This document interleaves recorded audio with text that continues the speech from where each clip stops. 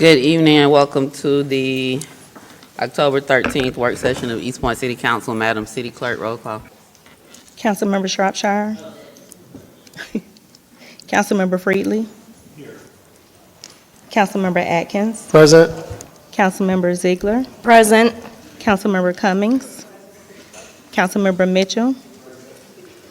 Councilmember Butler. Councilmember Martin Rogers. Mayor Holiday Ingram, we have a quorum.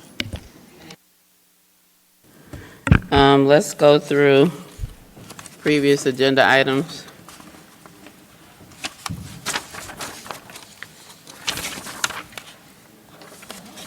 That's the presentation.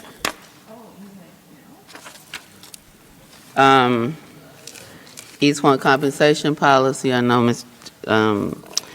Jesse wants to adopt that. The update on policing. I saw a PowerPoint cover slide for credit card policy and travel. I'm assuming we're discussing that tonight. Mr. Jones, do you have okay. City Council credit card payments, reimbursement, and reporting, that goes with 6.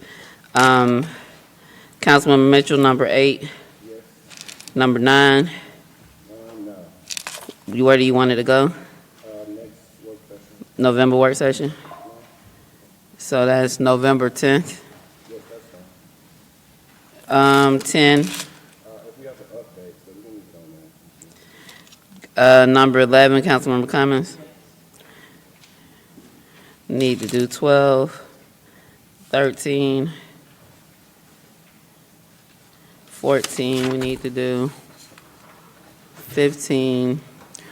Do we have any updates on the facade grant, Mr. Jones, for 16? I don't see any economic development staff here.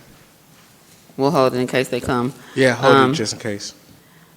The possible at vendor Hun Company, number 17, any objection to consent? All right. Number 18, Councilmember Ziegler. We can move that to the November work session. All right, November 10th. Number 19, Councilmember Martin Rogers won't be here, so you can put, I'm not sure what you wanted on that one, but I would like to have information on number 24. And I'm gonna skip about 3, 4 at one time. I'm sorry, my bad.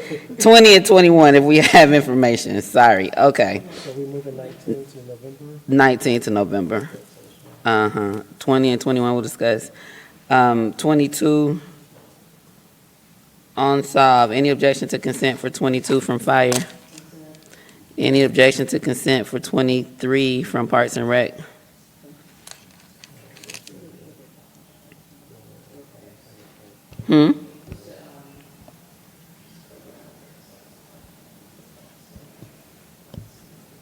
Any objection to consent? If we can get some information on what the playground equipment would be, that would be Okay, great. that's fine. Number 24, any objection to consent? I looked at sweeper and said consent. It just made a word. Consent agenda. Now I was at 24. Oops, and now that's the wrong way. Okay, 25, any objection to sinkhole repair 3113 Main Street from Water and Sewer? 26, any objection to, 200,000 for janitorial services? We could talk about that. Number 27, any objection to consent from Public Works? This is a state contract, piggyback. Number 28, another state contract for Public Works, two trucks. No objection, consent. 29, engineering design, we need to talk about that. 30, rezone property from Educational 1. Where is this? 0 Norman Berry Drive. Who is this? Yeah, but I want information on this. Is this the 0 Normanberry Drive. What location is that? Number 30? Diagonal across from the gas station, behind, on the side of the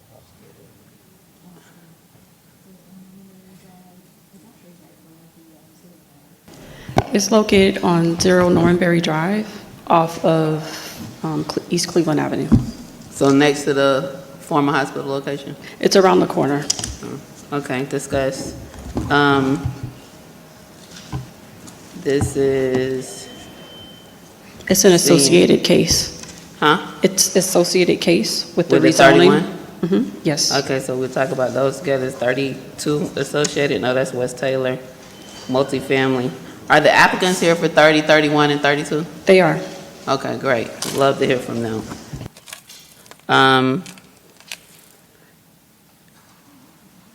Senior hardship, utility discount, and Mr. King, senior citizen utility. I'm not sure how, oh, that might be Darren King.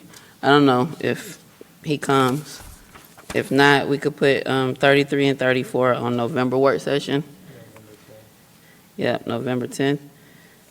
If they come, I'll readdress them. Councilmember Clemens, 35? Okay. Madam Deputy City Clerk.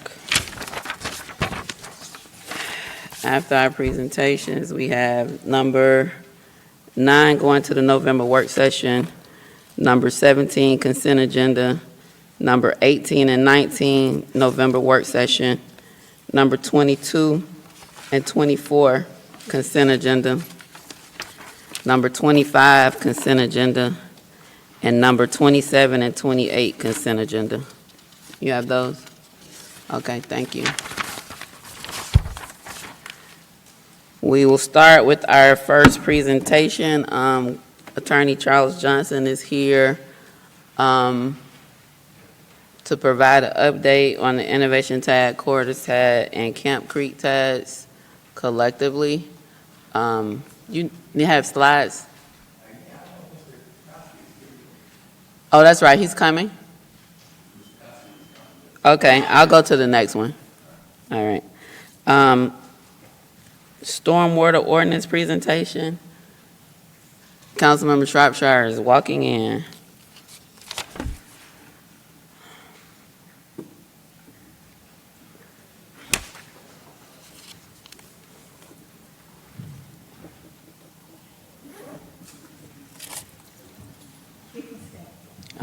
We're ready for the presentation. Okay. So I had it put on the agenda, and I think the stormwater is under water and sewer. So, and I don't see the attorney here, so if water and sewer can give an update or some type of presentation on the stormwater. The water and sewer director ready for that? Are y'all staff this today? Oh, sorry, Mayor, did you ask if the staff was available for a presentation? Yeah, so this stormwater ordinance presentation is on the agenda. I think it was on last week's agenda as well. It was, and it was placed on And this then it work was session. placed on tonight, because there would have been a presentation, more of a discussion for work session. I see the water resource director here. I'm not sure if she or you talked with the city attorney, if y'all have a presentation tonight for that. The director is here. I believe she was here to answer any Q&A. I don't know if she has a presentation. Well, if she can answer questions, that's fine. Okay, well, Ms. Echeverria will come up and answer any Q&A that there might be on stormwater.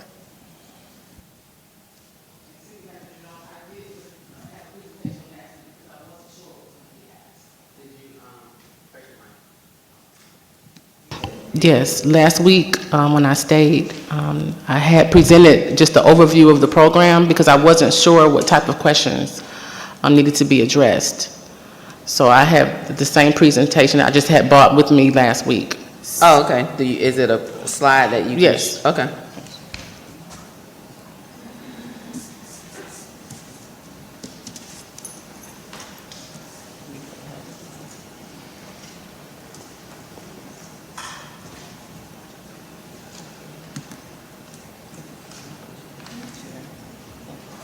I appreciate you.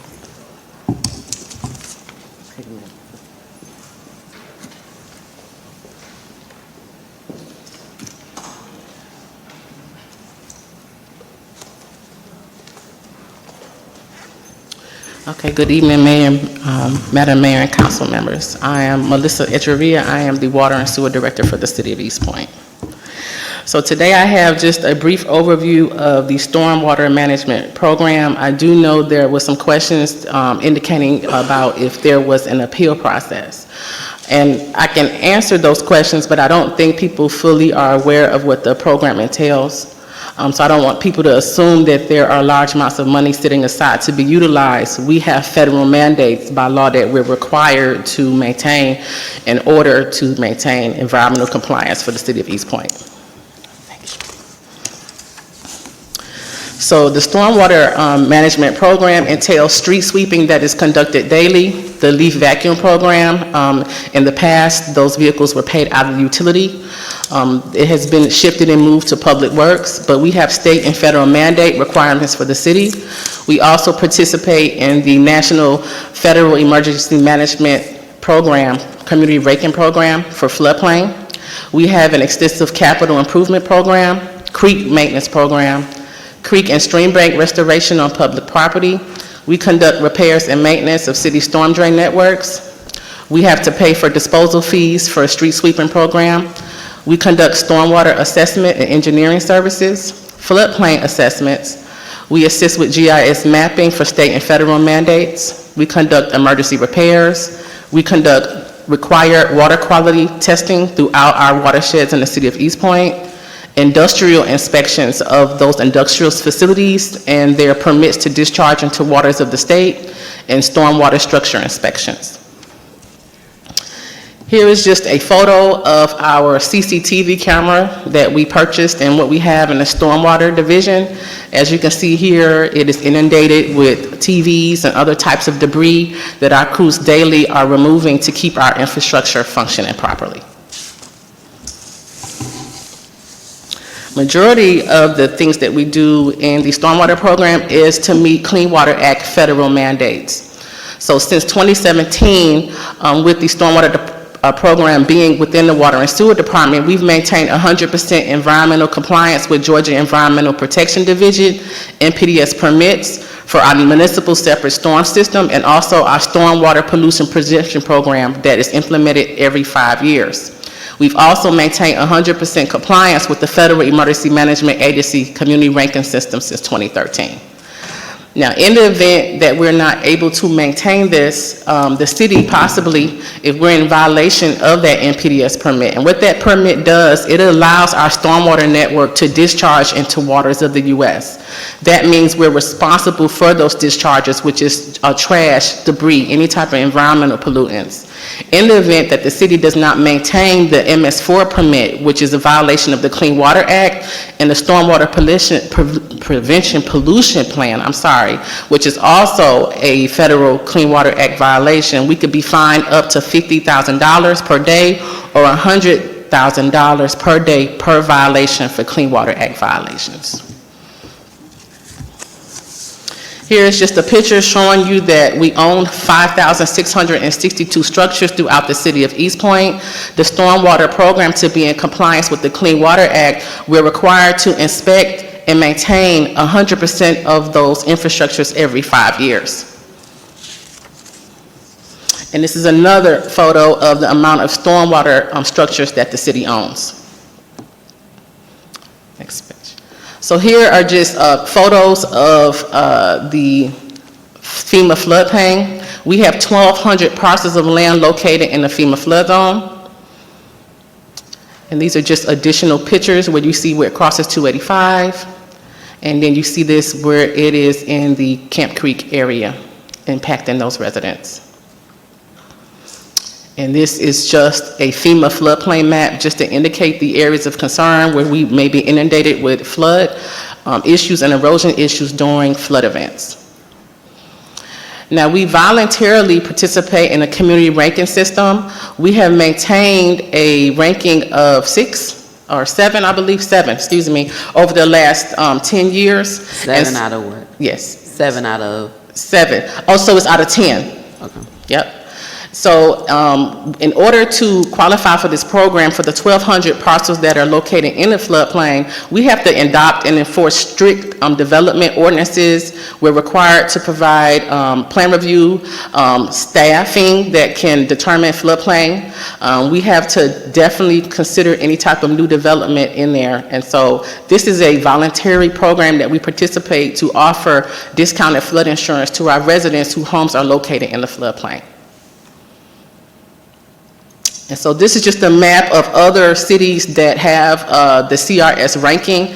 And again, you see Roswell, you see Savannah, you see the city of Atlanta. And so the goal of showing you the map is to show you that just for a small city, that me and my staff are doing everything to provide, East Point residents with the same services as larger cities and communities. And so we have 83 people that participate in the National Flood Insurance Program. And as you can see here to date, we've had $741,000 in losses that have been reimbursed to residents who take part in that program and have had repetitive loss claims on their property. And so people say all the time that East Point owns water, and that is not the case. No city, no county owns waters. It is a public good, and so there is a distinction between state waters and also waters of the United States. And so anytime anyone says anything is state waters or waters of the U.S., it just indicates that there are rules and regulations to doing work in those areas and or regions. But more specifically, just how we treat water to provide water to you, East Point is not going to be able to dam water up because we would be restricting downstream communities from withdrawing that water for drinking water purposes. And so here again, it's just showing you the designated floodplain areas. And so the stormwater management program, we have been busy. Every time in the last year or two, we've had extensive flood events. And during that time, we're talking about 300 to 500 feet wide in length sinkholes forming on private property as well as onto city property, to the point where our streets were in possible ill repair or damage, where either it would be a life, health, safety issue for fire and police or for our residents accessing their homes. So to date, we've expended over $6 million in critical emergency repairs. And so while flooding, drainage patterns have been altered and changed with development leading to undersized pipes, the absence of stormwater regulation and maintenance requirements in previous years. Creeks and ditches were piped by developers to maximize land and profit, and they were installed by the developer and are located on private property and owned by the private property. Now, we do have some easements where the city is required to maintain those lines, but there are not as many that are located on private property. And so this is just a stormwater project here that we just completed on Norman Berry Drive at the annex. The road itself was threatened to be possibly collapsed, so that was an emergency project that we undertook. Go ahead. This is another project that we completed, again, in a residential area, just to show you the extent of the type of repairs that the stormwater program has undertaken. This is another culvert replacement that was an emergency, and you see how close it lies close to neighboring properties. And this is another pipe segment that was also replaced. And again, these are just showing up after heavy rainfall events. And this is another major storm line project that we've just recently completed. And again, this was in front of Arden's Garden and Main Street. Main Street was at the threat of being fully collapsed. and another storm drain repair that is undertaken by us that's located in a residential property. And as you see here, it's completely blocked. The segment of the pipe completely collapsed, and what you see here is the ground. So it was no way for the water to go through, and if we did not intervene, and we probably would have had the entire neighborhood flooding. And again, this is another project. Again, these are huge sinkholes that are just development after major rainfall events. And so this is just our staff doing some creek maintenance. And so we have completed a citywide flooding and stormwater replacement program. This assessment has prioritized major projects that will alleviate stormwater and flooding issues for neighborhoods within the city. We've compiled this information from a previous stormwater assessment, and we've pretty much assessed them and ranked them by urgency. And here is that list. The yellow is in progress, the red is something that we have pushed back, but the green is what we completed. And again, the Norman Berry Drive was listed on that assessment, but it completely failed before we could actually plan and put it out. We had to use on-call emergency services to handle that repair. And so this is the reality. These are some of the pictures that were taken in our stormwater assessment. And this is what our stormwater program maintenance, our staff and our engineers on staff are doing every day. So the stormwater utility generates $2.3 to $2.8 million per year. This year budget includes $2.3 million in funding available for regulatory requirements and capital projects. Stormwater has $7.4 million in reserves. However, $30 million is needed for repairs and critical upgrades. We pay for the annual lease payments in the past for our street sweeper, but now we're purchasing them in full because we have some available cash flow. The stormwater program includes staff, benefits, and operational costs. And again, many projects in the assessment are costly and cross private property, so we're going to have to undertake land acquisition and rights in order to complete those type of projects. In the meantime, we also have applied for congressionally directed spending for earmarks as well in the past for many stormwater projects. And so there is a community assistance program. This is where the city partners or share costs with property owners to address stormwater condition. If their property is being damaged by the collection, concentration, or flow of surface waters, they may file in writing. The owners are responsible for maintaining such improvement, and an investigation is conducted and a recommendation is provided by certified stormwater staff and the city engineer. It's based off of funding availability and a community benefit. And so if a resident has any questions or concerns, they can request for a stormwater inspection by emailing water_sewer@eastpointcity.org or by calling 404-423-0344. And residents can also utilize the interactive GIS link on the water and sewer webpage if they want to determine if their property is in the national floodplain area. And so recently, we did have a resident indicate that they had a storm sinkhole on their property. We do a really thorough investigation. We will CCTV their line. We will also contact Fulton County and get a property plat and profile. The issue is the residents indicated that they cannot afford it. And so there is no affordability clause in the stormwater ordinance to address issues like that. And me and my staff also, we don't have the resource to determine if someone can afford a stormwater repair or not. And so if anyone has issues, typically what we typically do, we have them submit a claim to the clerk's office that is routed to us and also to the city attorney's office. And then we would do a review of that issue or concern.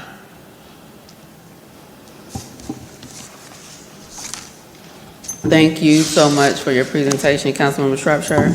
Thank you. So my question is, so there is no, in the current stormwater ordinance, there is no appeals process? It is an appeal process. If someone it is? feels, yes, that water coming off of the city's right-of-way has damaged their private property, there is an appeal process. So how do they start the appeal process? What They do they usually will come to a council meeting and do a comment period, and then we have them fill out a claim form.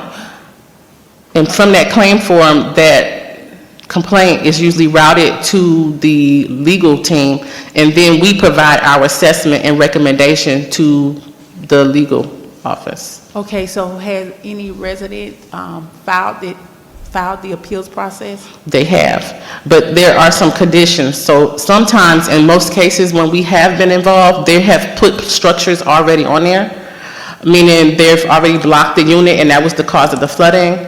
In some cases, we've had neglect where people modified that pipe. But also, if we don't have enough clearance to repair the pipe, even though the pipe is privately owned, those are things that we already want, especially if the house has undergone some type of structural damage already. So that would be for people who have the sinkholes in their front or backyard. They Yes. can go through that appeals process. Yes. So Yes. there's no board that we need to set up. There hasn't been a board, and so I was going to say, the board hasn't been established since the onset of the stormwater utility in 2013. So if, it's not up to the board, it's up to the city manager, mayor, council, and the legal team to determine if the appeal should be warranted. Okay. So that's the appeal process. And so we ask people to file the claim with the legal department, and then it's trickled down to the stormwater crew for us to do an assessment. And then it will be brought before us? Yes. To determine? Yes. Okay. Okay. All right. Thank you. Councilmember Mitchell? Yes, thank you for your presentation. I think you answered most of my questions.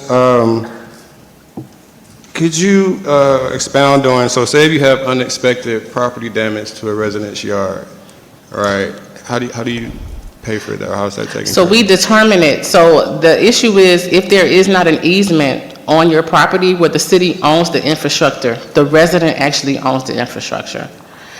If it is due to deterioration of the pipe, usually we decide if it would be a community benefit or if only the resident will be the only person benefiting from that repair. So in some instances, we've repaired the pipe on our side and the resident has repaired on their side. So it just depends. Every scenario is different. I have never once seen two homes or two issues alike since I've been in the city since 2010. Okay.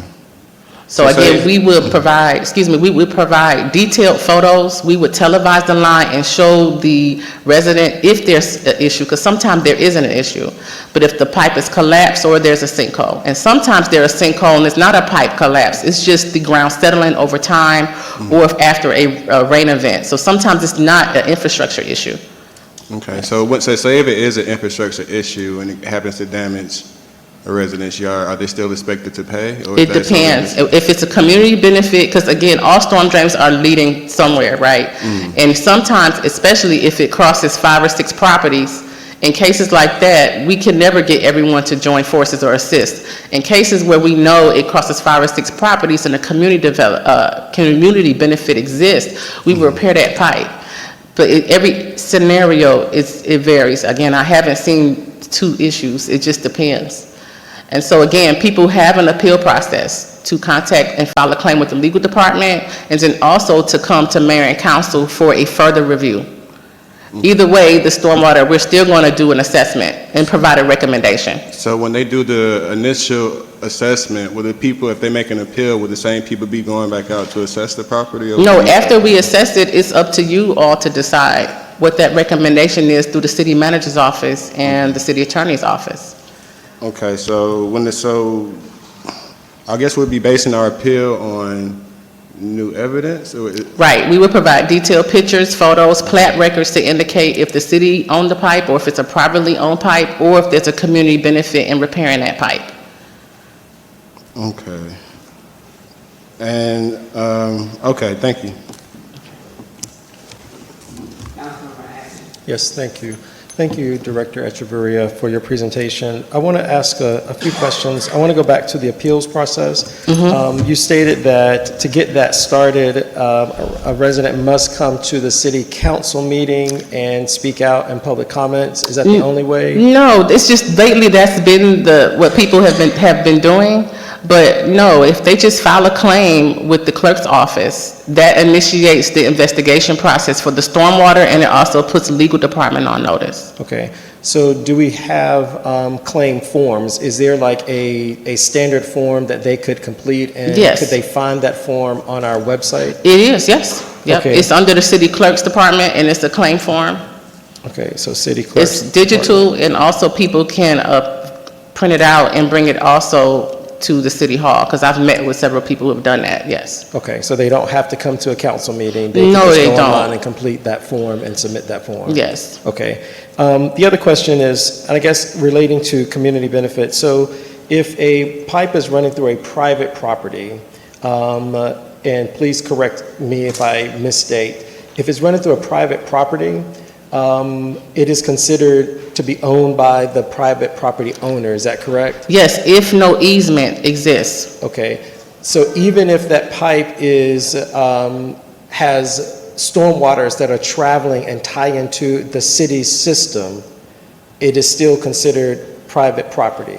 Yes. So if that property owner makes a decision to do something on their property where they will block or do something, cut that pipe off, all of those things, so then down, upstream. They can't do that. That's actually in our ordinance. No resident can block, dam, or contribute to blocking anything, whether it's privately owned or not.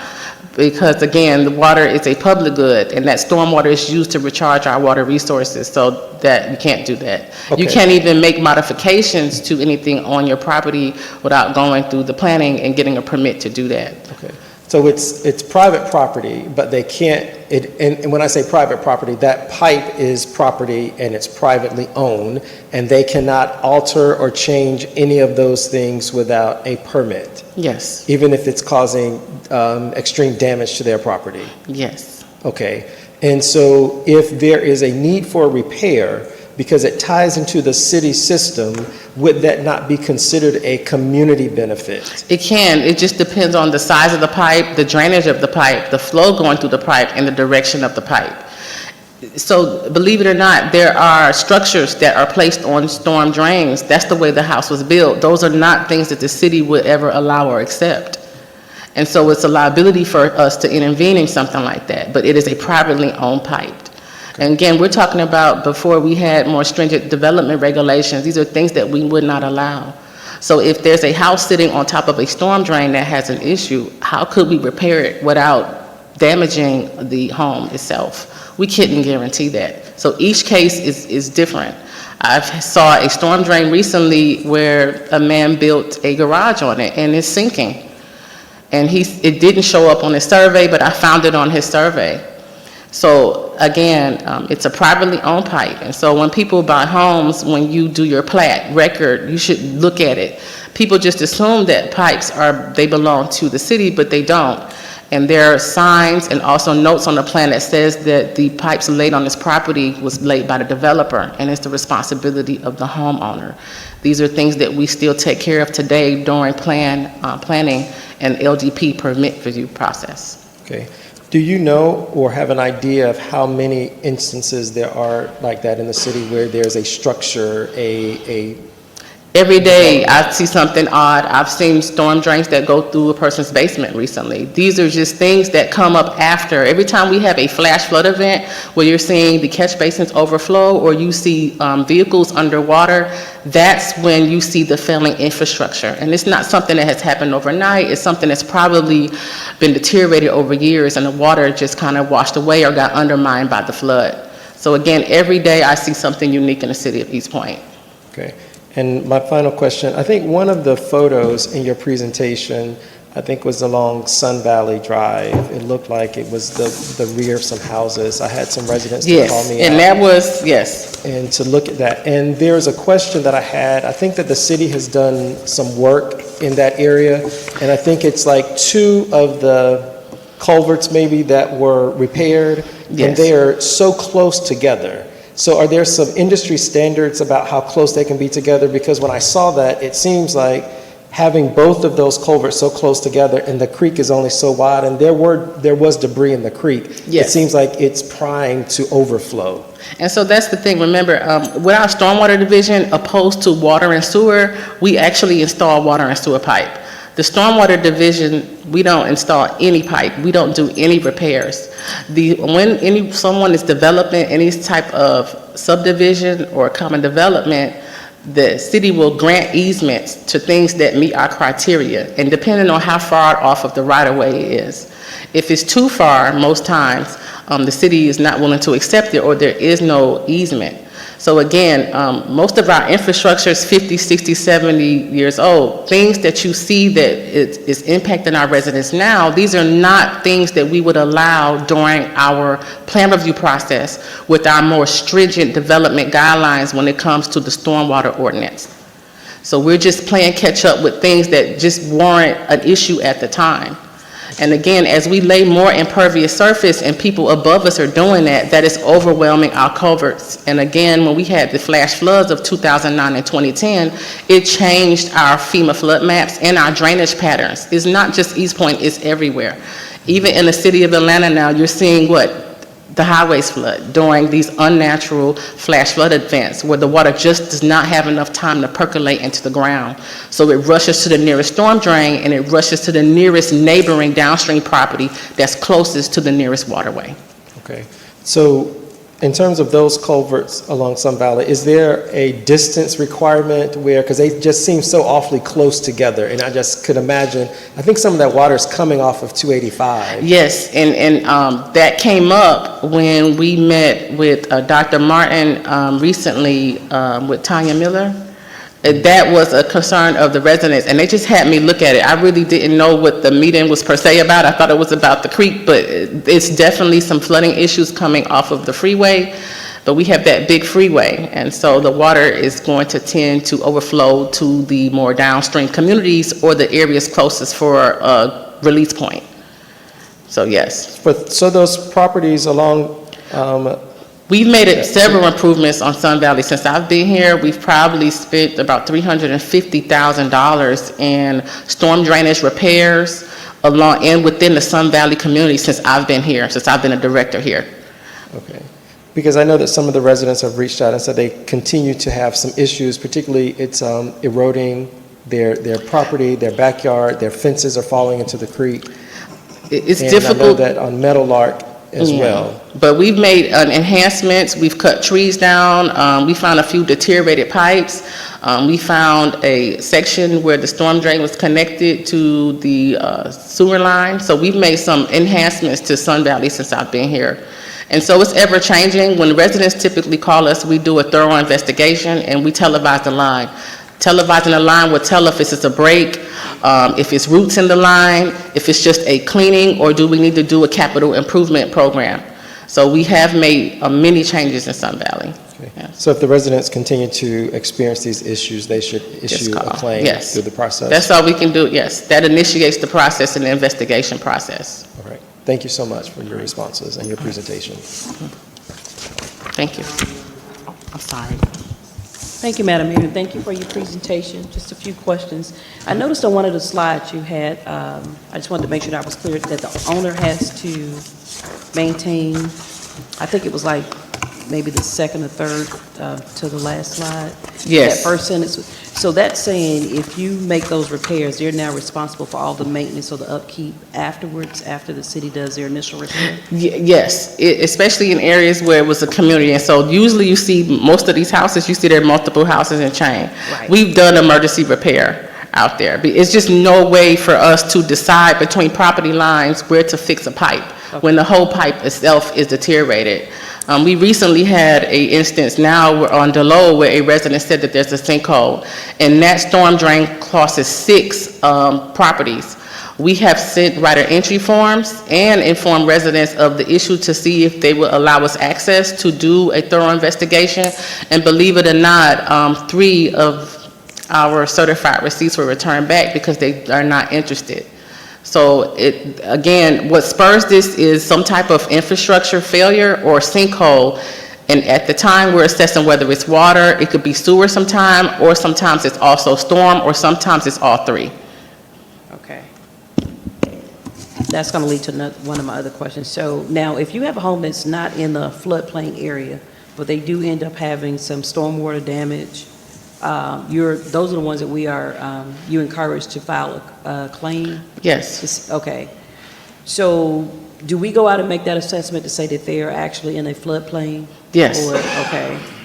And with regards to just a failing infrastructure, the stormwater, the pipes, is there a process in place? Like I know you just said before that there's a resident that said that there's a sinkhole. It spans 6 properties. So do you go out and you do actually inspections of just areas, or is it just it's spurred off of someone calls? We initially start where the sinkhole is, but that's usually not the cause. And once that resident gives us a right of entry form, because it's a private property-owned pipe, that's when we decide if further investigation is required. We can tell whether the pipe is completely corroded or not when we put the camera in there. Okay. So, yes. And roughly, about how much of East Point actually sits like in floodplains when we talk about all the different areas? We have 1,200 parcels of land. Wow. So 1,200 parcels of land actually sit in floodplain? Yes. And only 83 of those participate in the National Flood Insurance Program. Now, and some residents may not even know that they're in a floodplain.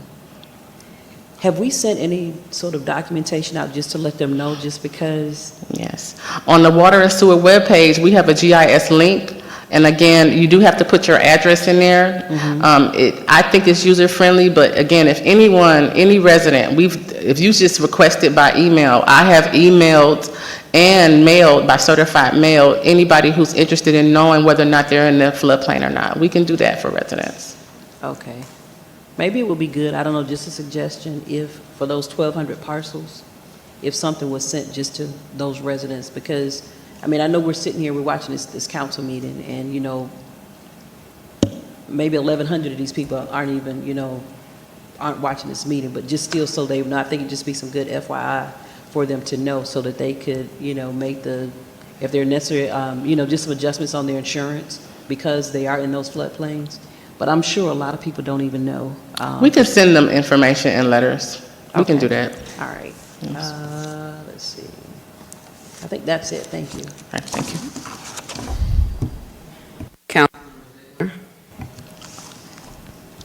No, my question was answered earlier. Thank you for your Thank you. presentation.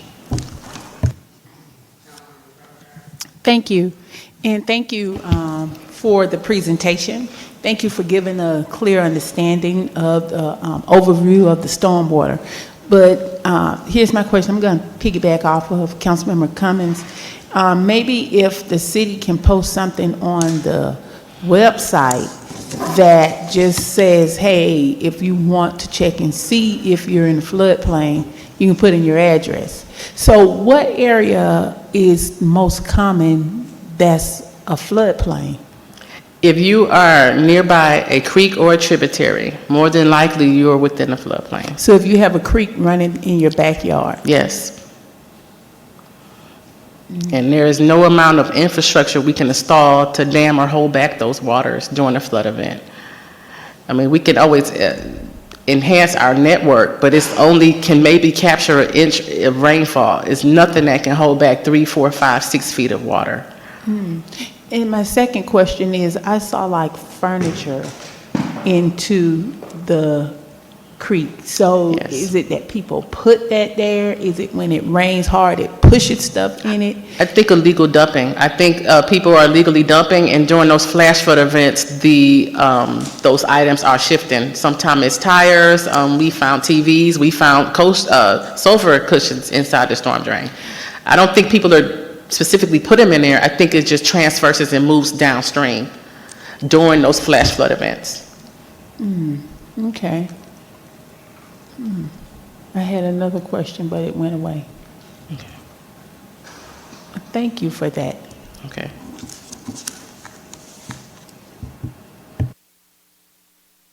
Right, I don't see any other lights on. I do have a couple quick questions. You mentioned earlier in the presentation about fines of $50,000 a day and all the things. Have we been assessed a $50,000 fine a day? No, so since 2017, I've had management of the stormwater program, and we have been met 100% compliance since then. There were some issues prior, but again, I was able to address those issues.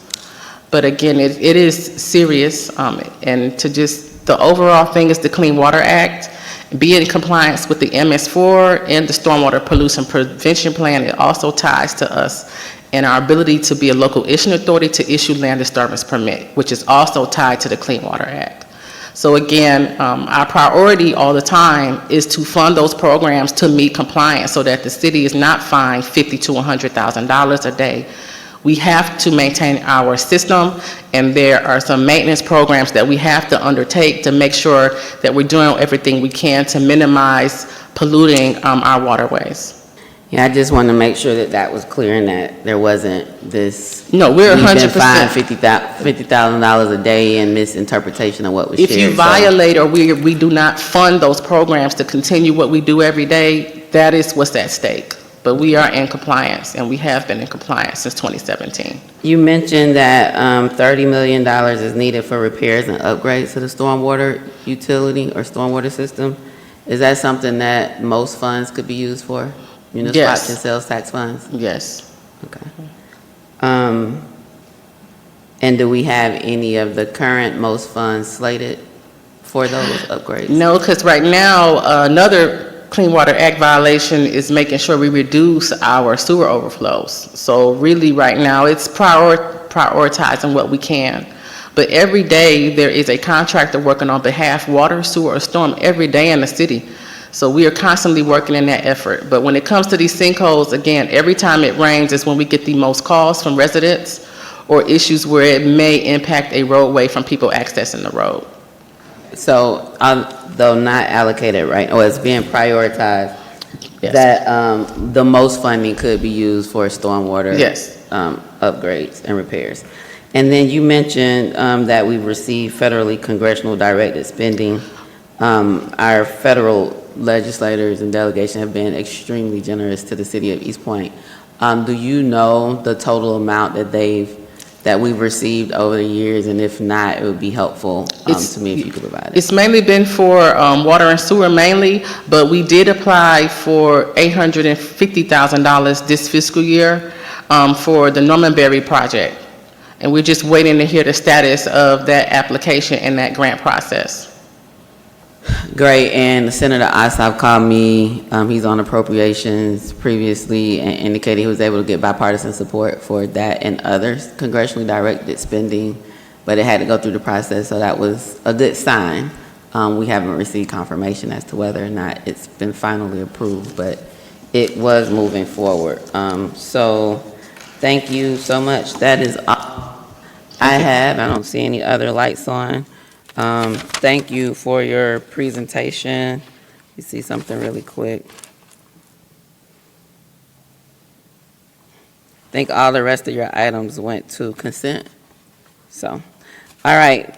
We now have the attorneys here, the attorney and consultant here for the Innovation TAD, Cordis TAD, and Camp Creek TAD. So I'll invite up Attorney Charles Johnson, along with the Jeff. Yep, great. I don't want to mispronounce the last name.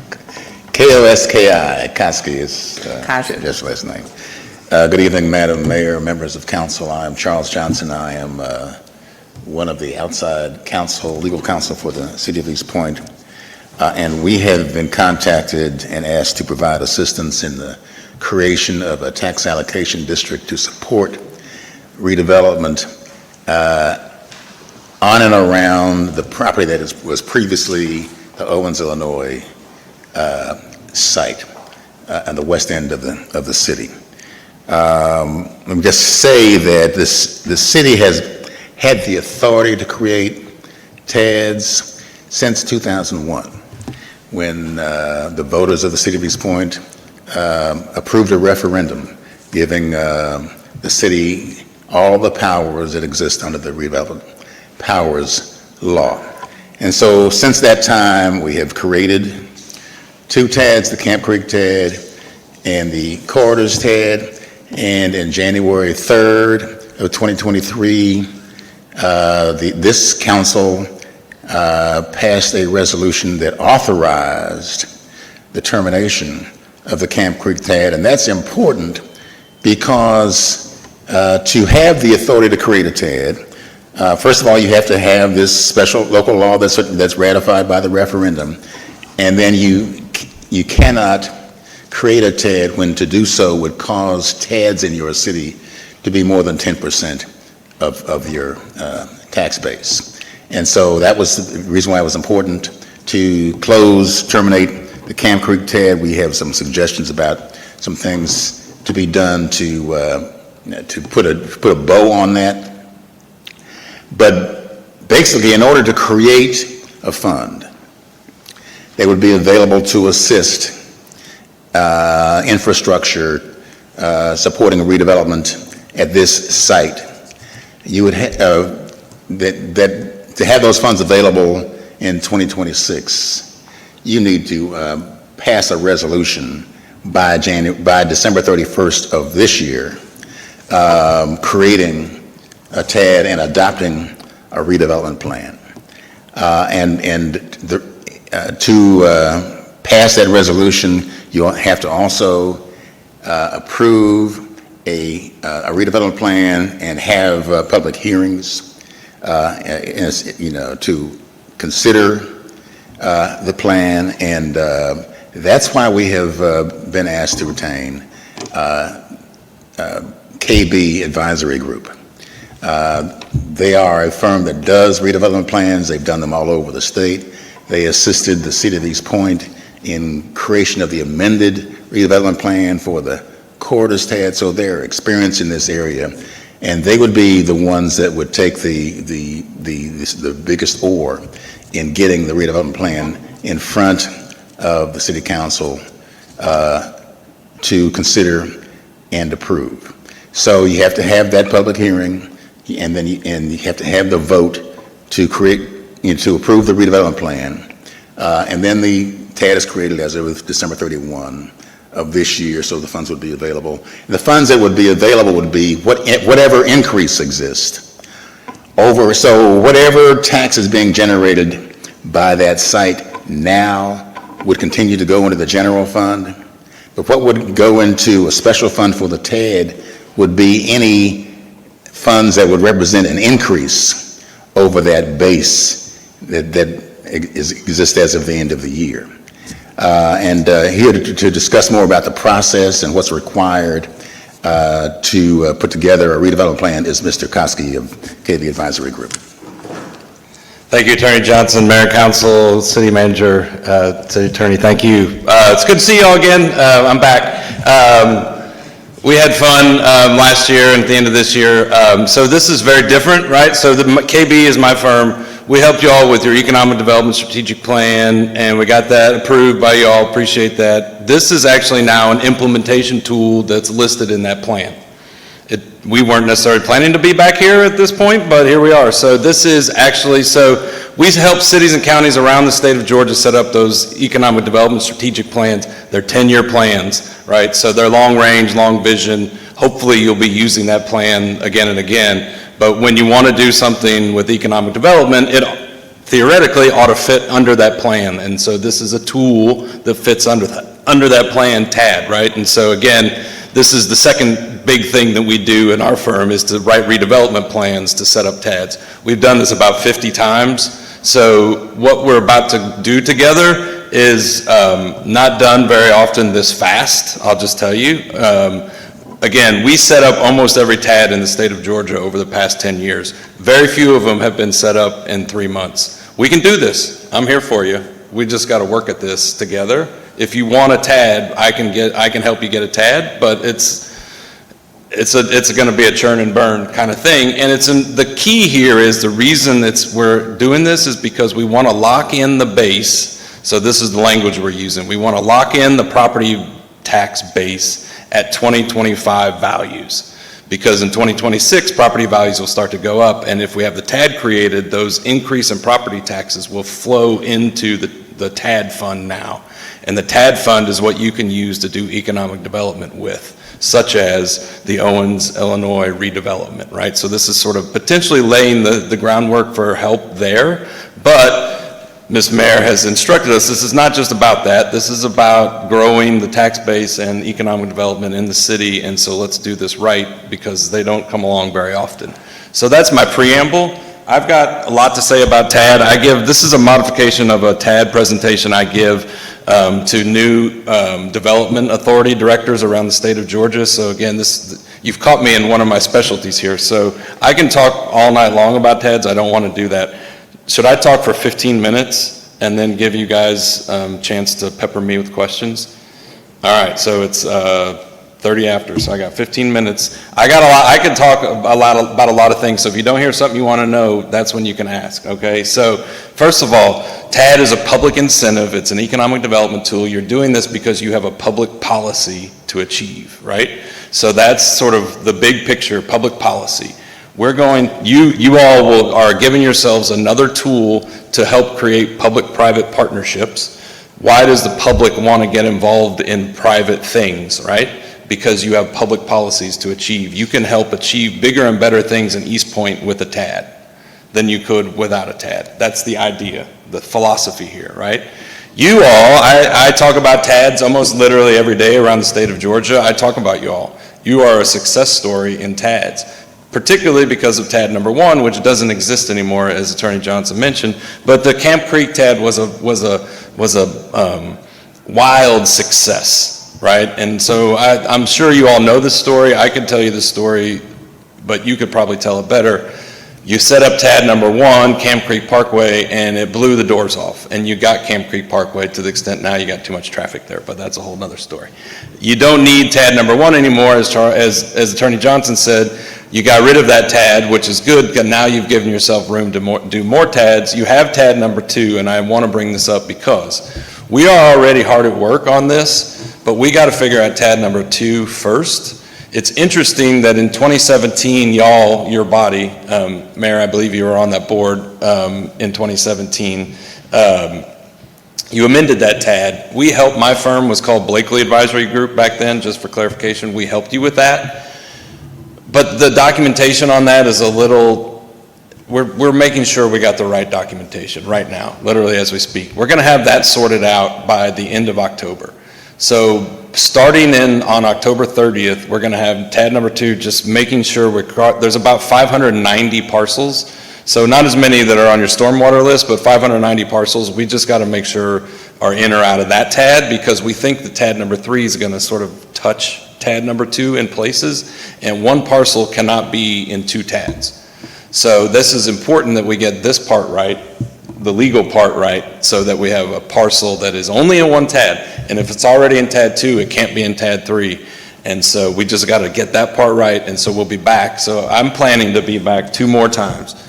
One time for a public hearing that we got to have, and one time for a vote if you all wanted to get it there. This is up to you. I'm just letting you know what I've seen done many, many times. I got to come back. I don't have to come back. You can do this on your own, but next time I come, I'll give you specifics, not only about TAD 2, we'll talk a little bit, but we'll then talk very specifically about TAD 3. That's going to be at the public hearing. So we got to have a public hearing. We got to close that public hearing down and say no more public comments. Only then can you vote on having a TAD number 3. So then there'll be a next meeting in which y'all vote on it if you want to. This is obviously all up to you. Anyway, point is that that's the process that we got to follow in order to get this done.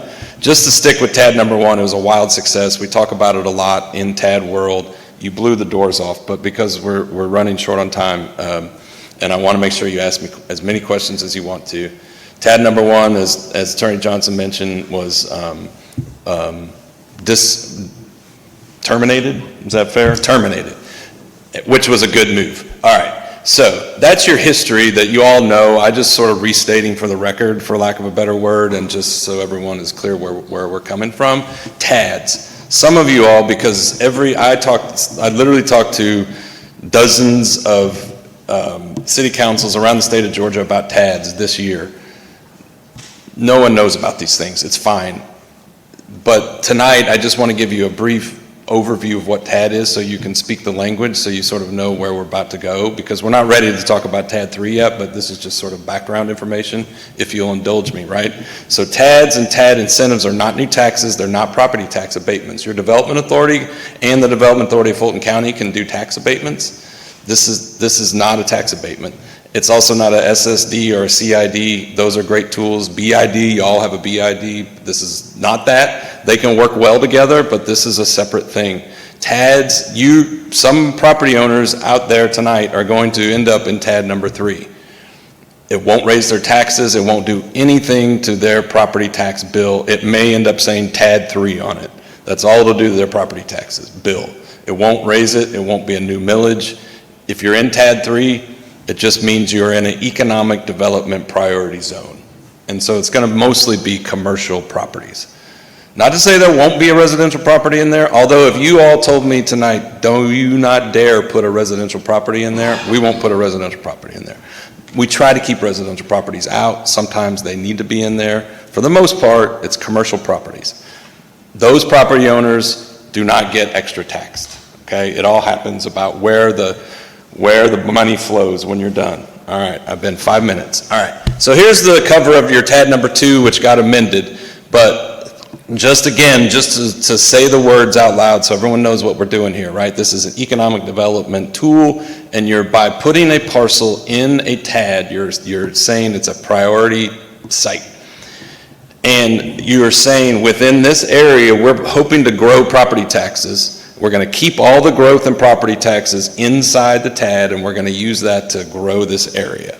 I'm going to talk more about that. Most states call this TIF, tax increment financing. If you ever hear about TIF, you're talking about TAD. If you're talking about TAD, you're talking about TIF. We just have a different name for it in Georgia, period. There's no ifs or sort ofs, or we just have a different name for it. It's our tool. All right, so here is the TAD number 2 that we're working out right now. This is the cover of the redevelopment plan. So we're working on TAD redevelopment, or TAD, Tax Allocation District, TAD number 3, redevelopment plan. We're working on this. This is the one that you have for number 2. You can see who was on the council then. I just figured you all might be interested who was on the council then. We're sorting this out. We'll have this figured out by October 30th, and this is the plan that we're going to present to you on your behalf to see if you want to say yes to TAD number 3, this plan.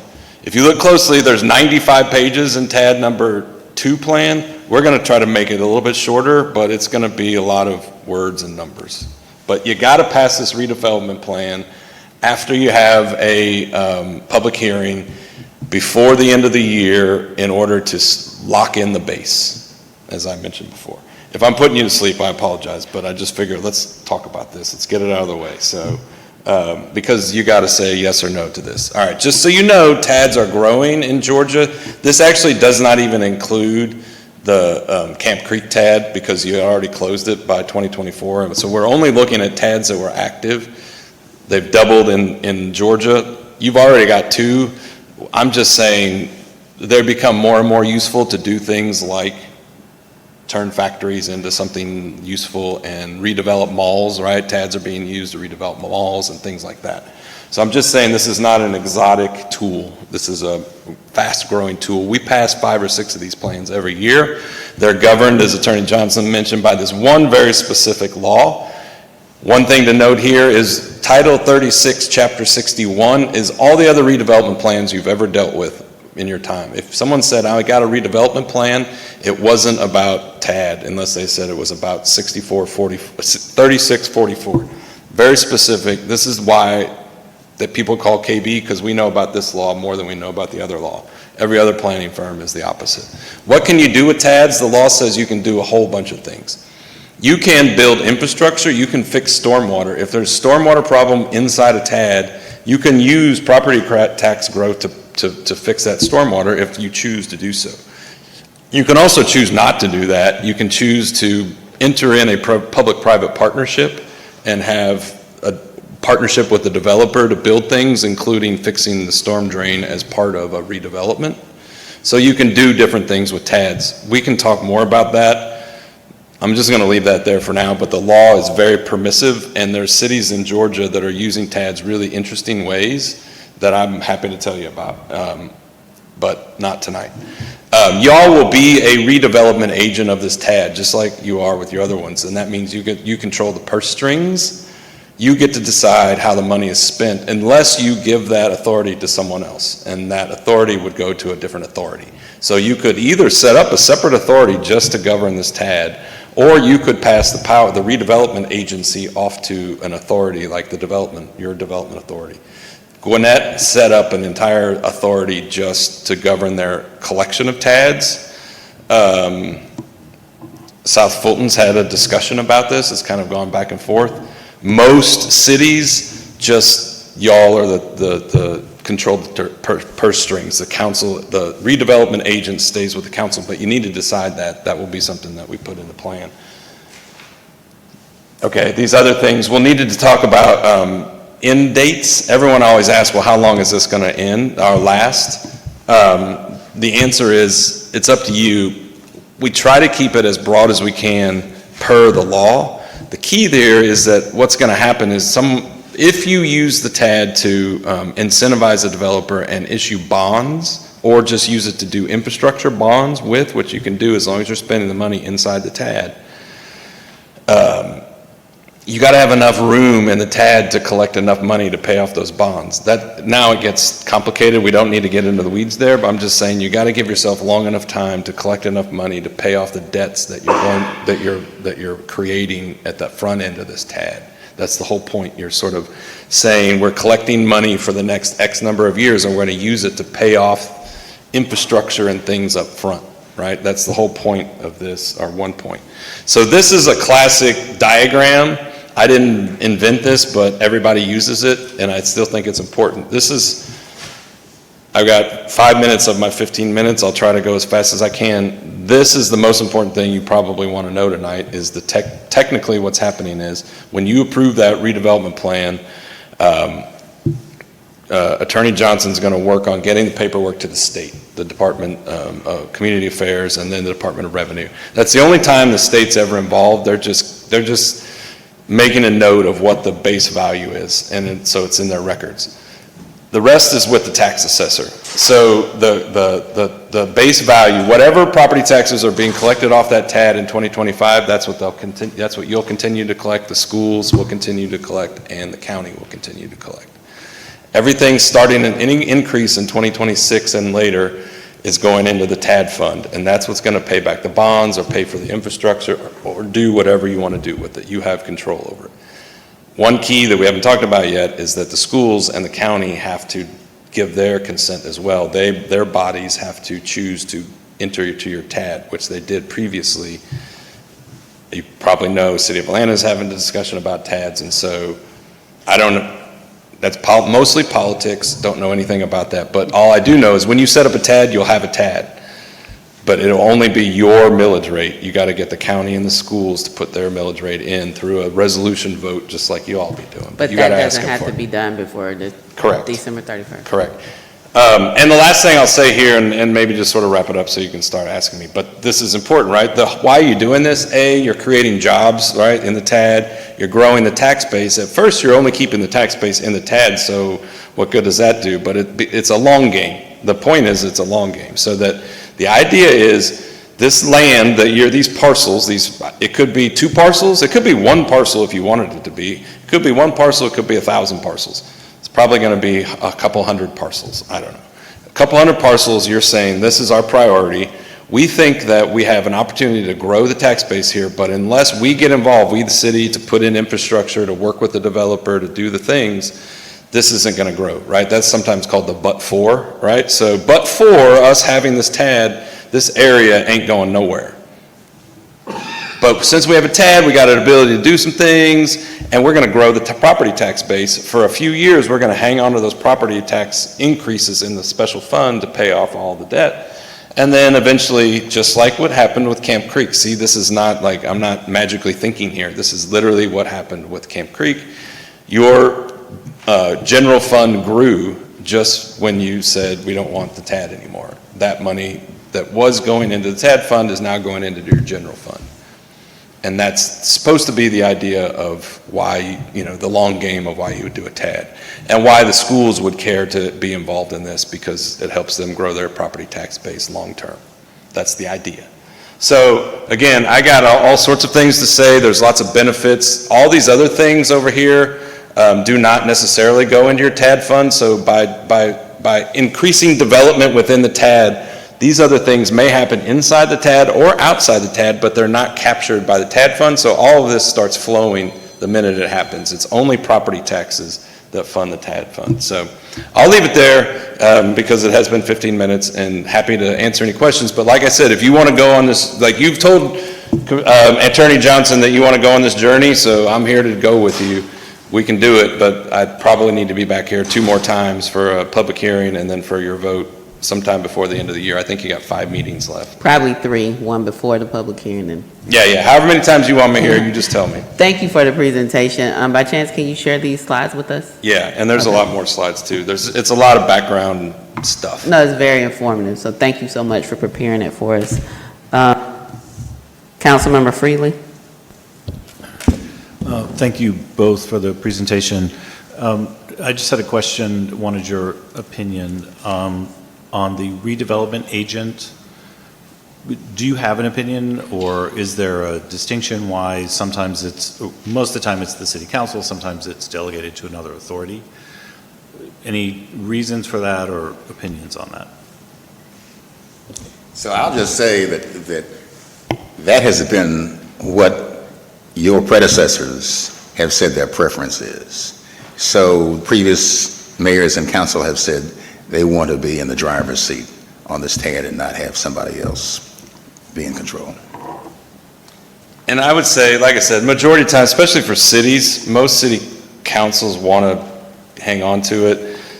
I would see more counties, because they got so much going on, they're bigger things, more, I don't know, whatever. They've set up, like I said, Gwinnett County set up a special one. Some have passed it off to the Development Authority. I mean, I'll just be honest, like that usually comes down to a relationship thing, right? Like, this sounds terrible, and I don't mean, this is not personal to anybody, but do you trust the Development Authority to do this or not? Like, are they the people that this is your decision to pass. You all control the taxes of your constituents, right? That's why you're elected. So you get to call, do you want to do this? Do you pass it off to the Development Authority? That's, based on really, your relationship of how you want to get economic development done in East Point. So I will add one thing, though, that there are some decisions that need to be made quickly, and not wait till the next council meeting. And at Camp Creek, what we did was create a mechanism where, we delegated an agent to make certain kinds of decisions below a certain threshold. So yeah, I would say this. If you knew for sure we could write it into the redevelopment plan, I almost would say don't do that. I would say, I think, we haven't talked about this, but I think it's great to go ahead and talk about it now. I think we'll go ahead and just make the city council the redevelopment agent, and then you have the ability to pass it off just by another resolution to say, okay, we're going to do whatever we decide to do down the road. Unless, I would say whatever makes it the most expedient to get it passed in 2025, because you can get another bite at that particular piece of the apple. What you can't get another bite in is locking in the base of the TAD. You can, I hope I'm not saying anything. No, I agree. So what I've described was done in the development agreement after the TAD was created. Right, exactly. So, yeah. It's like get the TAD in place as expediently as possible, and then know what you want to fix later, because you can go back and do that if you want to, or what you want to talk about later even, But that is another thing, is that by setting up this TAD, you're not committing, the only thing you're committing to is which parcels have their increase in property taxes, right, that green wedge, right? All you're really committing to is the saying, from in 2026 forward, these 100, 200, 500 parcels, their property increases are going to go into the special property fund to fund infrastructure. You're hoping that by doing that, you're going to attract a developer who says, guess what? I got $1 billion idea, and it's innovative. That's why you're going to call it the Innovation District. And somebody brings $1 billion investment, and somebody can do the forecast of what that would mean to your property taxes, And so then maybe you get like $2 million additional property taxes, right? This is where you might be going. So that additional property tax growth will flow eventually into the special fund, and then you'll use that to pay off the bonds. It gets complicated. Sorry about that, but that's really kind of one thing you could be doing. You could also be collecting money along the way. You could say, you know what? That's hard, or maybe the market doesn't show up to do that. Maybe the developer just doesn't show up to do that. It happens, right? So it could collect money in the fund over year. You might end up with millions of dollars in that fund over time. You might then decide just to give out grants out of it. Cities have done that. They're like, okay, if a developer shows up, we'll work out a deal and figure out how much growth he wants they're going to grow, and we'll work out a deal with them. But right now, we got millions of dollars in this account. We can use that to pay grants. I'm not saying you have to do that. I'm just saying there's unique things that are happening with TADs like that around the state that we could help you with, or you could call up the director of Duluth. Duluth is doing interesting things. Flowery Branch is doing interesting things. Down in St. Mary's, they're doing interesting things. So, everybody's got a different idea about how this works. You can do big things, you can do small things. But what you've asked us to do in the next 3 months is to decide what parcels you want to maybe do something on, right? And what district. The only thing about it is they have to be contiguous, right? So you can draw a district. Again, it can be 1,000 parcels. I probably can't because you would skip over the cap. But you could draw a district, whatever it is, and you're saying this is where we want to try to do things. That's the idea.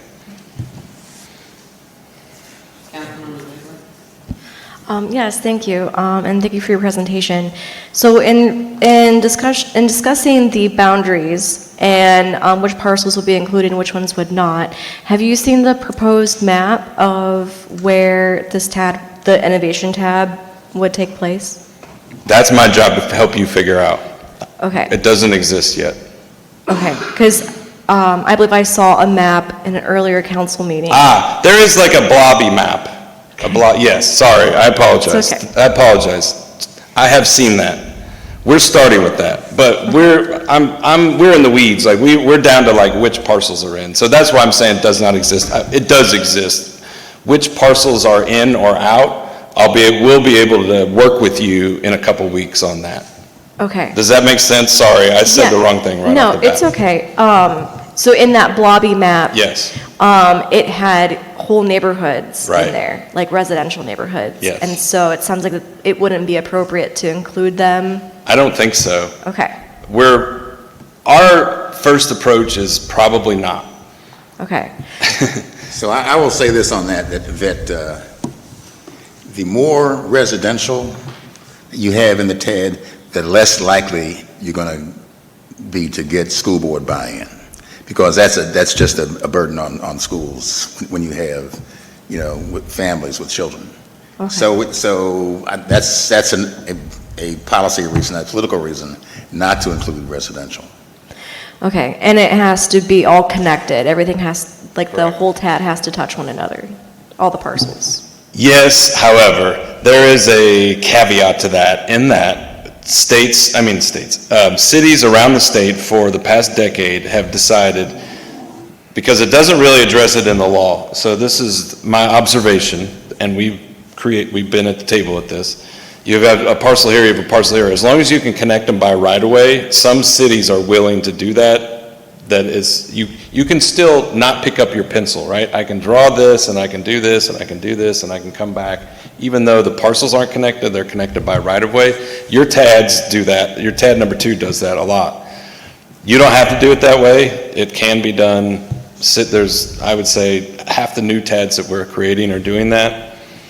It looks weird, but you can connect things that aren't exactly connected. If you want to leave out a bunch in the middle, like a residential thing, you can go right past them, as long as you can connect them in right-of-way. Okay. But again, some people are like, nah, we don't want to do that because we want to just focus on this one area and we don't want to mix and match things. But trust me, people are mixing and matching if you want to. That'll be decisions that you all got to, like, I honestly would ask you, like, go home and figure out how would you draw the map and send it to me in an email. I'd be interested in that if you want to. I don't know if that's legal or not, but Maybe not. Don't do that if it's not legal, sorry. He's the lawyer, I'm not a lawyer, I apologize. I know of no reason they can't do that. Okay. If you have dreams, if Send you it to care, me. if you want, if you want to send me input, draw it on a map where you think, within that blobby map, like, say, put an X, say, don't do this, tell me, send it to me. And we'll start to compile it, and then next time you see me, we'll give you an idea of what we're coming up with. But ultimately, you got to be comfortable with what the boundary looks like. I'm just here to help you figure it out.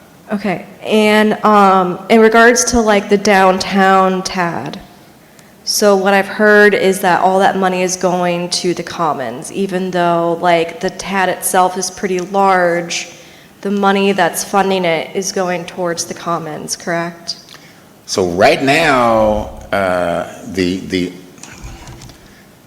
right now it's pledged to support, you know, the Cleveland Avenue Commons, and those bonds are within $100,000 of being paid off, and the city has the When you say the $100,000 to Cleveland pay them Avenue off. Commons, are you referring to the Walmart shopping Where mall? the Walmart is, exactly. And so the decision has not been, yeah, so there are some conditions that need to be fulfilled before there's an obligation to direct those funds to the commons. Those conditions have not been fulfilled yet. Okay, so then in this new innovation TAD, are there considerations of similar conditions? Yes.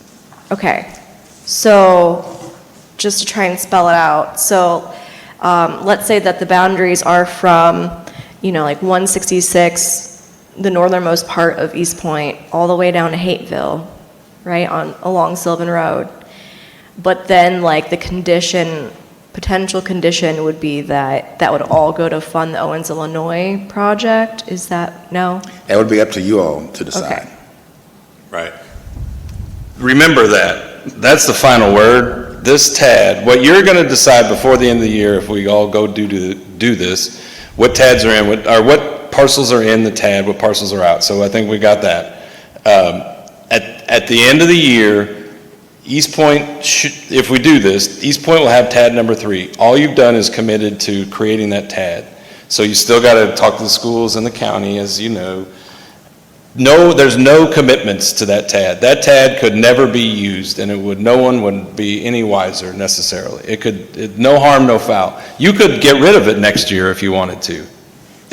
But if you want to use it, then you got to do a development agreement. You got to then as a body, then decide how to use it. And that's a 2026 and beyond thing, if that makes sense. You're just setting it up so you can use it later this year. That's the kind of the bottom line, baseline idea. So just because a piece of property is in a TAD does not necessarily mean that it will receive the benefits that flow, because that decision about where the money goes, again, is a decision for this council to make Okay, after the TAD is created. okay. Rarely do people get this the first time. It takes some talk. That's why I wanted to talk you through it a little bit so you can start thinking about your questions, because you're going to have a ton of questions. Okay. And with the name like innovation, because like normally I think that names are kind of like after locations, like Sylvan Road TAD or Camp Creek TAD. So like with the name of innovation, like is there an idea already? Like is there something? So the name of the TAD is a decision for this council. So That's a working name. So that's the name that has been suggested to us, but you all have the authority to change it. Okay. When you have that resolution. Okay. All right, thank you. But it does need a name, by the way. That is a question, like what is its name? Like that is a question to decide. Right now, it will be, next time you see me, it will still be called innovation. So you tell me, but until I hear differently, it will be called innovation. Okay, thank you. Yes, thank you. I just want to go back first to I think it was your phrasing, Mr. Koski, of something when you were talking about how we will determine which parcels tax increases will be used. And so when you said that, it made me perk up because I just want to make sure that those in the listening audience, you've said it already before, won't think that their taxes are going to increase, because I Thank think you. what you're trying to say is Thank that you. Yes, what the thank you. increments above Right. the 2025 base, which parcels increments above the 2025 base. Is that right? Yes, thank you. Thank you for listening closely, because it does need to be clear. And so please interrupt me a million times to make sure I'm clear on this. A individual parcel, individual taxpayer's tax bill will not change Correct. because they're in a TAD. Correct. The city will continue to collect the same base value that they've collected in 2025 off of that parcel, theoretically. The same value, the city will continue to collect into the general fund the same. That parcel, that taxpayer is still going to experience increase in taxes or decrease in taxes, whatever the market pushes, whatever the tax assessor says is the case. I just want to be clear that tax parcel will continue to go up and down just like everybody else will. The growth in that property taxes that we're talking about is when it gets developed, if you will, improved upon, and that's the growth we want to capture. So we're saying this is where we want to see some parcels get improved upon so that they grow in value, but they're growing in value because we are helping them do development there. Right. They might be growing in what we call background growth, yes. And so if you're in a TAD, you're not getting additional taxes. You're not also not growing in value either. The TAD doesn't affect you like that, the negative or the positive. And that's, I think, worth pointing out as well. Yeah. That you're just a taxpayer. You happen to be in a TAD. You're also eligible to develop your property and take advantage of the TAD if you were in that way. But most residential taxpayers out there aren't going to be there because we're just telling you we're trying to keep residential out of there as every chance we get. Yeah, I just wanted to, Yep. because when No, I heard it's- that, keep asking. some people may think that they're going to get an increase, and it's really just the increment above the 2025 base, that amount according to the normal assessment and all of those things that would normally Right. happen. Exactly.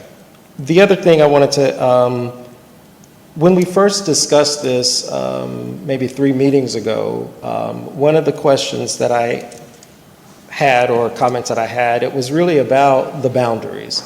And that based on the Economic Development Strategic Plan that we just adopted, I just want to make sure that I thought that when we had that discussion, I don't recall us voting on anything, and I do remember just now you saying something about what you've been asked to do. I'm imagining your company, KB Advisory Group, right? Yes. So there's probably a scope of work. Is it? I don't know what that scope is. I haven't seen a scope of work, so I don't know when that was decided upon.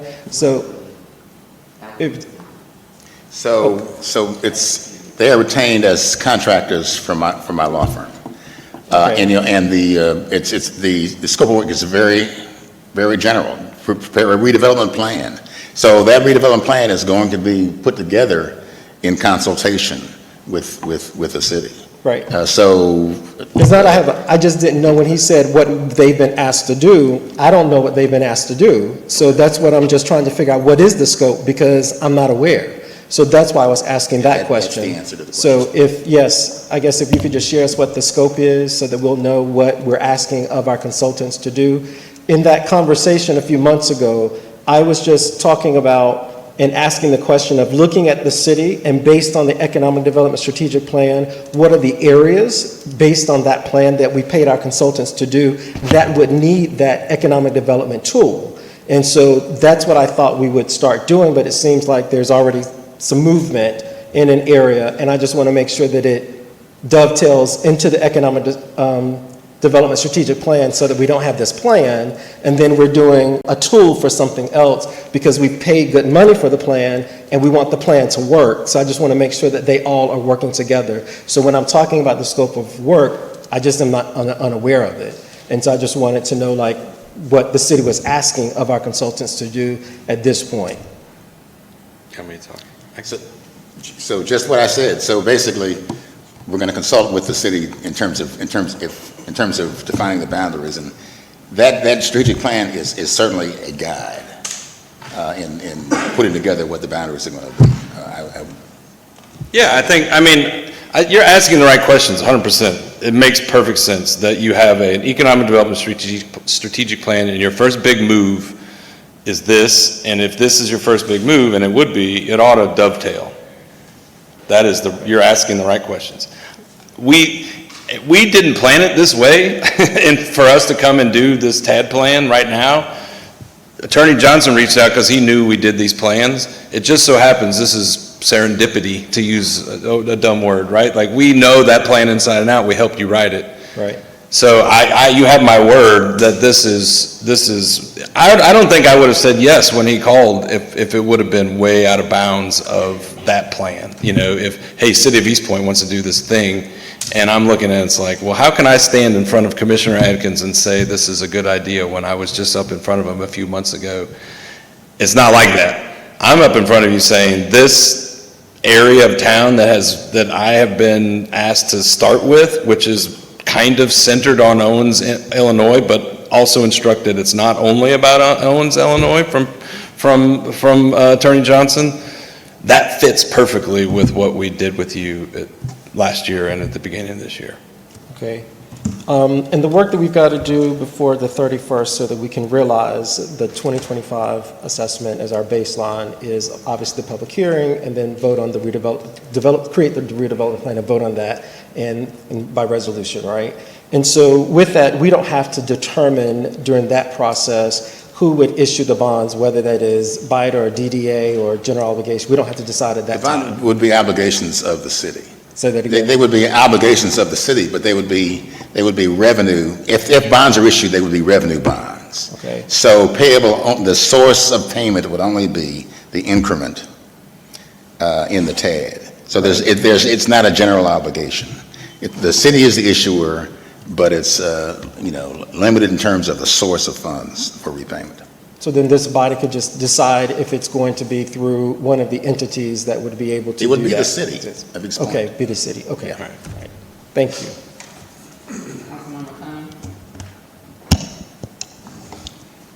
Thank you, Madam Mayor. So, Councilmember Atkins, his question, that answered my first question.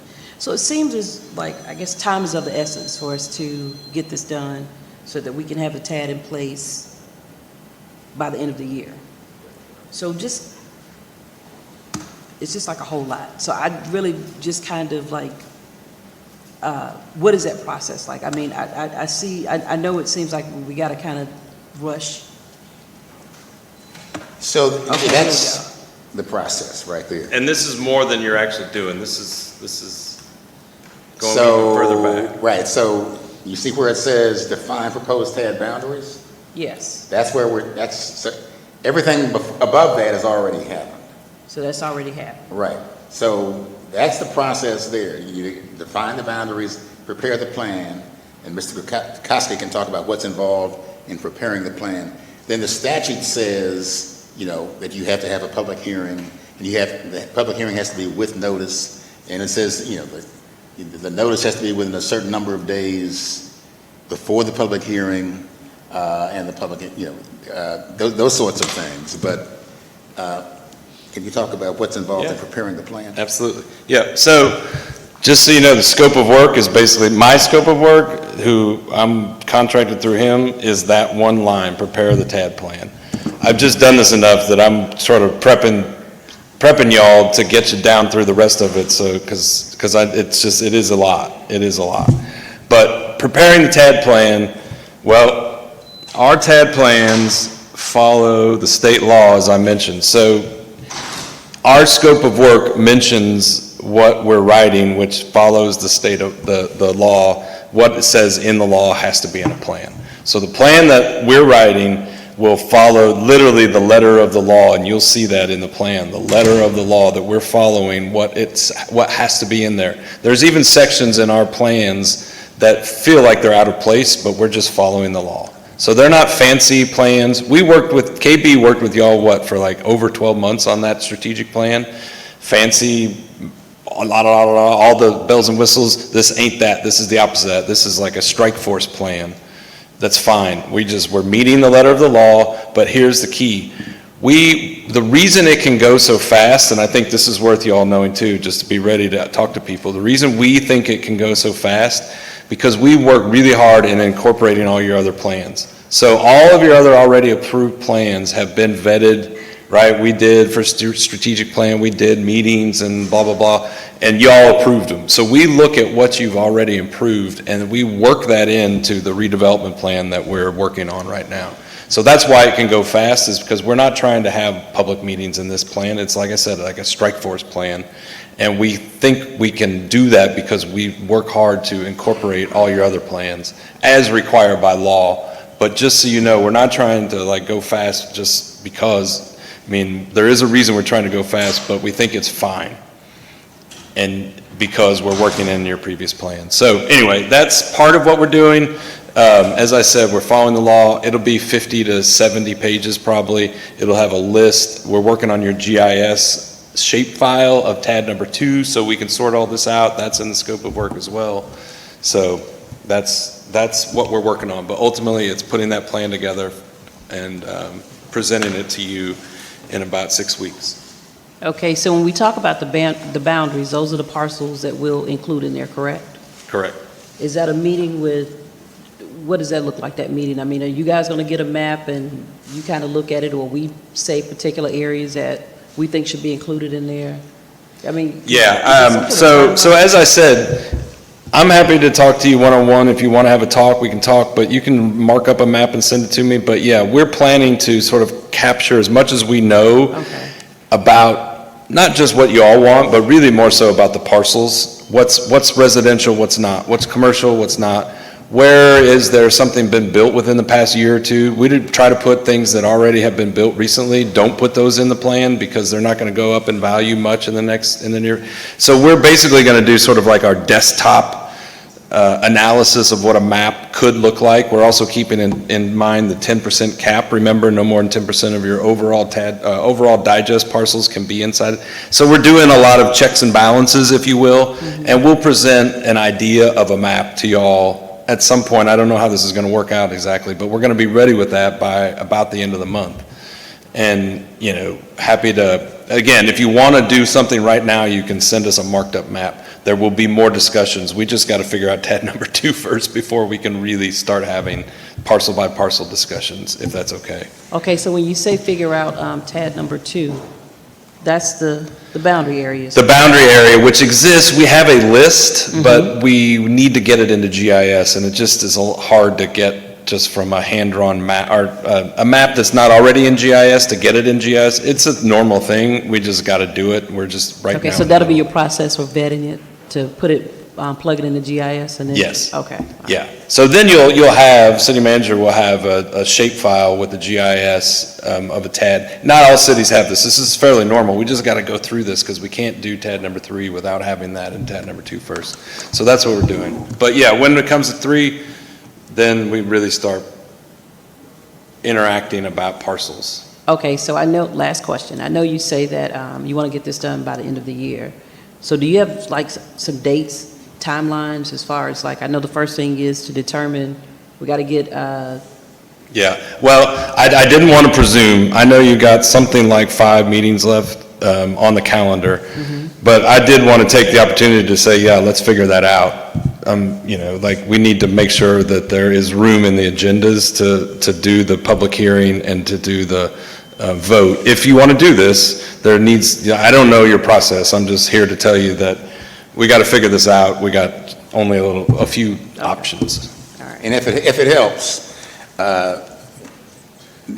this city has taken the vote on the plan at the same meeting where the public hearing was held. Okay. So that's one way to save some time. Yeah, and that's normal too. Yeah. Okay.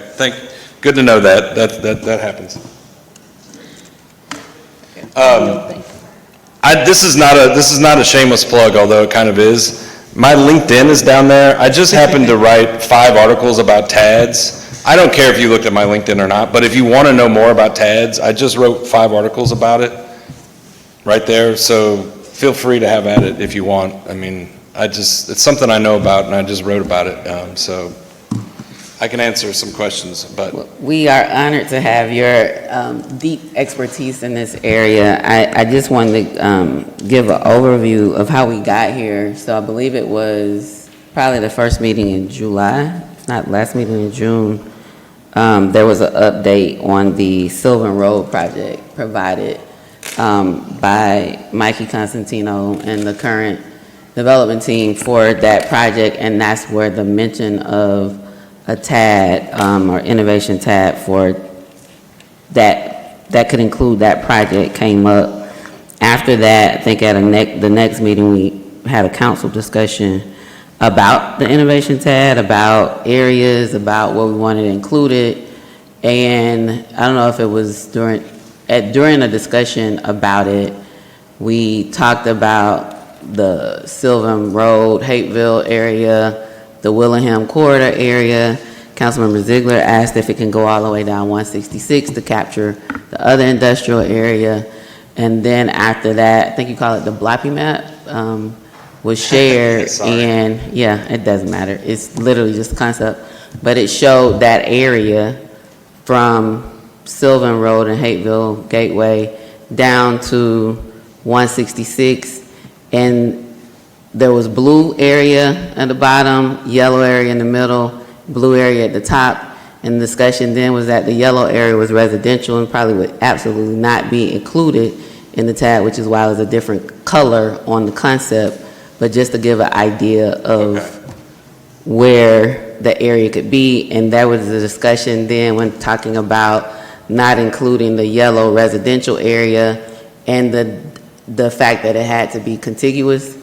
How could we make it contiguous if that's there? And then we talked about the street, Sylvan Road, being the connector that goes from the Gateway to Hateville and East Point down to 166.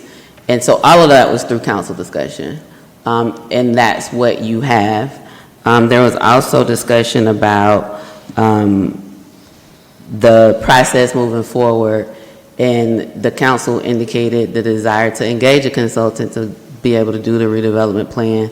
They got a follow-up meeting.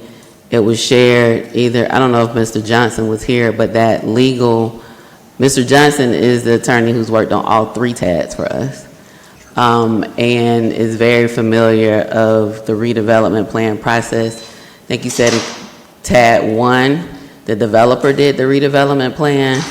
For the corridors TAD, the city did the redevelopment plan, which was connected to the firm that Mr. Koski was a part of. And then Mr. Koski has recently done our economic development strategic plan. And previously, the consultants were engaged through legal. And that's how the corridors TAD 2 was done. And we're moving in that vein for corridors 3. So there haven't been decisions made. There have been discussions amongst council around consensus around areas. The specific properties, the specific plots, or plats, I should say, plats, not plots, plats of land that will be included is very contingent upon, and we discussed that at previous meetings. We've been talking about this probably since July at different council meetings, I think every work session, about needing to make sure that there's not overlap with the corridors TAD, which is what Mr. Koski is sharing, about 520-something property plats that they have to make sure they're aware of, and then GIS around it so that there's not land in both TADs. So no decisions have been made. There have been discussions. I think most everybody here has been a part of those discussions that we've had at previous meetings.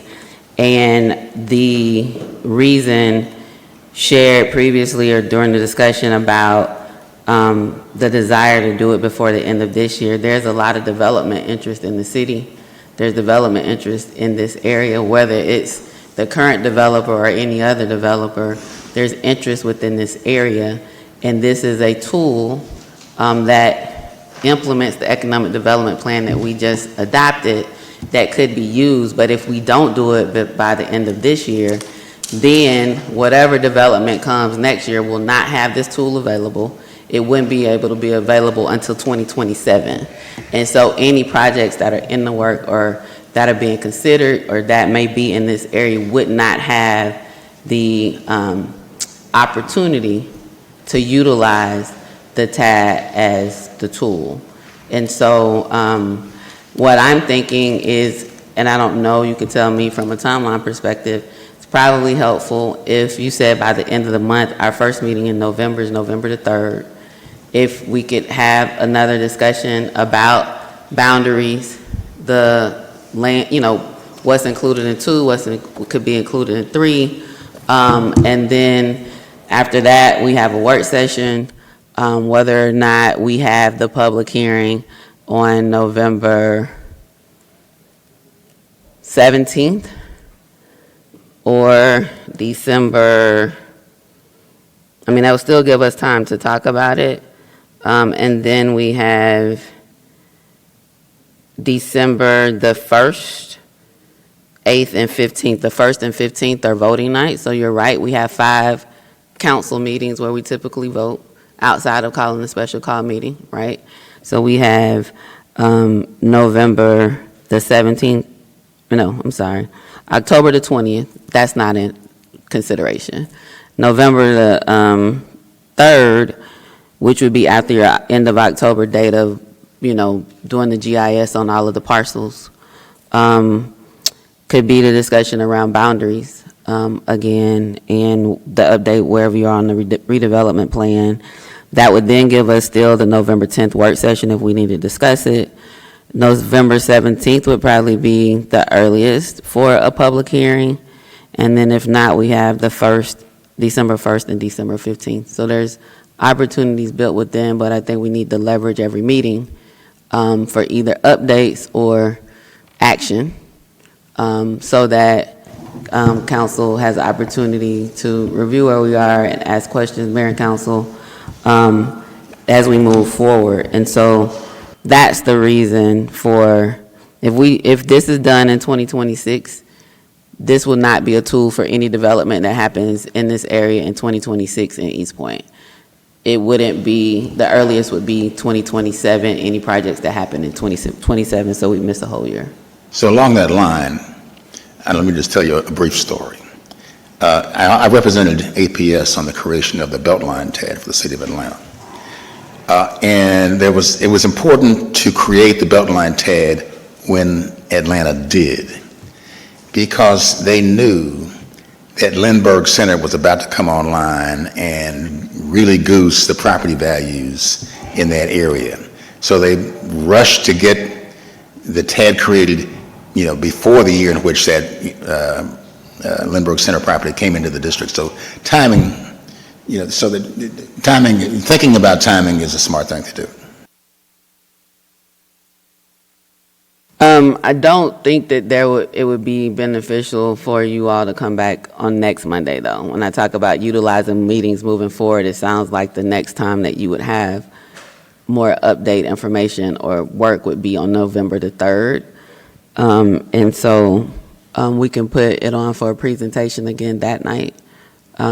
We either have the 3rd or the 10th, November 3rd or November 10th.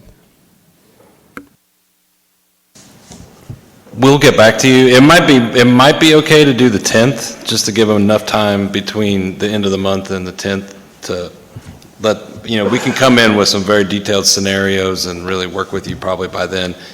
If we did it on the 3rd, we could, but it'd be a little more open-ended. So, by the 10th, we could get a little more detailed with scenarios, but it's up to y'all, however you want to do it, for us at least. Johnson, how much time do we have to advertise it, the public hearing? Do you recall? It's like 5 days. So the first public hearing would be November 17th is what I'm hearing? November 17th would be the first date where we could potentially have the public hearing. So if they're coming back to us on November 10th, I don't know that we want to do the 17th or do December 1st or December 15th. Okay, and we only need to have one public hearing or two? Just one? One is all that's required. Okay. One is all that's required. I mean, I think if we can do this right, it might be best to do the hearing and vote in December, not try to do it in November. Obviously, we're doing the meeting but the public hearing, maybe we wait till December so we make sure we give us enough time. We will definitely have enough time by December. If you tell me November to have that public hearing, we're gotta like double accelerate. December seems reasonable, given that you've got 3 meetings. If you're gonna have all 3 meetings in December, we can do that in December. I think you may have a better plan tightened down if we shoot for that. We can always modify. We're here for you. We want to get this done, so.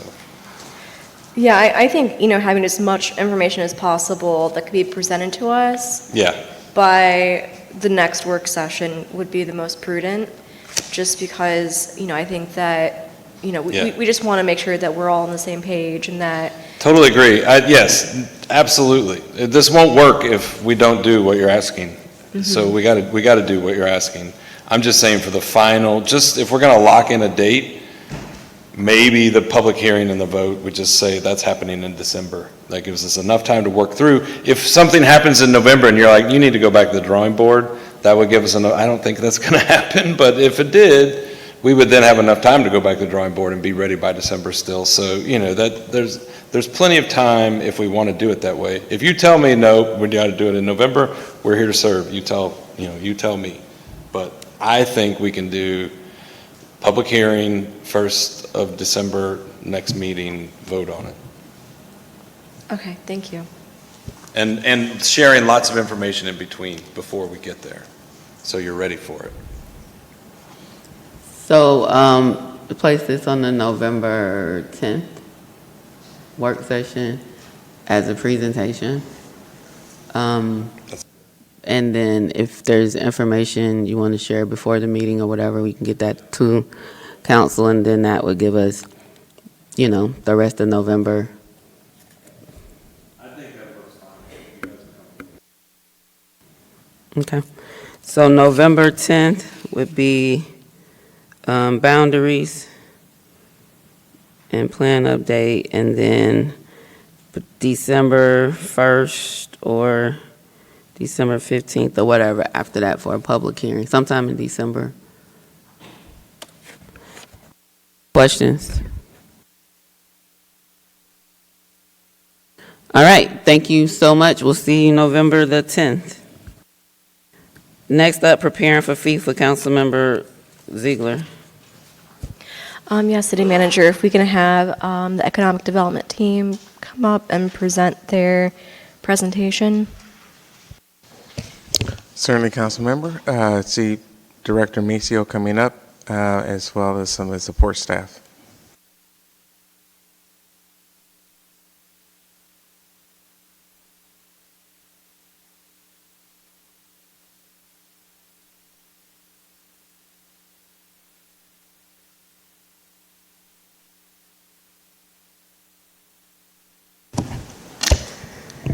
Good evening, Mayor and Council. Thank you, City Manager Jones.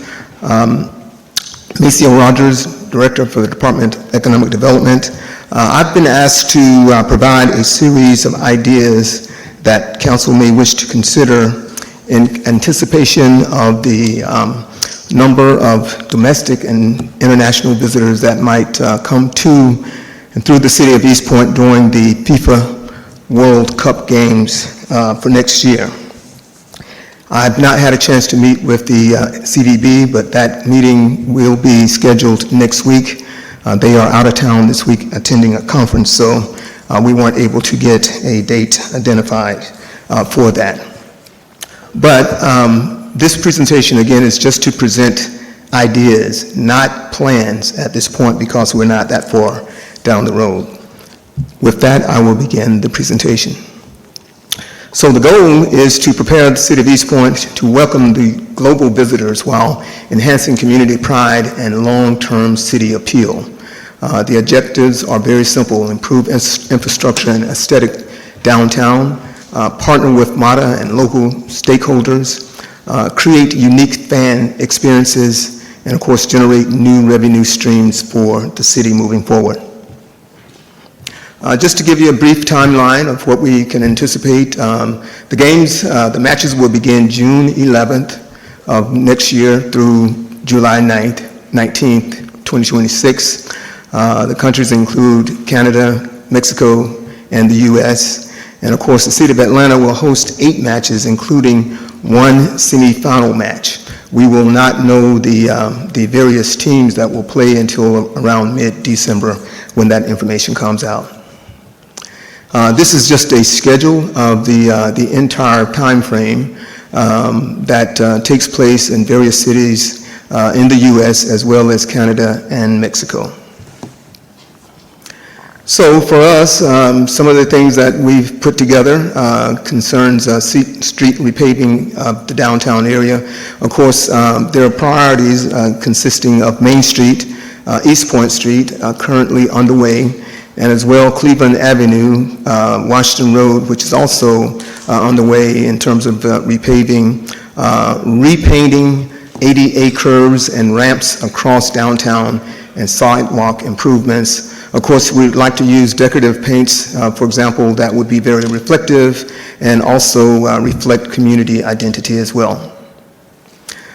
In terms of multimodal improvements, we'd like to, or maybe consider enhancing the pedestrian lane bridge lighting, clean up and incorporate artistic displays along the pedestrian bridge, expand bike and scooter lanes with safe connections to MATA, deep clean that station and as well beautify it. Of course, that would be a partnership working with MATA in order to do that. We could do some co-branding, signage, and do some campaign marketing as well, such as Ride MATA and to FIFA Explore East Point. And of course, we can improve our wayfinding. I know that is something that's also underway with respect to include multilingual icons, and also we could host music, art, pop-up appearances by various vendors, and of course, utilize the MATA station to do those type things. Beautification and art, seasonal landscaping and planters. Of course, this is something that is ongoing. We've been swapping out the planters and flowers along Main Street, East Point Street, as well as Church Street. And of course, we want that to continue, but also maybe expand that between now and next year. The facade program improvement, of course, initiatives is in progress. I'll talk about that a little bit later. The commission, we should maybe consider commissioning additional murals celebrating soccer and East Point's cultural pride. This would also involve some fan experiences. We could, for example, utilizing John Milner Park, establish East Point's fan zone at the park itself. We could incorporate large screens, food trucks, and games that could be played by family, kids, and for everyone that visit. We could have shuttles that would run from to and from the Virginia Avenue Hospitality District to that particular area, and also maybe incorporate a downtown loop as well with that. So the whole idea would be to tie in cultural events, install art, and then of course utilize and celebrate the soccer and soul theme that we could come up with as well. The East Point Fan Fest could take place, of course, at across the street at the Commons area. We could really clean up and secure lighting and the Commons area. We could host the farmers market there, again, utilizing large screen like Jumbotrons to present and telecast or televise the various soccer matches that would be going on. And of course, we could also combine that and incorporate live entertainment as well. We could create an art walk for art displays. We can do that there, as well as we can also incorporate something like that if we wish to over at John Milner Park as well. And then, of course, we could brand this, of course, at the Commons as gateway to East Point's gathering place for FIFA visitors. And of course, this is a great opportunity to look at and consider how we might utilize East Point in terms of our available spaces, lots for revenue generation. We could provide vendor permits in terms of sponsorship packages for parking. Also, if various sponsors wanted to conduct maybe a small concert vignette venue, I should say. And then, of course, parking, shuttle service fees for anyone that might be visiting the city as well. This could also act as a long-term type of strategy that would attract opportunities for generating generating revenue long after the games themselves. And of course, with respect to the advertising and promotion, we could generate a campaign that says, welcome to East Point, or welcome the world to East Point in 2026. We could do some campaigning at the airport, of course, MATA, and utilizing digital advertising placements. We could also leverage social media and partnerships with local businesses, East Point, CVB, and of course, FIFA sponsors it themselves as well. So the sites to consider would be sites for enhancements, and I'm just talking about beautification and cleaning up and that sort of thing, maybe doing some landscaping and whatnot, would be Main Street at Highway 166 and Knox Avenue. That little icon image there kind of gives you an idea of what area I'm specifically referring to. Freedom Parkway over Main Street would be another area we could have explore East Point, welcome to East Point. We could do wording there, or we could have some graphics displayed across that bridge, that overpass, both going and coming, so it would be facing both northbound and southbound as well. Pedestrian bridge at Main Street downtown is obviously the other site. And then, of course, East Point's gazebo at Virginia Avenue and the Hospitality District. So these would be sites that we could really enhance with beautification efforts that would make them inviting and welcoming to our city. And of course, the sites for city events would then be the Commons across the street, John Miller Park, the Velodrome, East Point Historic Society, and of course, Georgia Soccer Park out in the Camp Creek Marketplace area. So if we were going to consider some of these areas, next steps would be to determine which, if any, of these ideas are desirable or most desirable to pursue in terms of doing some of these things. Perhaps maybe 3 would give us a really good advantage and opportunity to not only tackle them, but ensure that they come off successfully. We could convene interdepartmental working group, which would consist of Public Works, that includes fire and police, public safety, that includes fire and police, Public Works, EP, East Point's Conventions and Visitors Bureau, MATA, Communications Department, Planning, Community Development, Sanitation, Power, IT, and Economic Development. And of course, we would need to develop a timeline and budget estimates for the 2025-2026 implementation plan if we were to take some of these ideas on. Again, that is all that I have at this point. I will underscore that these are just ideas, not plans, just something that the city leadership may want to or wish to consider in terms of any kind of preparations that we might do prior to the games coming on board next year. And I'll take any questions if you have any. Councilmember Ziegler. Green. Oh, there we go. Thank you so much for your presentation. So when it comes to the economic development piece, what are some ideas that we have to help our downtown businesses and things like that? Do we have any kind of incentives or anything like that we can do with the public to try and drive business to our downtown businesses? Well, certainly we can come up with some aggressive marketing plans to facilitate that.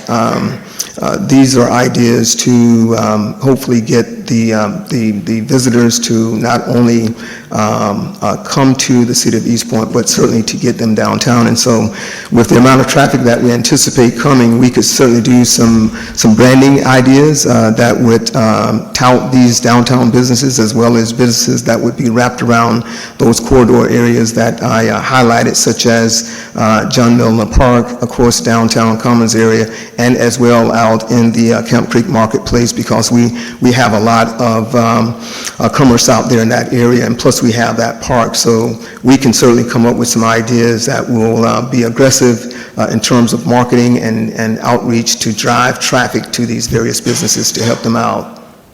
Okay. And what about like something specific, like doing like a passport stamp of, you know, if you go and... Yes, that's a great idea. We could certainly do something like a passport. In other words, we could put something together that would highlight these businesses so that if they go and visit, they could collect a stamp that would convey that they've been there. Once they've perhaps completed the whole passport or book, they could redeem that then for either food or drinks, or it might be certificates that they could collect as well. But the whole idea is to not just get them there to redeem, but to get them there and also spend additional money while they're there. Mm-hmm. And what about, you know, doing some kind of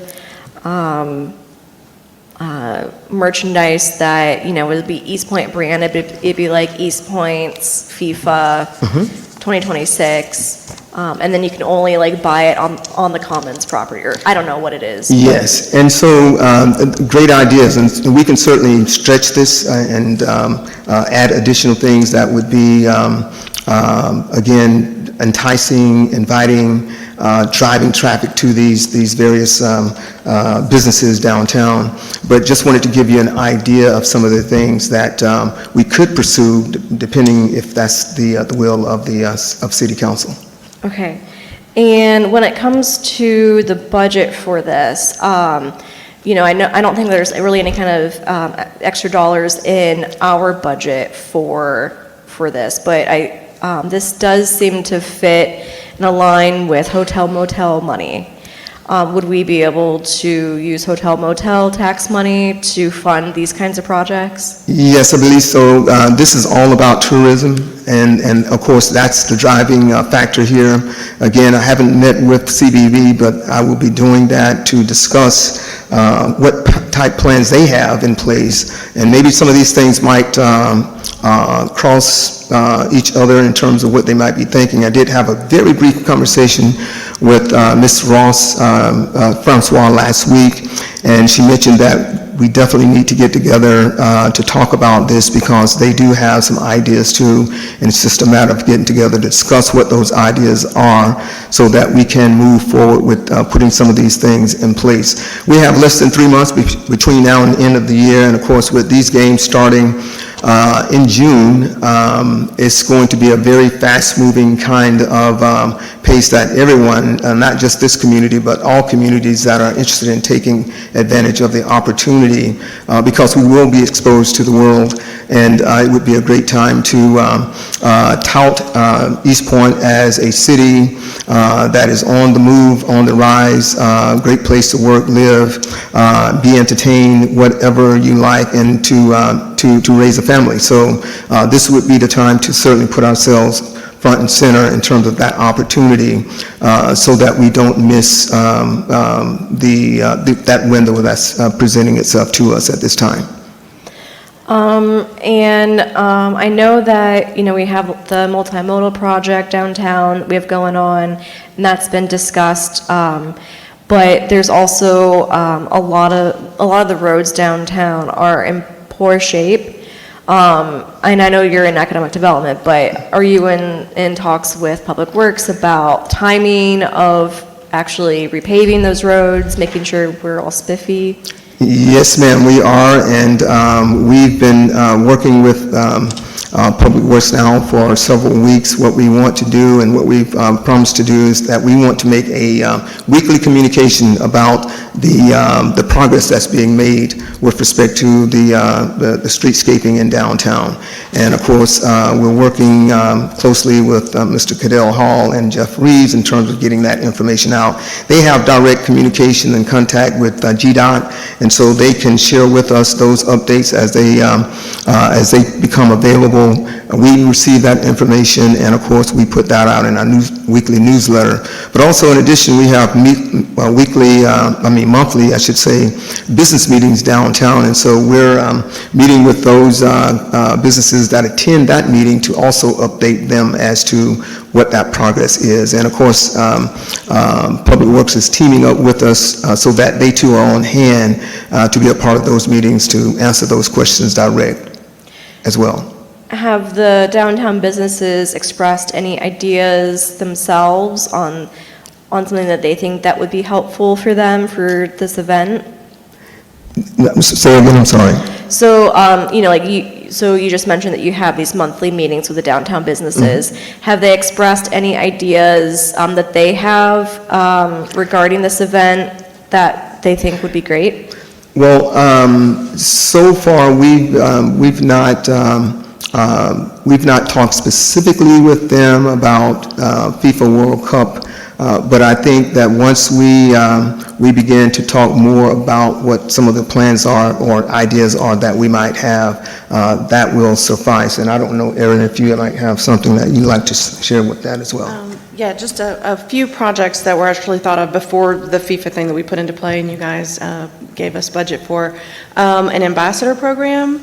If you've been to downtown Atlanta, you see the people with the nice ambassador shirts on. They're walking around greeting people, pointing them places, doing basic litter pickup and whatnot. That's something we hope to launch first quarter, and that was something we've talked about with the downtown businesses. They're very excited to see that. It'll have a presence in our downtown district, more welcoming, more eyes, but also helping us with that litter pickup that's always a struggle. We've also ordered 37 additional planters that are going downtown. I've already circulated some of the maps with our Public Works just to make sure there's no interruptions with what they've got going on as well. We'll be launching those, and I have plans to order more first quarter once the streetscape work that we're doing right now, which I don't want to put in that zone, once that finishes up, I plan on ordering additional planters as well as trash cans in that area to really kind of complete that picture. And in the passport, we've actually talked to our businesses at these meetings. It's also been really open to them as doing a digital scavenger hunt / passport. The goal of that is also to build up the online presence of our businesses. So it will ask them to do a selfie at the Cupcakery with a cupcake and leave a review, and you get extra points for that. And it's just essentially to help our businesses drive more traffic, because a lot of people use social media and whatnot to decide where they want to go when they're traveling. So we want to make sure our businesses are putting their best foot forward. And so we're going to try to launch that as well in the first quarter, so that there's a buildup of that online presence for our businesses. So when people do come visit, hopefully our businesses will be top rated and they'll have good reviews and they'll be ready to take on customers. So those are just a few things we've talked about with the businesses, and that's an ongoing process, but that's just a few of the things we've got in line that we're working on. Okay. I think my next question is for the city manager, Mr. Jones. Are there any kind of like standing meetings at this point yet on, because this is going to be a really big effort. We don't have a whole lot of time, and it does really impact almost every single department. What are the plans going forward? Are there going to be standing meetings, or how often would they be, or I don't know, what are your ideas on this?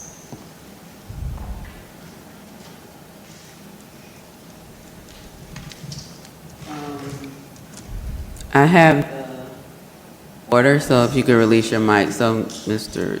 Jones can speak. Go ahead. Yes, so to my knowledge, there are standing meetings that are happening with the CVB. I know my deputy city manager has been in touch with that group and staying in touch with that group, which is a regional meeting with multiple jurisdictions involved in it. So as those, I think as the director has shared, as those times start getting closer and specific things start getting carved out, we'll be building up to that. But at this point, internally, there's not a standing meeting, but we're certainly keeping an eye on what's happening regionally and trying to get some type of activity to be in East Point. Okay. Yeah, just because, like, you know, this is going to be a huge opportunity for us, and I don't want this to pass us by, and then we regret later that we didn't do something. And, you know, I mean, this is a really big event, and it's going to impact every single department, you know, if we really try to have a comprehensive look at this. You know, my recommendation would be to have standing meetings with multiple department heads and things like that, and figuring out, you know, the different schedules, making, like you were saying, Ms. Rogers, that, you know, you need to know what the timeline would be for Public Works before you can put out the planters, things like that. And knowing that, you know, like stepping outside City Hall right now, you know, we're not there yet, of course, but we do need to, and I believe that we can get to a point where, you know, we can be ready for FIFA. You know, we'll just have to work together and make sure that everyone's on the same page. I'm not sure, is there anything that you need from us? Because like you said, that these are ideas and not plans. That's correct. And the idea being, Councilwoman, is that once we do meet with the CBB and see what kind of ideas they have and collectively what the city would bring forth, then we could work together, fine-tune that, come back with a more comprehensive approach and perhaps plan. That way, I think the benefit would be fantastic for the council to, at that point, consider as we move forward. So again, I'm hopeful that once the CBB, Ms. Francois returns at the end of the week, we can get on schedule to meet next week to hear more about what they're thinking and also what I've shared this evening. Okay. And I would just like to reiterate that they are one piece of the puzzle. Sure. And absolutely. I wouldn't want to just wait for this meeting to happen before we start something, because, you know, we do have so many different departments who have a leg to stand on for this project, you know, for FIFA. So my recommendation would be just not to wait for this meeting with the Conventions Visitors Bureau before we do something, because we already have a lot of good ideas, you know. Cleaning up the sidewalks, making sure that the roads are repaved in time, making sure the beautification is complete, you know, working with MARTA, all that kind of stuff doesn't really involve the Conventions and Visitors Bureau. Like, they are very important, but I wouldn't want to hinge on starting until, you know, for this meeting. So, yeah, that's it. And Councilwoman Ziegler, I also would like to, I didn't mention police and fire and public works. They are meeting to begin the process of emergency management and those type of aspects. So I certainly was kind of focused on the economic development piece, but there are other measures and departments that are meeting regarding this event. Okay, thank you.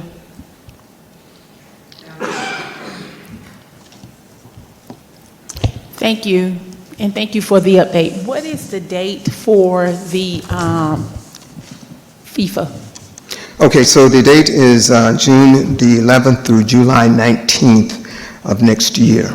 Okay, and specifically, the dates with respect to when the games will take place in Atlanta would be June 15, 18, 21, 24, 27, and of course, July 1st, 7, and a semifinal match on the 15th of July. Okay, so with that being said, how do you determine to utilize the city? Are you using it for people who want to watch the game? Do you anticipate them coming out here? Yes, so I think, one of the ideas is to have a jumbotron, maybe two at each site, a big, large screen that, I don't know if you could step back to one of the images that kind of displayed, yeah, go to the other one, right, well, yeah.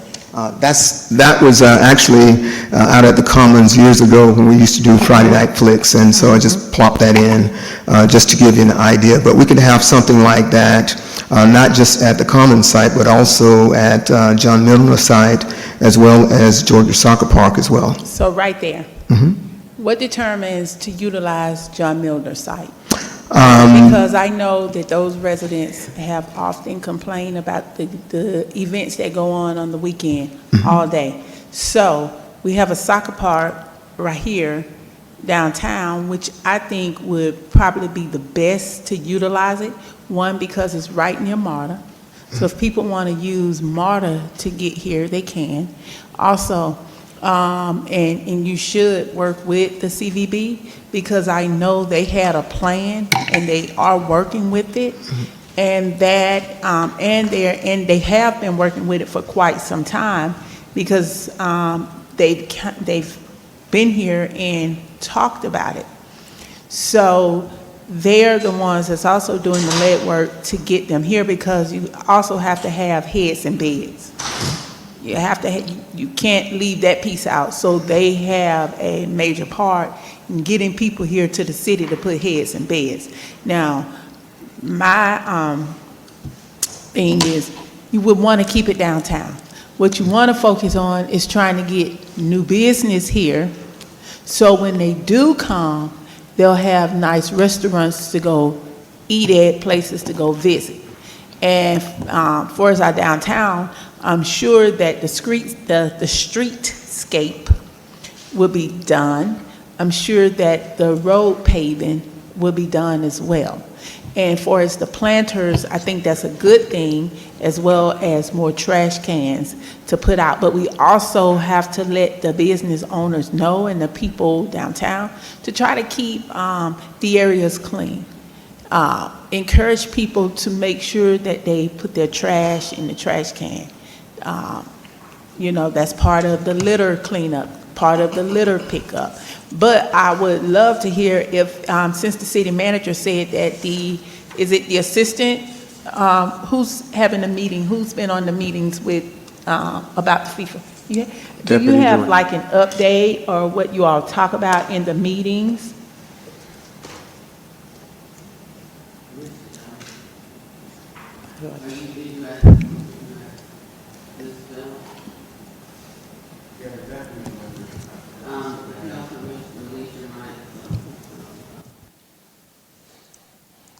Yeah, I was just, the deputy city manager was going to respond, so. Thank you, Mr. City Manager. Madam Shropshire, so it has been preliminary. One of the things that I wanted to find out is from a collective within the region, what is the City of Atlanta planning? What are we doing as far as being, a spoke in that wheel? I've also spoken with fire chief as well as police chief and Director Reeves. They are each coordinating with their colleagues, because one of the things we have talked about, which I think Director Rogers alluded to, all of our roadways coming in. So we as a city are going to have to coordinate our own welcome signage, our banners, any flyers, anything that, we are playing up our city. FIFA does not contribute to any of that. So right now, it's been more of a fact-finding, trying to understand what FIFA contributes, which is nothing, as well as what are getting an understanding of what are the things that we need to look into ordering, what is our time frame for getting them. So meeting with Ms. Francois next week to actually understand what's happening with the business bureaus, because they are also having conversations, and making certain that the City of East Point is tied into that, and so that we can also work on the infrastructure and making it pretty, as well as making certain that we have literature to educate our businesses, letting them know what's happening, as you said, just beds and heads, people being prepared to, business should boom, and we should definitely have opportunities to do that. Another thing that we've spoken about from the celebratory side is after parties, celebratory things. So what are we doing here in East Point to pull that business, especially when people are staying in our hotels? So it's a very brief update. I will have more in the future that I will be able to share, though.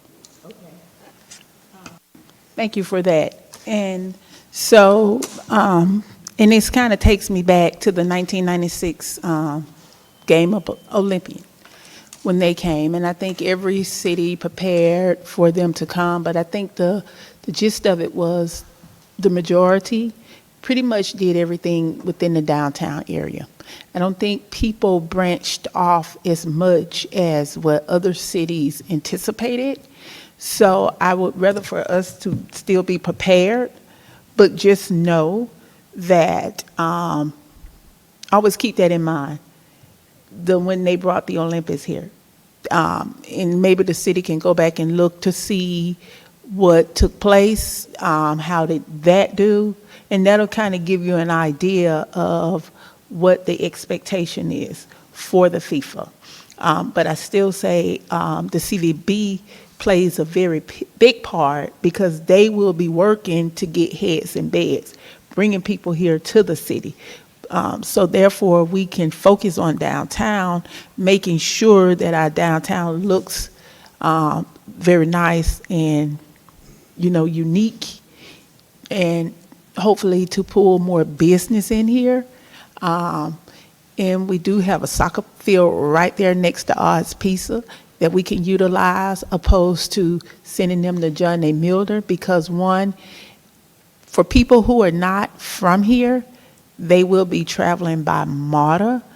MARTA is just right across the street. That's easy access. Easy access.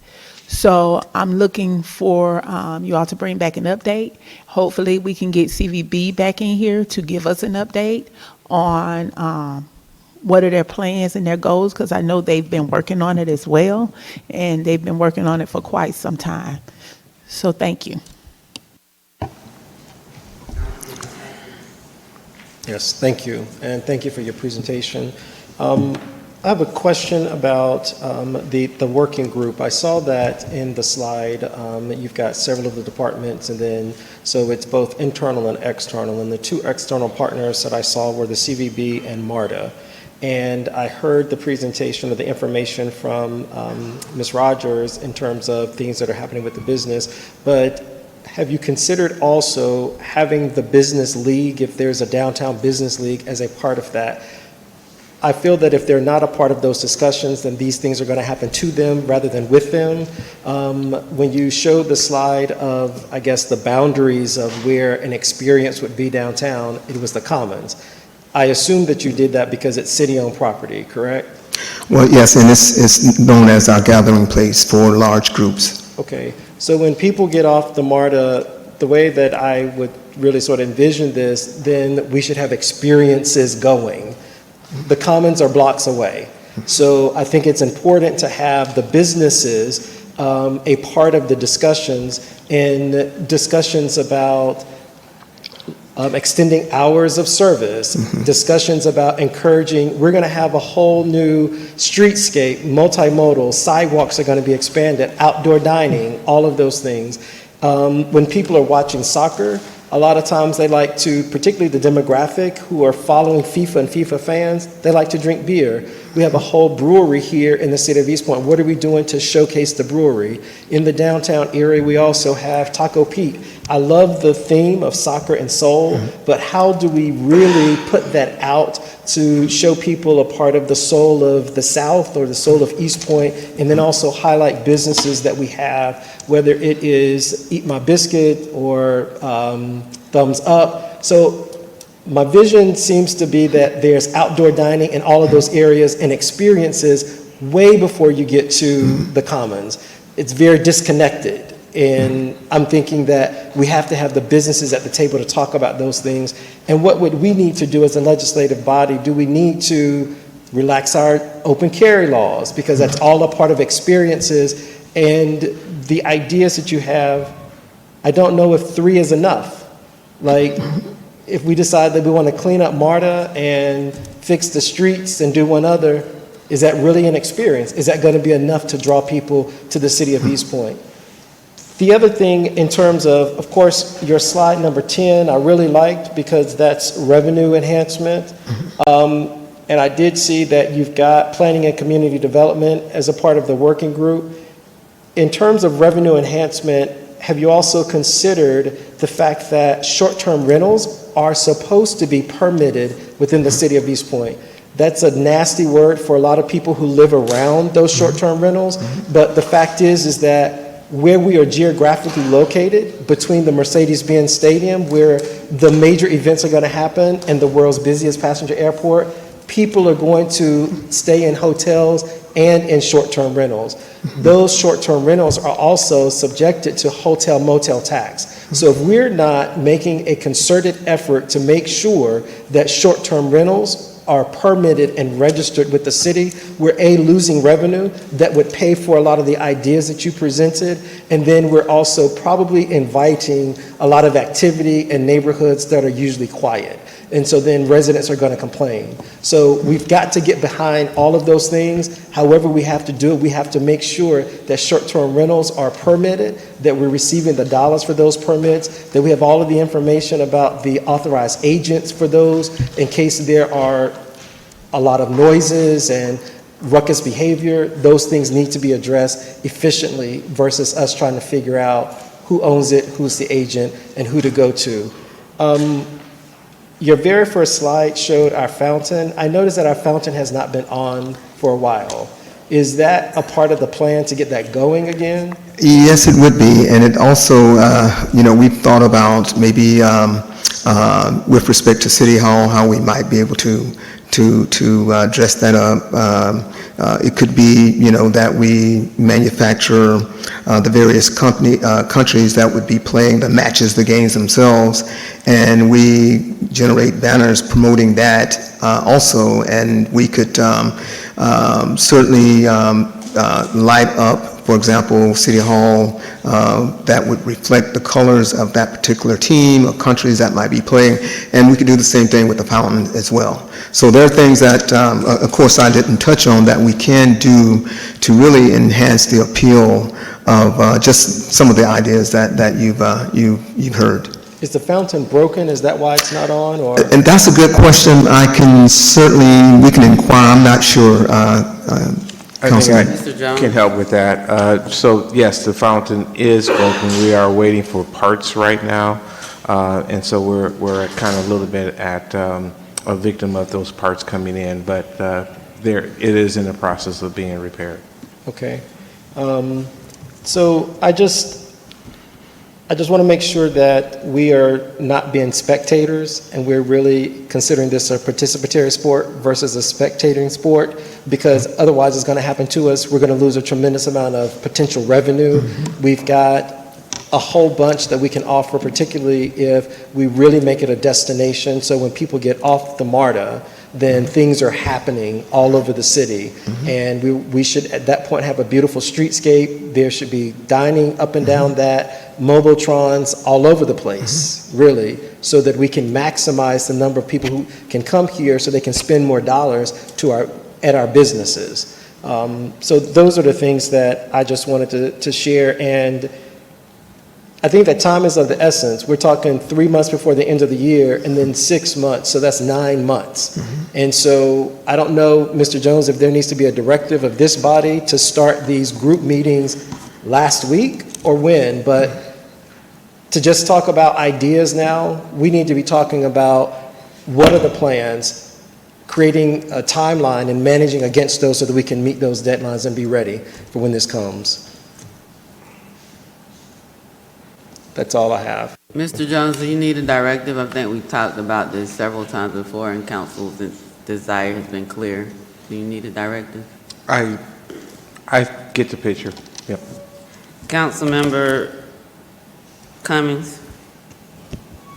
Thank you, Madam Mayor, and I'm going to kind of echo a lot of the sentiments of my colleagues here, and honestly, we are behind the 8 ball. We should have plans in place. The ideas are great, but I think, number one, looking at different locations. I'm going to go against, I know my colleague Shropshire, I think it should be something that's all over, you know, the city of East Point. I think John D. Milner, if we let the residents know, because I remember when I was there for Friday Night Lights, you had a lot of the people in the community that came out. I mean, they were out playing flag football and t-ball. It was like it was late in the evening time.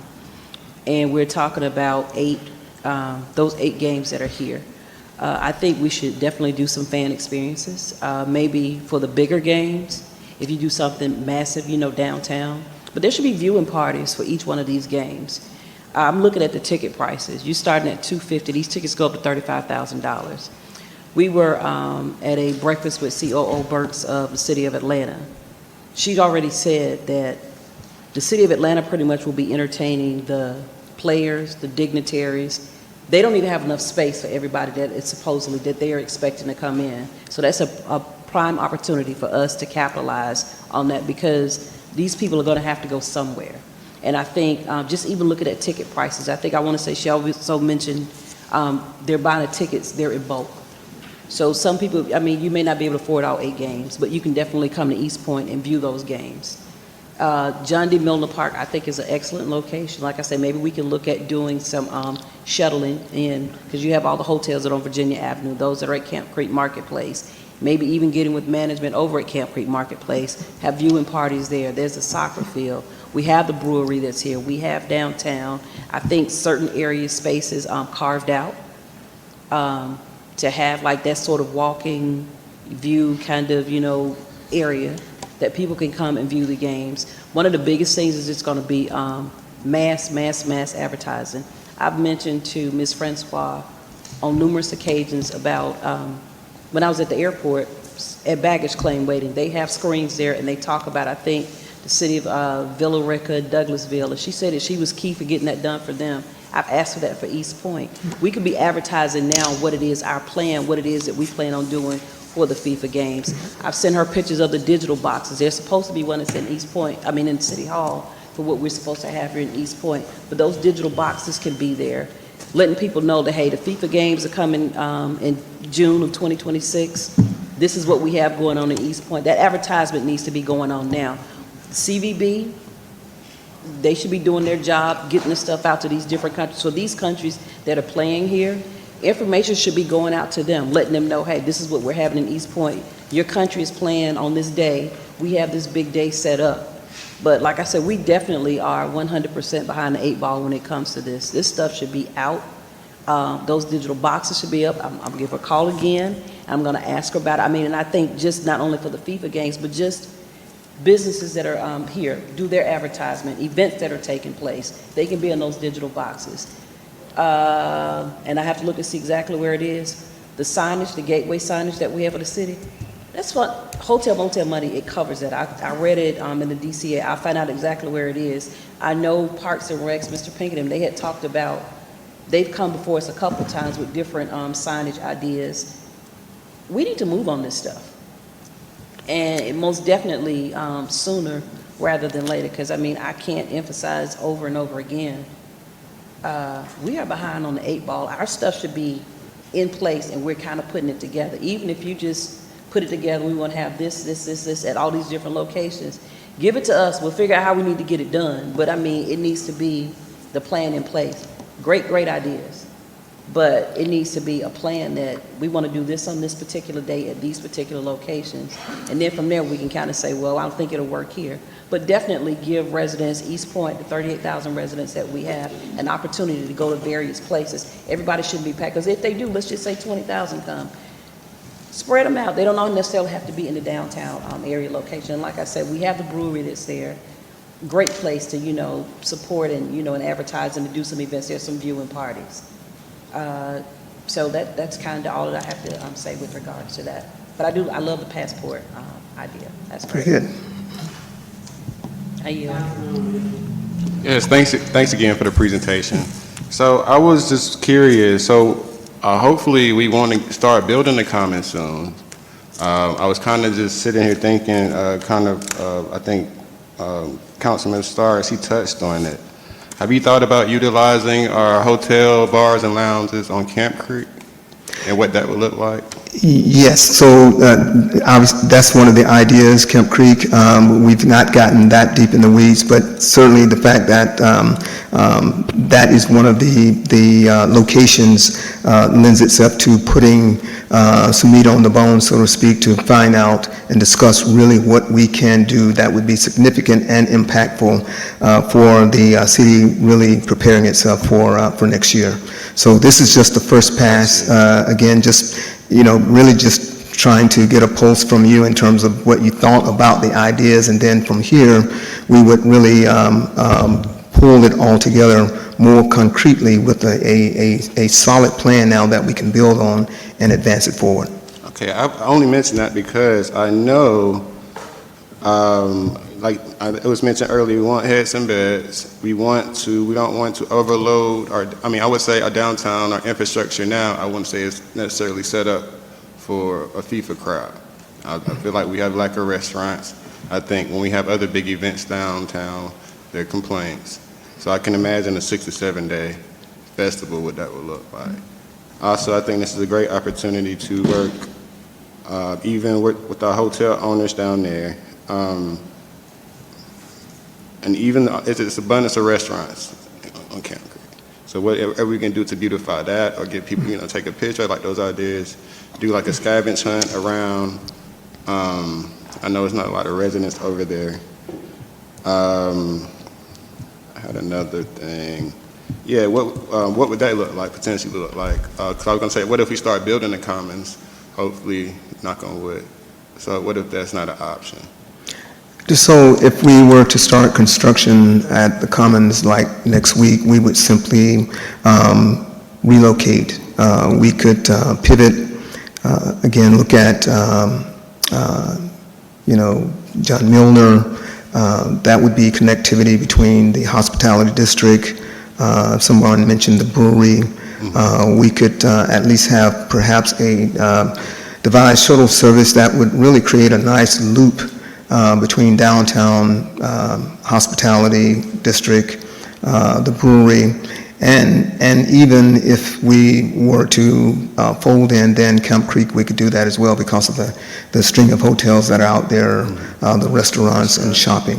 To Councilwoman Sharpshaw's point, the fact that MARTA runs right through downtown East Point, directly from the airport, and downtown Atlanta puts us in prime position for that. And so as people get off and on, the opportunity of having activity really right downtown is going to be a plus for us. And so that's certainly something to take advantage of. But then that's why we look at the assets that we have, and we look at how we can best utilize them for this purpose. Definitely, but I think most of our restaurants and exciting lounges and stuff are more so in the Camp Creek area, so that may be something to think about moving forward. Even if they want to have, it might be beneficial for hotels to have screening parties. People can just, drink, be merry, then go to bed. They can advertise it like that. So. And definitely, we want to think about our residents, our downtown residents, because you don't want to bog them down with 7 days of drunken soccer fans. So I know that might get old. But, okay, thank you. Those are my comments. Thank you. And just to clear something up, I mentioned downtown because it is close to MARTA. And usually when people come in tourism, they like to take MARTA because they, don't know where, they're not familiar with where they are in the places in the different streets and areas. So it's easier for them to take MARTA, not that you can't have things in other areas, but I do know that the residents over in East Washington have complained about the events that go on the weekend. So here's a suggestion. Have you thought about having a town hall meeting to meet with the surrounding neighborhoods to see what ideas or what is it that they want, or if they're up for having these events or in their neighborhoods? So we've not gotten there yet, Councilwoman, but we certainly can. That can be a part of the process. I think that would be good, to Certainly. hear feedback from the residents, especially over in the East Washington area, to get their feedback to see what are their thoughts. I mean, I think it's a great idea that that FIFA is coming, but I still say, if you utilize your downtown, that's gonna draw more because it's right near MARTA. Just like College Park. If they take MARTA to College Park, they have all those restaurants right there. So you know what's gonna happen with College Park. So if we can focus on trying to drive new business in here in our downtown, that will help as well. And, you know, like I say, we have a soccer field right there between Oz Pizza. So if it's just for viewing, you can put a big screen right there. And like one council person said, the hotels can also set up a viewing party. They can do little things to get the people there, right there. But I just feel like more activity is gonna be geared towards downtown because they have quite more to do. Thank you. Yes, the question, when I saw as I mentioned before, the ring around the Commons area, but have you decided on, when we were preparing for the Centennial Olympic Games, we had an Olympic ring, so we knew where efforts and energies were focused. So have you thought about a ring or a boundary where we can focus for the downtown portion of this, our efforts, so that we can make sure that that's, you know, as our front door is ready, in addition to some of the other areas throughout the city? So do you have an idea of what those boundaries will be? Not at this time, but we will be meeting to discuss, because this is going to be a collaborative effort. I mean, these are just thoughts of that I put down, ideas moving forward, and of course this is the first pass, but I promise you we will keep that under consideration, Councilman, because that is it's going to be key. All of the input that we can garner is going to be key to making this a success. Well, yeah, because it just helped to drive Sure. efforts and resources and the collaboration, you know, within that area, so that we would be ready. The other thing is that, have you also considered using the gated parking lot that MARTA owns? So that would be a great space for folks who are taking MARTA in addition to coming to our downtown and some other areas, but there could be a huge jumbotron at the end of that, food trucks lined through that, and people watching that game. There's a whole experience that could happen over there. Yes, sir. So, and that's why we want to meet with MARTA to first of all, find out what their plans are and share with them what our plans are, and then look at what collaboration we might be able to do together, because that is a site, it's their overflow site just for these type of events. And we have utilized that parking area before in the past for various large gatherings, and so I think this would be a prime opportunity for that to happen again. But also, I should say that I've thought about, you know, customer care side as a parking venue that we could generate income stream from as well, because during the after hours, that might be a very nice plus, and so that's one of the areas. There might be an area around, you know, the other thing that I mentioned, or may not have mentioned very much, is, you know, is there, again, opportunities to take a look at what could happen around the velodrome itself, what might be able to go on there as well. And so we have these venues that would be a plus. It's just a matter of what we want to zero in on moving forward. And I think that would, this then becomes a prime example, opportunity, I should say, to have that discussion. So I've heard a few things in terms of potential sites around the city, and so I do like the idea that Councilmember Shropshire mentioned about hearing from the residents, not only because we've talked about the Velodrome, which is a residential community, Milner, which is a residential community, and then if you're the Commons, it's residential community around that. So we should probably do that, not only for this effort, but for any of our big events that we do in the city, get feedback from the residents that are most directly impacted would be good. In addition, if we're able to implement this for the FIFA World Cup. coming to East Point. Absolutely. Councilmember Cummings? No, I'm sorry, I hit my light, I'm sorry. So I'll be brief. We spent probably about an hour and a half or more on this topic already, discussion already. There was a meeting on April 23rd of this year convened by Fulton County of all of the mayors and city councils of the 15 cities in Fulton County, with I think it was the chair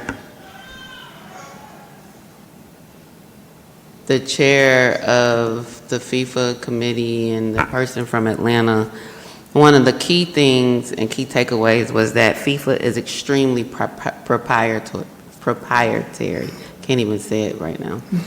Meaning you can't use the word, you can't use the logo, you can't use the acronym. Right. And so I would recommend that any future discussions about this be called Soccer and Soul or whatever you want to call it, because we don't have FIFA's permission to be talking about FIFA in this way as if we're promoting FIFA events.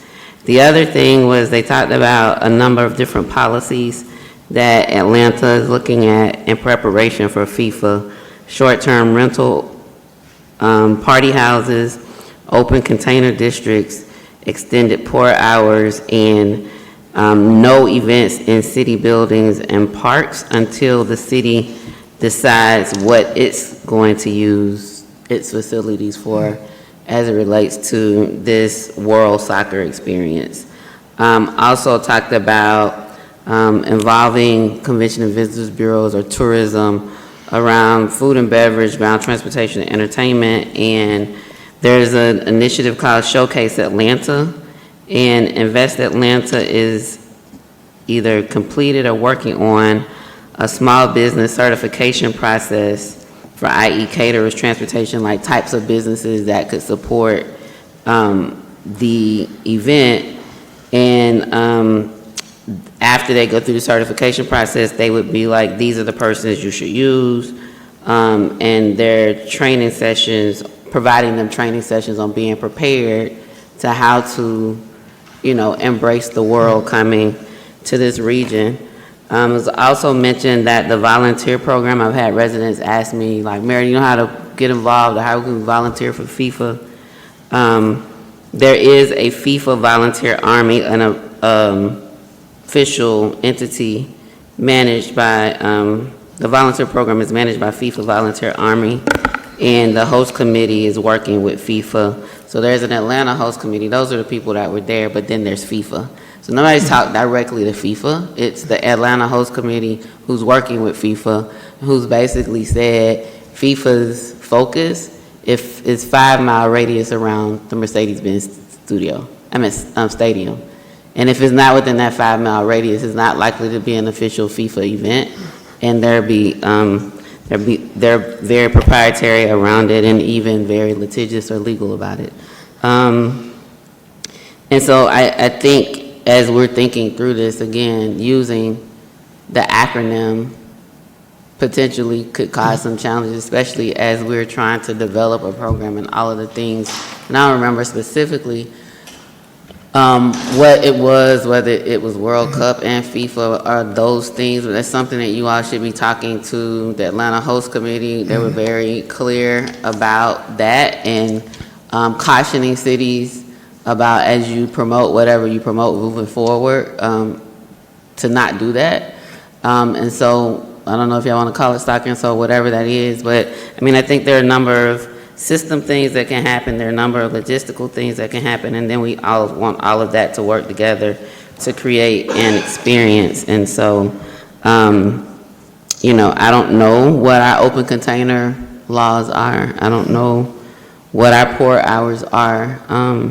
I don't know. I know we, through our short-term rental, try to deal with party houses, but just likely need to have a discussion next month around those things to decide whether or not council wants to create an open container district in an area or areas of town to be prepared ahead of that.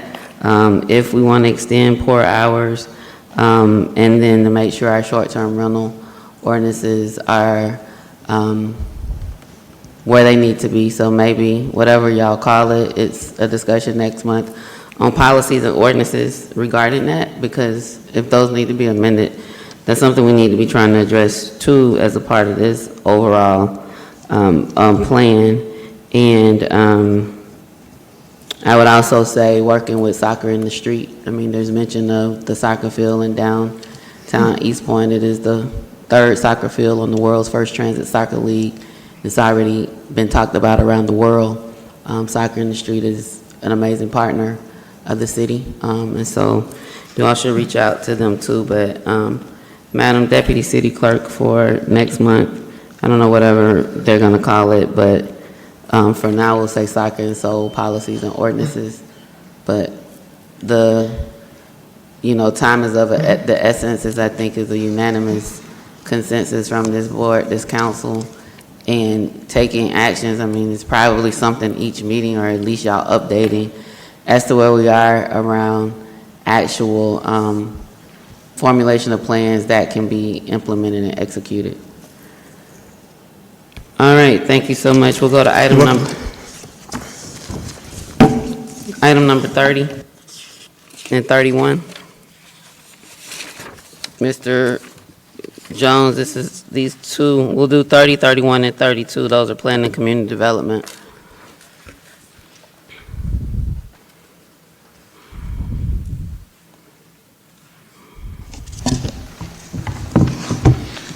Mayor and Council, I introduce Director Smith to walk us through these items.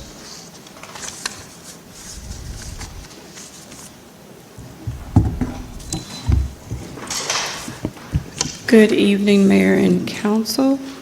Kimberly Smith, Planning and Community Development Director, along with Mr. Lee Kelly, Assistant Director of the department.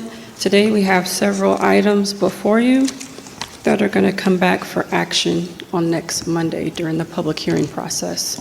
The first case is located at 0 Norman Berry Drive, known as case number P2025RZ-001-08. There's an associated case for a use permit known as case number P2025U-001-08. There's also a concurrent variance included with this application. The applicant is CMC Development Group. The request is for a rezoning from our educational institutional zoning district to our M1 medical institutional zoning district for the purpose of consolidating 3 parcels with a concurrent variance to reduce parking requirement. The current zoning is educational institutional, and the future land use map designation is a redevelopment.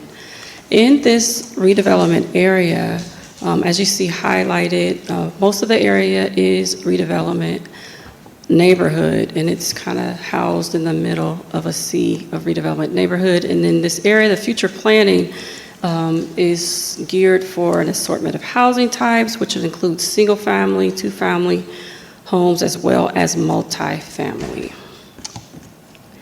The Planning Commission and staff did recommend approval of the rezoning for educational institutional to medical institutional, and also to consolidate the parcels and approve the variance for reduced parking. The applicant is here for any additional questions, and that's the conclusion of our presentation. What's on the this medical item. component of that? The use permit, we'll go ahead and go through that as well. So for the use permit that's associated with it, it is for the development of 138 assisted senior living units. Once the medical institutional is actually acted upon by this body, it has to be zoned the medical institutional in order for the use permit to move forward. So while they are connected, you can't have the use permit application without the actual approval of the medical institutional zoning. So that's why we have the rezoning first and then the use permit section second. And staff and planning commission did recommend approval on the use permit portion. So I understand, can you pull up what the permitted uses are in M1? I mean, when I think medical institution, I think medical. This is all residential, right? So is there a medical component to it? There isn't a medical component to it. The senior living facility is a use permit in the medical institutional. And because this particular project has 3 parcels associated with it, 2 of the parcels are already zoned medical institutional, and this particular parcel, which is located right across, is zoned educational. So in order for all the parcels to be the same zoning district, they opted to go with the medical institutional, which provides for the type of use that they're using as a use permit. You can scroll down, Councilwoman. Thank you. Exactly where on Norman Berry is this? This is right down from the facility that we have on Norman Berry. It's on Norman Berry. It's maybe a half a mile from East Cleveland Avenue. So, okay, if you go down Norman, it's not Norman Berry Village. Is it down further? Near Gateway? No, it's before you get to the city-owned property on Norman Berry. So you cross over the red light? It's actually it's before. across the street from It's the- actually before that. It's before the light. If you're coming from the hospital on East Cleveland and you make a left, it's halfway between the city-owned. So it's, okay, so. But if it's I'm on the coming other side of the from street. Dairy Queen, keeps across over the. No, you're in the wrong area.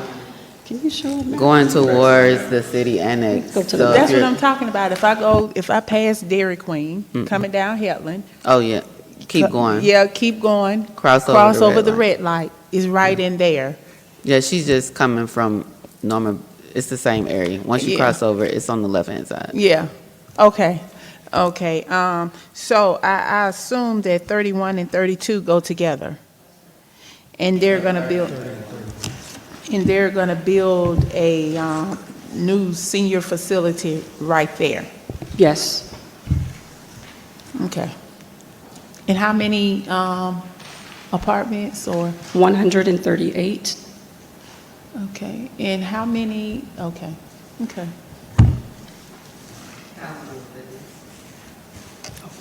I was just going to, I was really just going to do like a point of information on where it is. It's in between Norman Berry Village, and then there's a small like plaza, tiny plaza. It's right in between, it's where there's just woods right now. The trailer park is across the street. Yeah. Applicants are here. Does anyone have any questions for the applicants? I have questions about requirements for people to rent these units.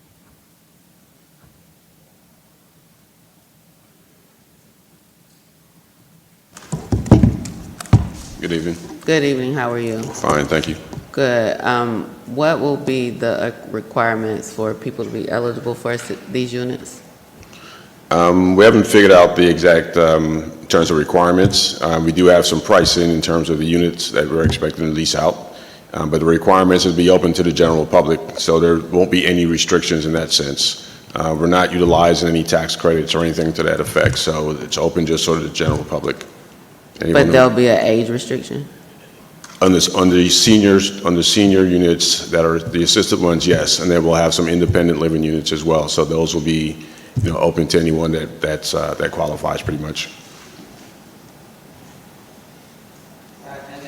This is for planning and zoning. I'm confused by the application. So there is 138 units for assisted living and senior living. So is this assisted living for people who aren't seniors? Well, no, we have two buildings. So one will be assisted living and one will be independent seniors. Independent seniors? Yes. Okay. In age? You know, I'm close to being a senior myself, so. I mean, we're probably all like over 50 ARP numbers, but I mean, I don't know if it's, Yeah, you know, I guess technically, you know, 55 is the sweet spot. and what's your plan on like timeline as to when this, assuming if this were approved? Yes, well, we've been working on this for a number of years. After we purchased the first 6+ acres, we also purchased from the city of East Point the Washington Road right-of-way as well to add to that, to make sure that we had proper access in and out as we're creating a campus facility, a campus feeling, if you will. So we're trying to, if this is approved, then we're looking to try to get into construction early next year. Construction in about 12 to 18 months, or? Yes, typically we'll budget about 18 months. Member Sharp? Thank you. What's the price point? For the units, I think the studio units are around $1,500 per unit. We're still kind of working through some of that. We've had some market studies done, but we're, you know, having conversations with the firm that's done the marketing study, and then also our banks to make sure that we're, you know, right on target So, rental-wise. what happens if you can't get a senior in there? Because I don't think seniors are on fixed income. And I just heard you say that you're not asking for any tax credit, so I'm going to assume you're not going to work with the housing authority. And it's just going to be a senior facility. What happens when you can't get seniors in there, because seniors are on fixed income? So at $1,400-$1,500, that's kind of steep. And what's the size and the bedroom, and what does it entail? Well, we actually have had some initial conversations with the housing authority. So we would look to utilize folks that are on their wait list. For example, those folks who might have vouchers. In terms of unit sizes, they vary. So the studio units are, you know, 389 square feet, give or take, all the way up to like 400+ square feet. And then the larger units go up to about 800+ square feet for a 2-bedroom unit. So then it will be subsidized? Not directly. If you're taking vouchers for seniors who are on the list, then you're utilizing? Well, those would be portable vouchers, not Yeah. project-based vouchers. Yeah, Yeah. to subsidize the rent. Because, so if you're taking vouchers, a senior is not going to, and a senior, let's say, has a voucher, they're not going to pay $1,400. Right. We certainly would accept subsidized rents, but the project itself will not. Like, for example, typically you'll have project-based Section 8 or subsidy. This project won't have that, so it's just Yeah, someone coming with the It's subsidy. just for seniors. So how many units will be set aside for seniors who have those vouchers? And how many will be set aside for, I guess, people who don't have that?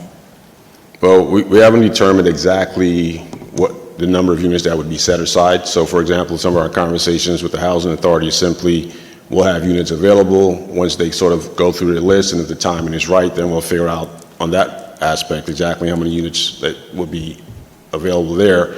But the other units are pretty much, you know, they're not any, there are no limitations on who can rent the units or how many of those units will fall into those categories. So it's wide open.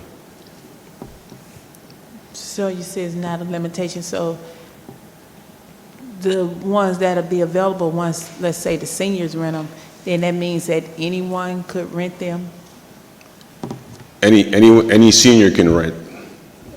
Is there a Can rent any of the specific units in one building, right, which is the independent living building. Assisted living is a little bit different because that's a smaller So you're gonna have population. one side for assisted living, what's the other side? Independent living. So there are two buildings. So what's the age limit on the independent? There's no age limit. So then anyone could rent the independent side? Right, but we're targeting seniors if possible. Thank you. So basically, this is market rate housing for seniors who may want to downsize? Yes. Or what percentage, so I'm told that there was a previous presentation at Planning and Zoning that these units were open for anyone of any age? Well, yes, the senior units will be dedicated for seniors. We just haven't figured out, the assisted living units are all for seniors. The other building is also targeting seniors, but if there are units that are available and we can't fill all of them, then obviously we would utilize folks. Because we talked at the last meeting about the opportunity for intergenerational kind of activities if there were people who wanted to rent the units and they were available. How many units in the assisted living building? There's 69 units each building.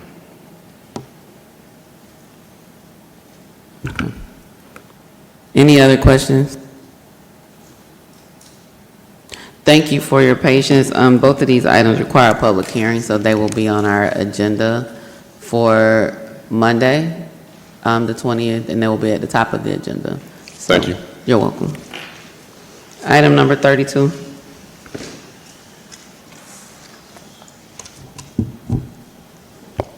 Thank you. In reference to the next item on the agenda, number 32 on this agenda, it is also a rezoning known as case number P2025RZ-001-02. The property is located at 1784 West Taylor Avenue, and it is a rezoning from our R1A zoning district to our R3 zoning district, which is our multifamily residential zoning district. This property is approximately 0.398 plus or minus acres. And in reference to the request itself, there are a couple of concurrent variances associated with it from section 10-2065 EC to reduce the side yard setback to 4 feet. And then the second variance is from section 10-2065 EA to increase the maximum building height to 45 feet. The current zoning of the property is R1A. If you can see the light blue square with the black dot, that is the property depicted. It's on the corner of West Taylor Avenue and Sims Street. The future land use map designation is, again, our redevelopment neighborhood, and some of the future patterns in this particular area is to provide for an assortment of housing types to include single family, two family, and multifamily housing types. I'm talking about the map and the area for redevelopment. And also in reference to this particular area for redevelopment, the use and scale is limited to multifamily at crossroads and where existing. In our example, and in this petition, this site is located at a crossroads, which would qualify it as a place that would support multifamily. In reference to density, which is talked about in our comprehensive plan, as stated before, this site is 0.38 acres, which is a little less than half of an acre.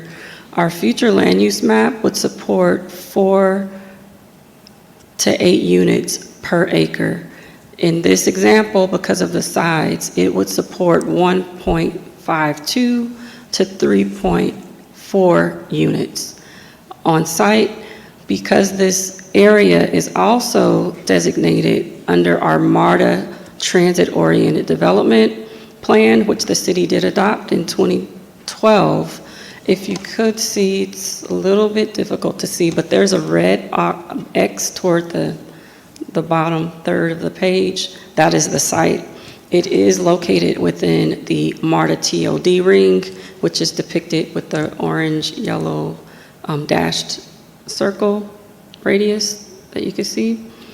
And within this, density could get up to 9.5 to 28.5 units per acre based on the sides. This application is asking for 6 dwelling units.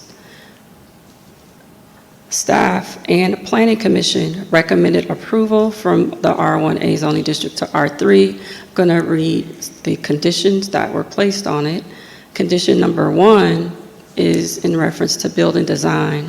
Facades shall incorporate step downs, modulation, and or articulation to reduce the perceived mass of three-story building adjacent to the lower scale residences.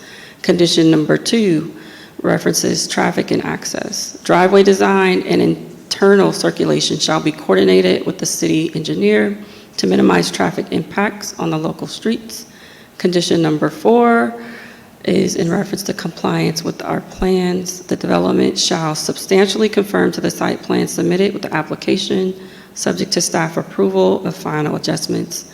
Condition number 4 is landscaping and screening.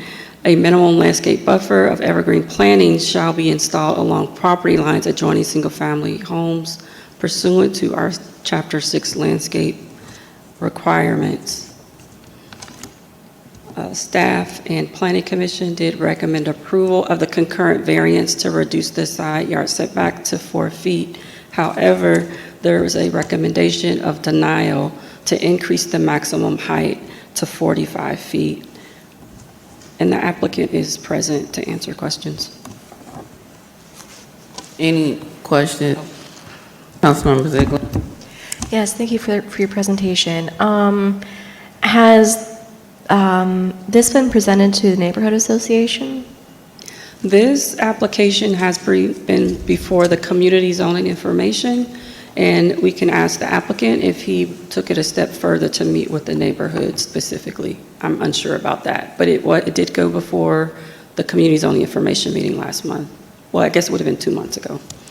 Okay.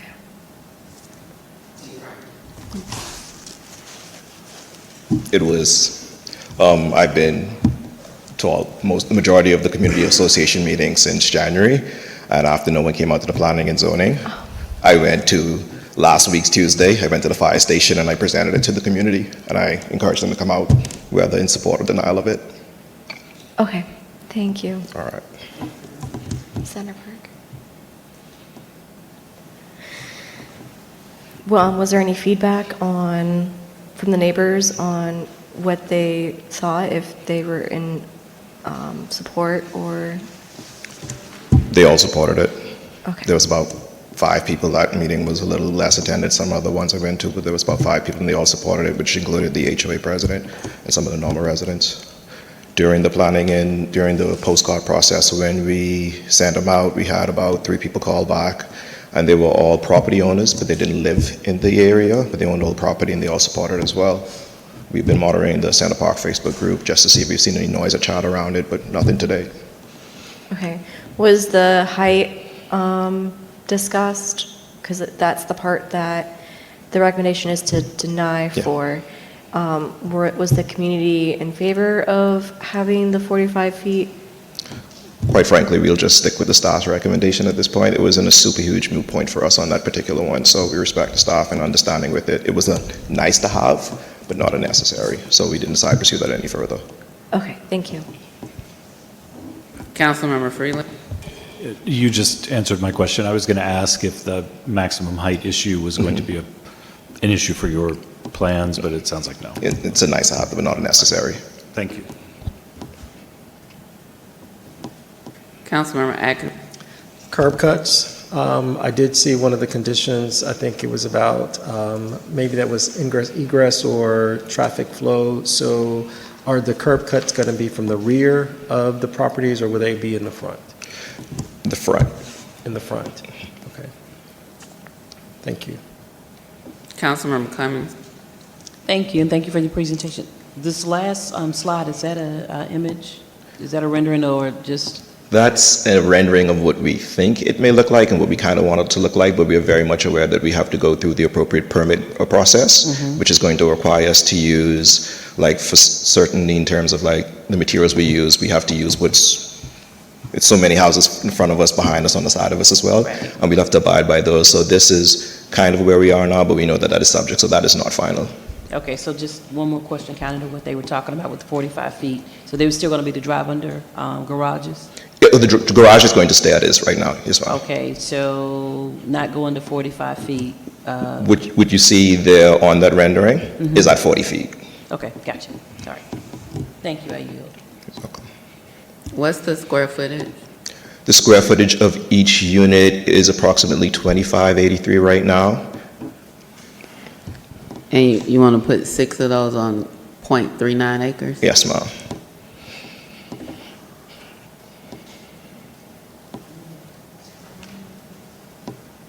These are townhomes, correct? Duplexes, so each structure, each plot has 2 units on it. Okay, so it'll be 3 separate buildings. Oh. Yes, ma'am. I'm thinking 6 buildings, so. No, it's 3 it's 3 buildings That's with 2 on each like- building, yes, ma'am. That's gonna be tight. Yeah. Oh, With 6, so each it would not building fit with has 6. 2 units. Yes, ma'am, each building has 2 units in it, so it's 3 Oh. buildings, each building has 2 One units. garage, the one-car garage. 1 car garage on each unit. Okay.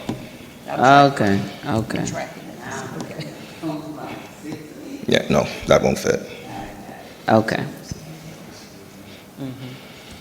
I don't see anyone who has a light on, so this requires a public hearing, so it'll be on our agenda for Monday, October 20th. It'll be at the top of the agenda. And Thank so, you. Any decision that'll be made by council will be made that time. Thank you. Thank you. One more question. Thank you for your patience. Councilmember Cummings? Was there a price point for your units? I mean, just, So we're still working through that, but we've been very much aware in terms of new builds in Center Park. There have not been any new builds in 2025. I think the only new builds I've seen in Center Park have been in 2024, and those average between $430 and $450. So we're very much trying to stay within a reasonable price range because we know, given the current interest rate environment, that after a certain price point, you don't want to price people in, and our whole purpose is to bring people there. And one of the 6 units is the one I'm going to reside in, so I need to make sure it's at the right price point. sounds good. All right.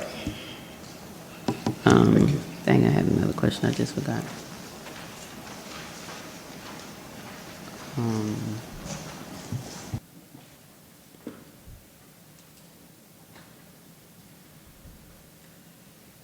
Yeah, I forgot it. Maybe I'll remember my question by Monday. Next up, do we have any non-staff members for any of the other items? Are you two together? Okay. All right, so I think we are now back to City of East Point compensation policy.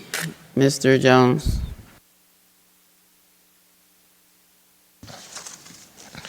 Mayor and Council, have our Director of Human Resources, Jesse, Iris Jesse, come up to walk us through this. Can't item. hear you.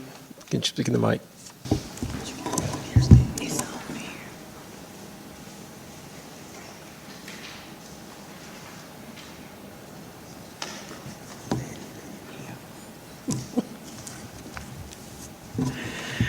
Good evening, Madam Mayor and members of council. I presented this information to most of you last year in November. You have had this document, I think, a couple of times. And what I wanted to do tonight is to let you know that you have been talking about your compensation philosophy for the past several months, primarily when we discussed the pay and classification study. And a compensation philosophy is generally a policy that allows us to be consistent in our efforts to attract, retain, and motivate employees. I have about 6 slides that I'll go through very quickly. But generally, what I would be asking for is,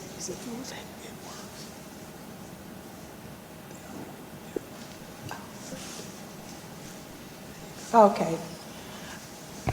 What I would be asking for tonight is some direction in how often you would like to have a full-fledged compensation study done. It's been about maybe 20 years since we had a study that was done by the Atlanta Regional Commission, and you're probably thinking, well, what have we done throughout that time period? Many of those years, the council was in a very difficult position because of the city's finances. Only recently, I'd say maybe within the last 5 to 6 years, the city has been in better financial standing, and we started with incremental approaches to provide COLAs, or cost of living increases. All of you talked about that C word, which is compression. And when you do COLAs, which is across the board, everybody gets that, it penalizes people who've been working here for an extended number of years. So generally, I'm not going to go through each one of these, but it's a compensation philosophy is the why behind our employee pay, and it also helps us to create a framework for, again, consistency. And these are just some of the key components that organizations keep in mind when we're coming up with a philosophy. I took this information directly from the City of East Point strategic plan. This is something that you've seen before, and you all again have expressed this many times, that your mission is to provide exceptional city services that enhance the quality of life in the City of East Point. I listed the values that you identified in the strategic plan, which are transparency, engagement, achievement, and also forward movement. And this is a goal to provide competitive, sustainable, and responsible compensation. When we got ready to do the pay study in 2023 that we implemented phase 1 of in July 1, 2024, you expressed that we didn't want to be the lowest, we didn't want to be the highest, but we wanted to be someplace in the middle so that we could be competitive and also that we could sustain the salaries that we were coming up with, and that it would be enough so that our employees would be able to have a livable wage. The compensation program hopefully will retain and attract highly skilled, high-performing staff, and we do that through pay and benefits. You recently made some decisions about health care and how you wanted to handle that, considering the costs that are continuing to increase and how you wanted to share that with employees. Competitive compensation. We're also mindful of what our sister cities or the region is paying for certain jobs. That was a big component of the phase 2 and phase 1 of the class and comp study. And then also transparency. We wanted to be able to show to employees and our community that we're basing our salaries on the competitive nature of the area, any changes that we see that may affect our city finances, and consider all of that as we go through our annual budgeting process.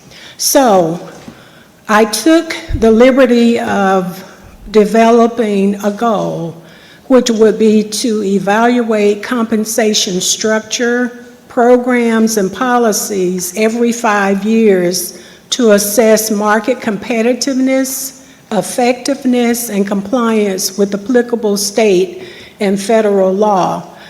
This does not mean that if we have, God forbid, another pandemic, and we have people who stop working or who can't work, and then we have a shortage of skilled laborers once the market and jobs open back, that we couldn't make some adjustments along the way. But we don't want to go more than 5 years with assessing our market competitiveness, because if we do, we'll get right back into the situation that we found ourselves when we embarked on Phase 1 and Phase 2 of our recent pay study.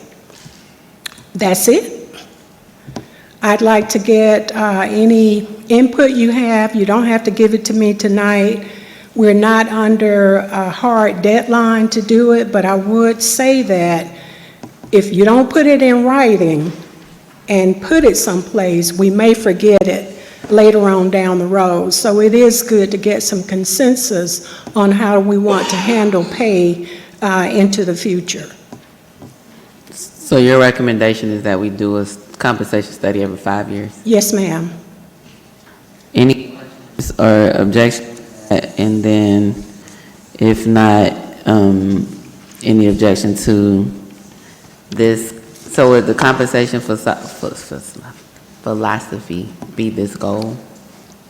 Ma'am? Would the compensation philosophy that Yes, you're ma'am. asking Yes, us to ma'am. approve, is this just this goal? Yes, ma'am. Councilmember Mitchell? Thank you, Ms. Jessie. What's the estimated cost on the study? I can't remember what it was. We actually had 2 phases, and we ended up somewhere in the area of about $3 million for both phases. Okay. For the study? Oh, I'm sorry. I thought you meant for the implementation. I'm sorry. You pivoted from that real quick. I'm sorry, yeah, I'm sorry. I went right to the salaries. I'm sorry, yes. It was $38,000. Okay, that's not bad. Okay. All right, thank you. Yeah, we won't ever do another one, I'm guessing. We're going to have them about 30 years. Councilmember Freely. I was touching on a question that Councilmember Mitchell just asked. How long did it, I know it was in 2 phases before, but sort of in total, how much time did it take? It took about a year each time, and I say that because it is very involved. We were so far behind, we had to get employees themselves to write down their job duties. So we didn't want to say, we know what your job is and know what you do. Once they did that, the supervisors had an opportunity to review it, not to change anything necessarily, but to say that you do some other duties, or these duties are not a part of your job description, etc. So Evergreen took that information back. Also, they did the market analysis. They sent surveys out to about, you all added some cities. I think we ended up maybe with about 25 cities. And they got that information back, analyzed it, took our current payrolls, and then placed people accordingly on the project design that you approved. Right. Is it your anticipation that a lot of that lead work would not have to be repeated? And so it would be a shorter duration of time? Yes, sir, absolutely. I think that was because we hadn't done anything in so long. We're getting current job descriptions, and those will be easier to maintain, and I don't anticipate that it would be as involved the next time. Okay. And then just last question, is there any sort of industry standard or GMA recommendation for how frequent these? This is actually the industry standard, about 5 years. If you do it, well, they say 3 to 5 years. I went with 5 years because we did such a comprehensive study this time that I felt we could go, unless there's some extenuating circumstances, that 5 years would be a pretty good time. 2 years, I don't know anybody who's doing it. 2 years. 3 to 5 years is probably used by most organizations. Okay, thank you. I think to that point, Ms. Jessie, should we indicate anywhere in this goal, unless there are extenuating circumstances in the event, like, because this is a commitment to 5 years, right? But is there any way to, and I don't know, maybe we go to legal around just how to basically, or say at least every 5 years or something in the event that there's something? I think we infer, it won't hurt to do that. We infer when we say every 5 years to assess market competitiveness. I guess we could say there, unless otherwise warranted, or sooner if warranted, or something like that. Yeah, I think if we say in policies at least every 5 years, then that means we could go less, right? Or 5 would be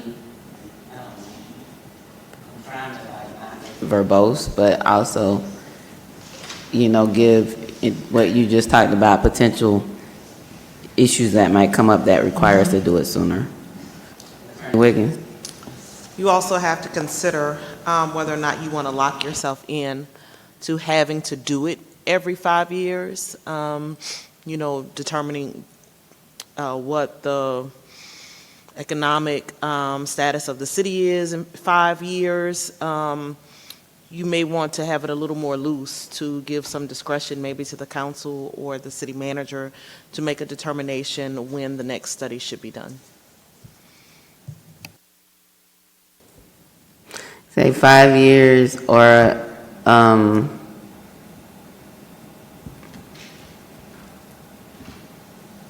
other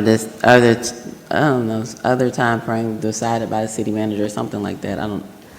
I don't know how we get in that, like the commitment, which is needed, right? But flexibility to make sure that if things happen, we can get it before, or if in 5 years, you know, money's really tight, and, you know, so I think there is consent. I don't see hear any objection to this. I just think maybe if you all can work on making it a little more flexible, like indicating 5 years, showing a level of commitment, but also a level of flexibility. So, do you all want this on the agenda for that reason, so that we can see the language or put it on consent? And if there's a problem with the language that staff recommends, then we can pull it off consent?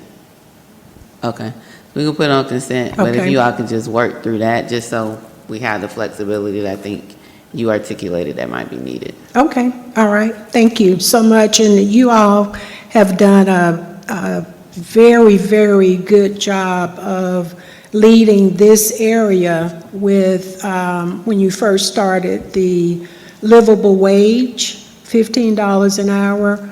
We were very much below the market, and East Point was one of the first cities on the south side to go with the $15 an hour, and you've continued to increase that. So you've taken some very big steps, and I appreciate that, and the employees appreciate it.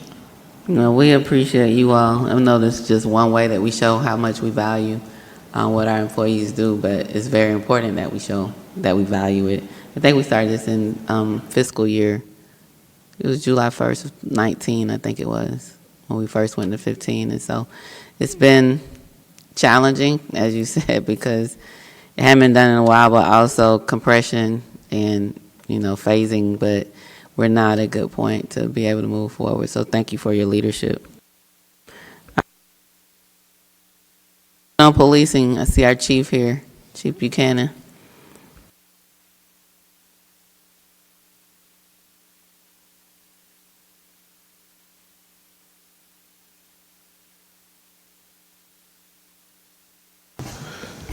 Good evening, Mayor, City Council, City Attorney. How's everybody doing tonight? Good, great. Just want to give you a quick update on what we're working on right now. Our biggest thing is trying to get our crime center and drone as a first responder up by Black Friday. That is a very huge task, but it needs to be up by Black Friday. Just kind of give you a couple stats. Walmart in Dunwoody shut down. The Kroger in Buckhead is shutting down.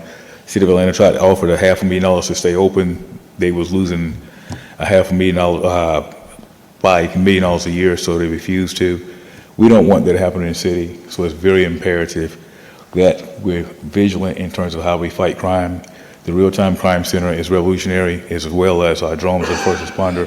So I want these programs up by Black Friday, just because the marketplace is one of our main shopping areas. So my main priority right now is making sure our Real-Time Crime Center is fully operational by then. So that's what we're working on. So that's the biggest update. Also, met with this airport CID. They want to help us clean the marketplace up, so I'll be doing some emailing about that. And we've also met with Atlanta and some surrounding jurisdictions about the soccer event that's happening next year. And All that's right, thank you, Chief. Any questions? Councilmember Ziegler? Yes, thank you. So I know in Jefferson Park, we've had a lot of car break-ins, car thefts. There was a car that was broken into when a party was happening just across the street of like 50 people. I think there was a house that got broken into and things like that. Can you tell us a little bit about what y'all are doing to help the Jefferson Park community and things like that? So, yes, y'all had a house broken into last week. Not a house broken into. They thought they was trying to break into a house. They did not. In terms of that car break-in, it was at a party I met with, talked to the owner of the vehicle. We just have a lot of juveniles out. We have special details. We have operations in place for the hotels and our communities. That's very important. And we know it's a group of juveniles that's not only hitting us. They've hit Marietta, they've hit Cobb, they've hit Smyrna, they've hit Atlanta, they've hit Union City. And so we're vigilant trying to catch these individuals. Okay. And I think it would also be helpful to see the trends from the years. Like, so I don't know if maybe next time or next month after that, if you come and tell us about the different trends that you're seeing in our city and how that has trended over the years.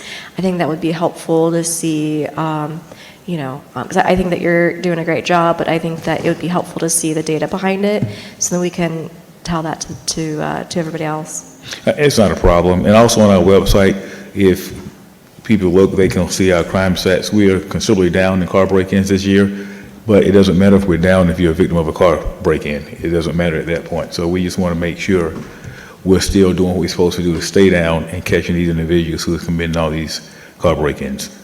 Okay. And in regards to Real-Time Crime Center, can you tell us a little bit more about like what that means?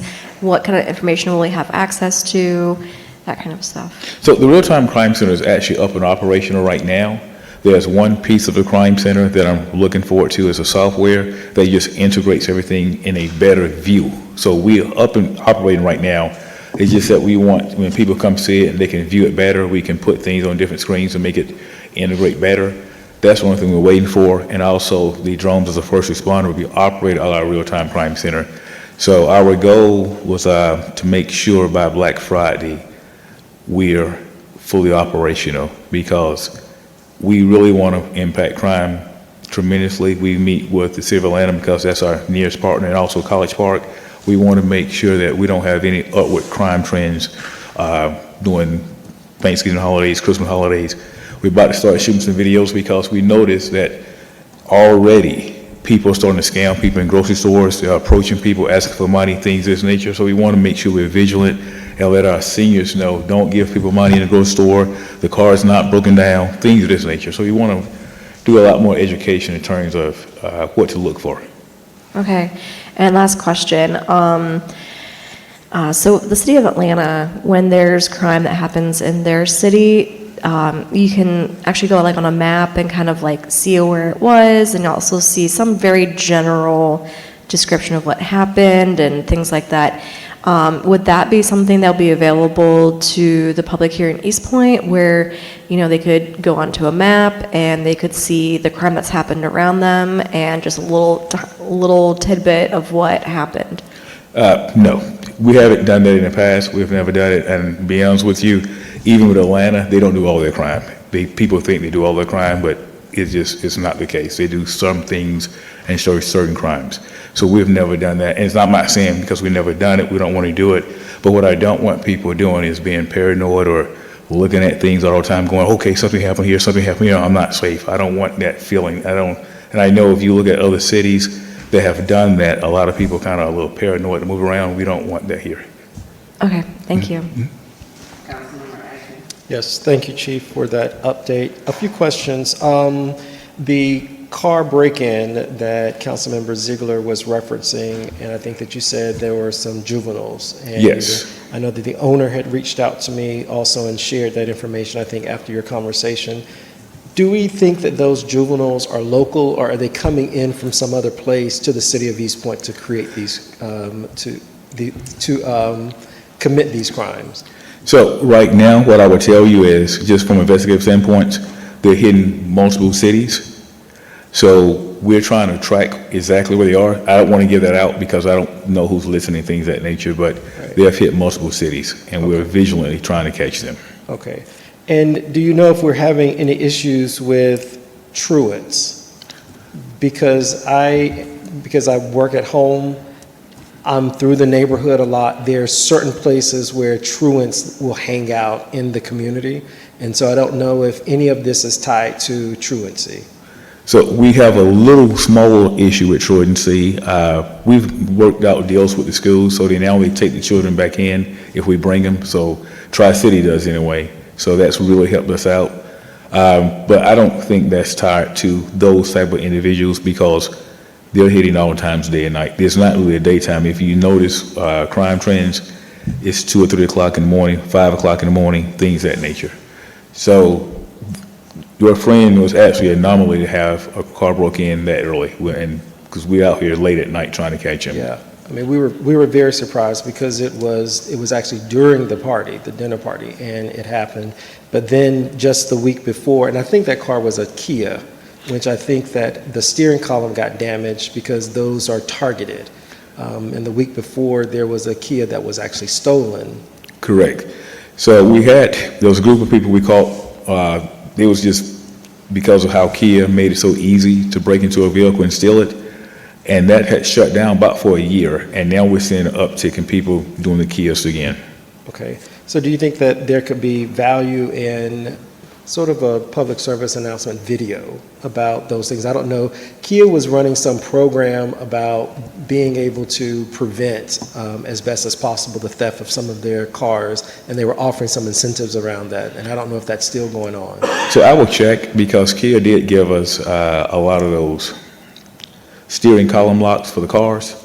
So I'll see how many we have, and if we have enough, I'll definitely make sure we give some more out because we did that before.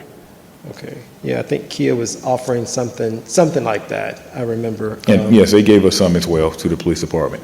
Okay. So I'll double check and see how many we have left. And then the last thing, you and I had conversations about the trespassing issue and the damage to some of the properties in River Park when people are walking through that cut through. Yes. And I did speak with Executive Director Span. I know that they're ready to go ahead and move forward with those cameras and the plan to be able to post no trespassing signs. Correct. You will see the next agenda meeting. That's the next thing we're bringing forth with those cameras approval. Okay. All right. Thank you. Oh, you're welcome. Just thanks for your report, Chief. Real quick question. Last year, you introduced me to one of your officers who was sort of running the real-time crime center. I think she was a statistician or... Shannon Pope, our crime analyst, yes. Right. Is she still with you? Oh, yes, she is. Crime center? Okay. Yes, and I will tell you, I don't want to brag on her, but she's probably one of the best in the country. And I'm not saying that, I'm telling you, she is. FBI, DEA, everybody calls her. You said that last year, so I just wanted to make sure we hadn't lost her. No, she's here. Chief, you also have item 15, Axon for body cameras, in-car cameras, interview rooms, and first responder drones. So if you want to go ahead and discuss that one. Yes, I'm going to also require assistance of Mr. Lawrence here, but I just want to rehash everything. So this is our Axon body camera contract. It's more than body cameras, though. It's the body cameras, our in-car cameras, our tasers, our fuses system as well, and also our drones as a first responder. So it's a bundle of items that the police department requires. Well, we have to have. We have to have body cameras. We have to have tasers. All those things are together. Now, I know Councilman Atkins asked a question about our drones, so I kind of want to rehash what we stated. Drones, we've already had drones within the police department. The technology we have now is called drones as a first responder, which means we can actually send them to calls. When a call comes in, they respond to 80% of the calls in 90 seconds or less within the city. So that's the newest technology that's out. There are several companies now that have come out with drones as a first responder. One company is Flock, which is known for our LPR readers, which are license plate readers. We vetted them. They came out. They actually set up a demonstration upstairs in the conference room, and we dispatched calls from them live. It's a very competitive company. They're one of the big companies in law enforcement, and we almost chose them. The other company was Peloton. Peloton set up a demonstration, but they did an online demonstration. We vetted them as well. They gave us a good price, but both Flock and Peloton, the issue is they utilize DJI drones. DJI drones are very good drones. I have one myself at home, but the issue is in government, the president has put a ban on any federal agency using DJI drones because DJI drones, they drone from China. Recently here, GACP, which is Georgia Association for Chiefs of Police, have sent surveys out asking what type of drones are y'all using, American or non-American drones? Because I think something's about to come down the pipe in terms of what drones we can use. The federal government just sent me a letter, I think 3 weeks ago, stating that if you're using any non-American drones, you cannot use asset forfeiture money. Asset forfeiture money is our drug money. So it's coming down hard on China. So the biggest deal is when we looked at the best product, the best price, and who's going to give us the best deal, we chose Skydio through Axon because Skydio and Axon are partners, and they was able to give us a tremendous savings. If you look at the contract in detail, what we're paying for the drones compared to what we would have been paying, and also we're saving $100,000 a year. So it was just a better, more beneficial, American-made product that we went with. You have the contracts and procurement staff with you. Is there something that you need to add? No, Madam There was a Mayor. question before about solicitation and whether this was state contract or like how, so what's the outcome on that? So the initial thing was a state contract, but after talking to the vendor themselves, they're under Sourcewell contract, which includes the actual drone itself.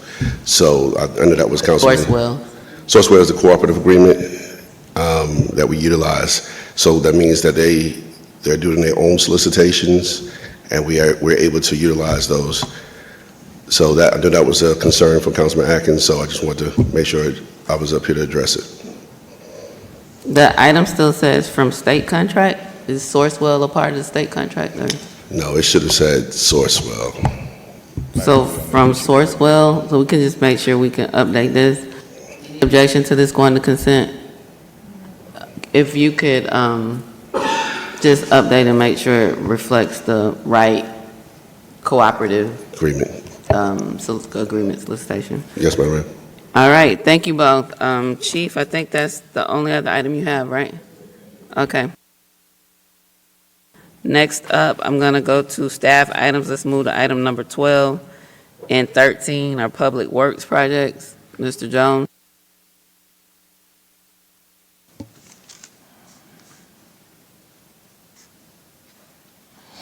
Yeah, so For our Public Works presentations, we'll have Kendall, our Assistant Director, walk us through this item.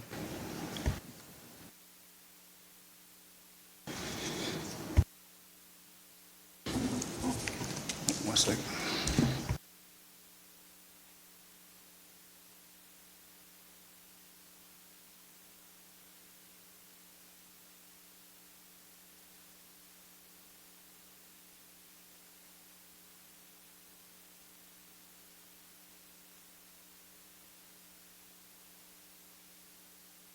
November 10th work session. Good evening. Good evening. Item number 12, want to have removed and put to a later date. The MOA is still under a final review from all the cities in the ARC, so they still haven't delivered the final version of the contract.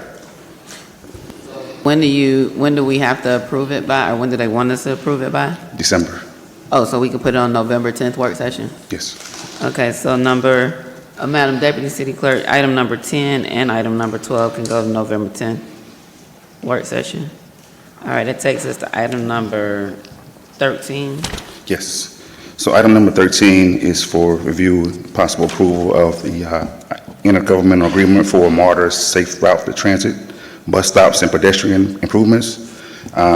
This agenda item is at no cost to the city, and what the Safe Routes to Transit program is, MARTA reviews their existing bus stops that has high ridership, that has some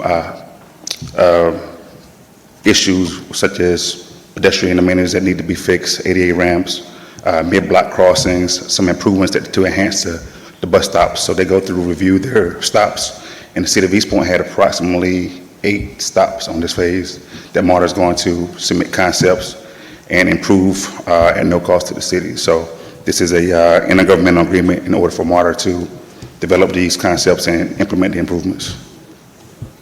Okay. I don't have the agreement pulled up. Is the Hillcrest apartment bus stop included in this? No, ma'am. So can you put this on the agenda? I'm put this on the agenda so we can talk to MARTA. That's the MARTA stop at Hillcrest, right? Yes. Okay. So once going through the development of this, that was one of our requests, that particular location, to see if we can get onto this program. Unfortunately, for the first round, they weren't able to add it, but we were having a discussion with MARTA about potentially improving the stop with the program. But that is something we've been looking at in-house with the city as well already. Yeah, I just want an opportunity to talk with them and the board member. You also are on item 26 and 29.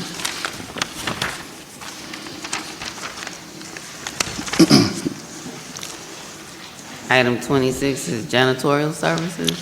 Yes, this is for ITB, advertisement for citywide cleaning and janitorial services. This is for the City Hall, the LEC building, as well as customer care facilities. The bid that was accepted was for building maintenance services, which is our current vendor, and the bid was for $116,000.78, but this put a not to exceed $200,000 to cover potentially additional expenses such as emergency cleaning, COVID cleanings, and things that occur out of the blue that aren't standard services. And this is annually? Yes, ma'am.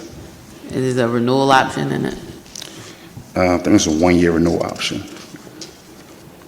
Any, I'm sorry, I didn't. Councilmember Atkins, comments? Mr. Hall, you said the LEC, Customer Care, City Hall. Does it include the annex as well? No, sir. So who cleans the annex? Our building maintenance staff cleans the annex daily. So we have a staff that's employed, and then this would be an outside contractor to do the other buildings? Yes, they'll do night and floor cleaning and things like that outside of the normal staff operations. Okay.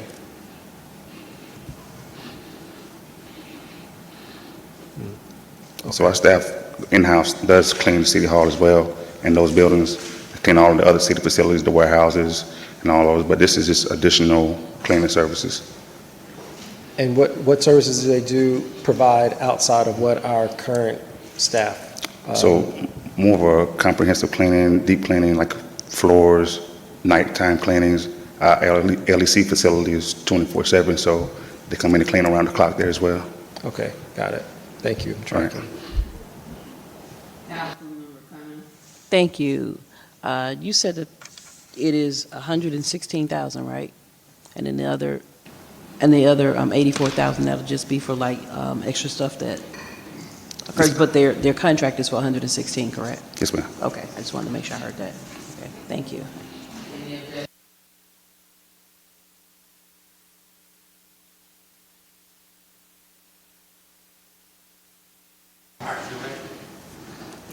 Yes.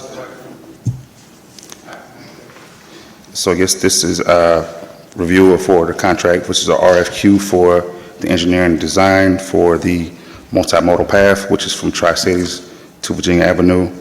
We put out a request for qualifications, evaluated the proposals, and Kimley Horn was the awarded vendor, and the total cost was $2,241,000, and the city match is $437,500, which represents 20% of the contract. The match was budgeted in our capital improvements for this year, so we're presenting this to City Council for review and discussion. Councilmember Ziegler. Yes, thank you. So this is engineering and design, but not construction? No, ma'am. So this includes all the public input, public engagement, surveying, all the concept development. They have 2 or 3 concepts to present, all the final design, as well as going to the right-of-way acquisition. So this is those first phases prior to construction. Okay, that's a lot of money for that, but I guess if that was the best one. And so how long out are we from actually breaking ground? Don't have that timeline yet. Depending on how long these take, like I said, it will be extensive public engagement with this, go through environmental review as well, because this is federal funding, so that process can be from 12 to 18 months, just depending on how extensive it is. And do we have anything else, any of the other path projects going on at the same time? Or are we just doing this like one by one? Not at the moment. We had, I spoke with the ARC about some of the projects that the funding was allocated and that we no longer have some of the federal funding, but there is some opportunity for us still to receive some partial money to start some of that additional network going north towards Atlanta. So for now, this is the only one we have to present for approval.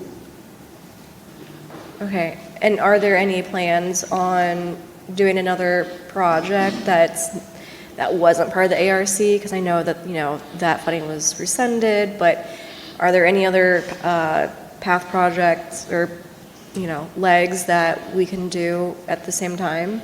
Yes, I've been in conversation with Parks and Recs director as well on that, on getting started on some other legs, as well as updating our plan to make sure everything's still feasible. So we do plan on upticking our development of our network. Okay. Mr. City Manager,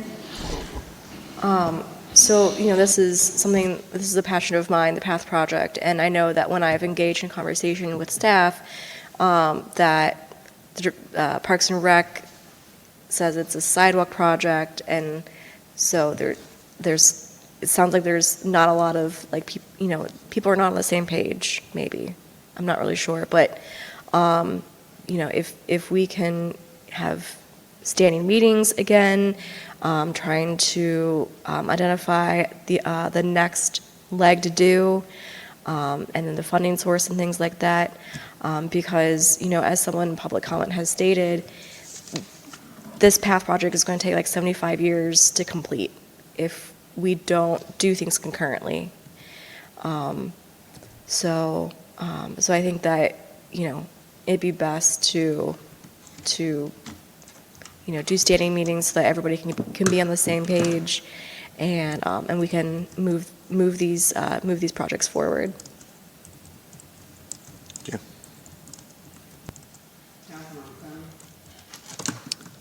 Thank you, Madam Mayor. So for this particular project, I know you said that, I know we're talking about with the 20% match, and it's part of this is going to be federally funded, correct? Yes, ma'am. Are there any deadlines or anything that I'd hate for us to kind of miss it? I know we're kind of at the beginning of this project where, you got to get the community input, look at the right-of-way pass and all that stuff.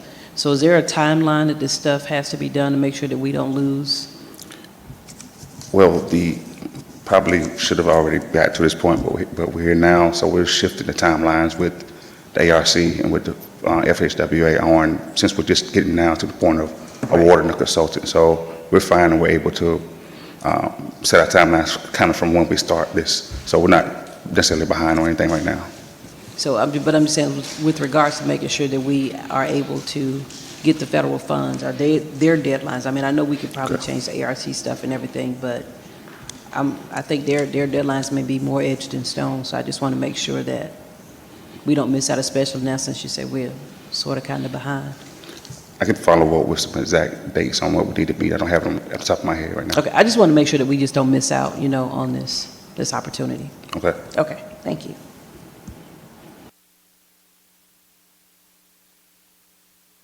For this T-Splosh? For the match? Hmm? Are you referring to the match? Yes. No, this was from our capital. It wasn't T-Splosh. No, I understand it's the capital budget, but there are different revenue sources that pay for different things in the capital budget. Or general funds, I'm sorry. It wasn't T-Splosh.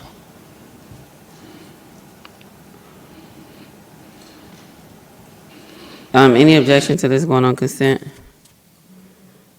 All righty, I think those are all of your items. Thank you. We will,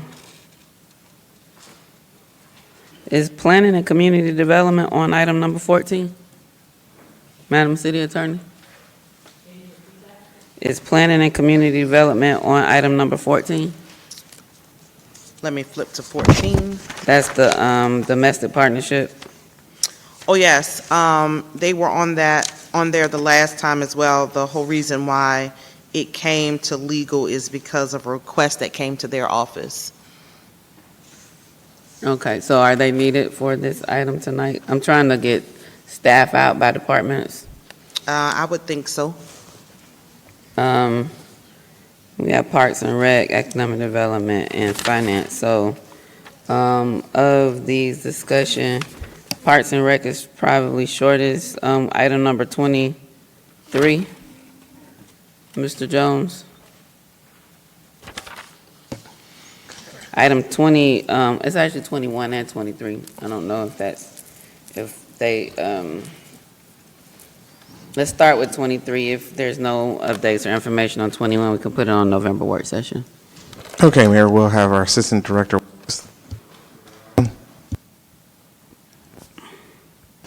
Good evening, Mayor and Council. Please excuse my dress. I was with my kids for the fall break camp, and I didn't want to go home and be late to see you guys tonight. I had good fun today, too, Tremaine. But we're at number 23. That'll be our parks. We're doing some more renovations to Sumner Park and Colonial Hills Park. Both of those playgrounds were about between 17 and 20 years old. The problem that we're coming into when those playgrounds break or anything goes wrong, the parks are no longer available. So we're just trying to, as you can see, what we're trying to do with each park is just renovate them and upgrade the equipment that's in the park. We have already started to install the swings, and we're looking to install the rest of the playground equipment in those two parks. Sykes Park is also in on this one. Sykes Park, we're looking to put some shaded areas. As you all know, pickleball is the fastest growing sport in America right now, and a lot of our seniors are out playing pickleball, which is an amazing thing, but now y'all know it gets kind of hot on that tennis court. So they're asking for shade, so we're looking to put a shaded area over the tennis court at Sykes Park on the east and west side of the park. Councilmember Ziegler. Yes, thank you. And I appreciate, that the Parks and Rec Department is upgrading the playground equipment. What I have heard from the community is, both from Egan Park and from Center Park, is that the before and the after it's not been well received. There hasn't been a lot of, or any, input from them and what they would like to see at the playground. And also, what has been put in has been like, not really a downgrade, but there's not been as many things for kids to do. The swing set went from, like, let's say 4 swings down to 2 swings.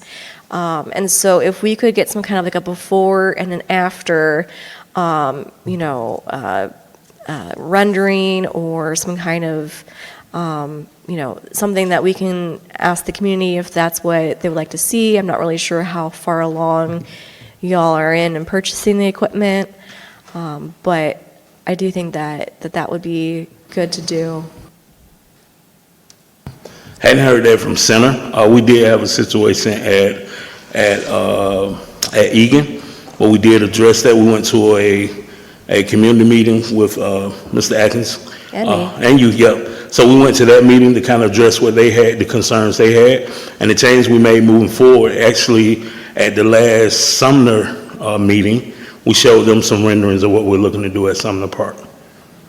Okay. So for Colonial Hills, because that's in my ward, do we have what is going to go in there? It should be in your packet. I know that I have it here. If you like, I can have it sent to you if you don't have it. Okay. Has that been shared with the community? I'm not sure about the community meetings on that one, but we definitely will if we need to. I can check with my director at the time. Okay. I think that would be good to do, just because for both Egan and Center Park, I know they've been very disappointed with the renovation. And I know for Egan Park, they're still not, satisfied, and I would also like to have an update at some point. I know this isn't part of that agenda item, but at some point it'd be good to keep updating the community on where we are in rectifying what happened. Yeah, that's no problem. I mean, a lot of times in the playground space, what a lot of people are not taking into consideration, the playground bed is only so big, so it can't hold as much equipment as some may think, as one. And then as two, I mean,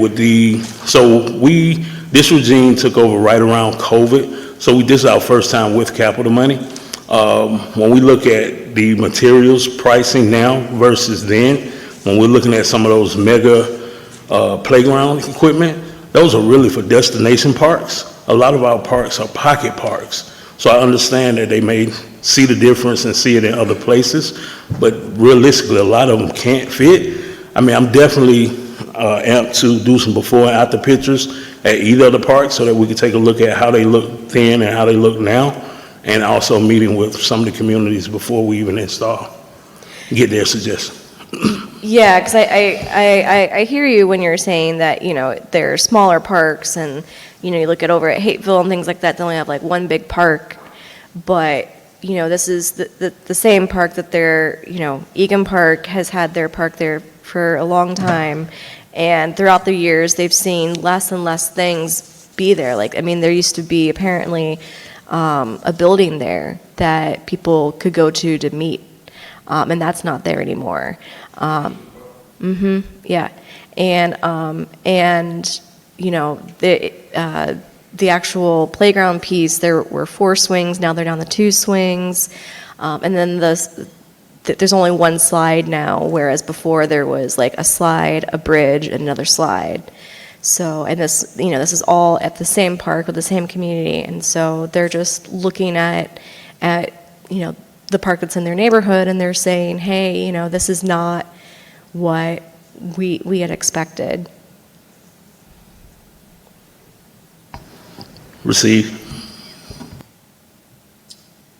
Councilmember Atkins? Yes.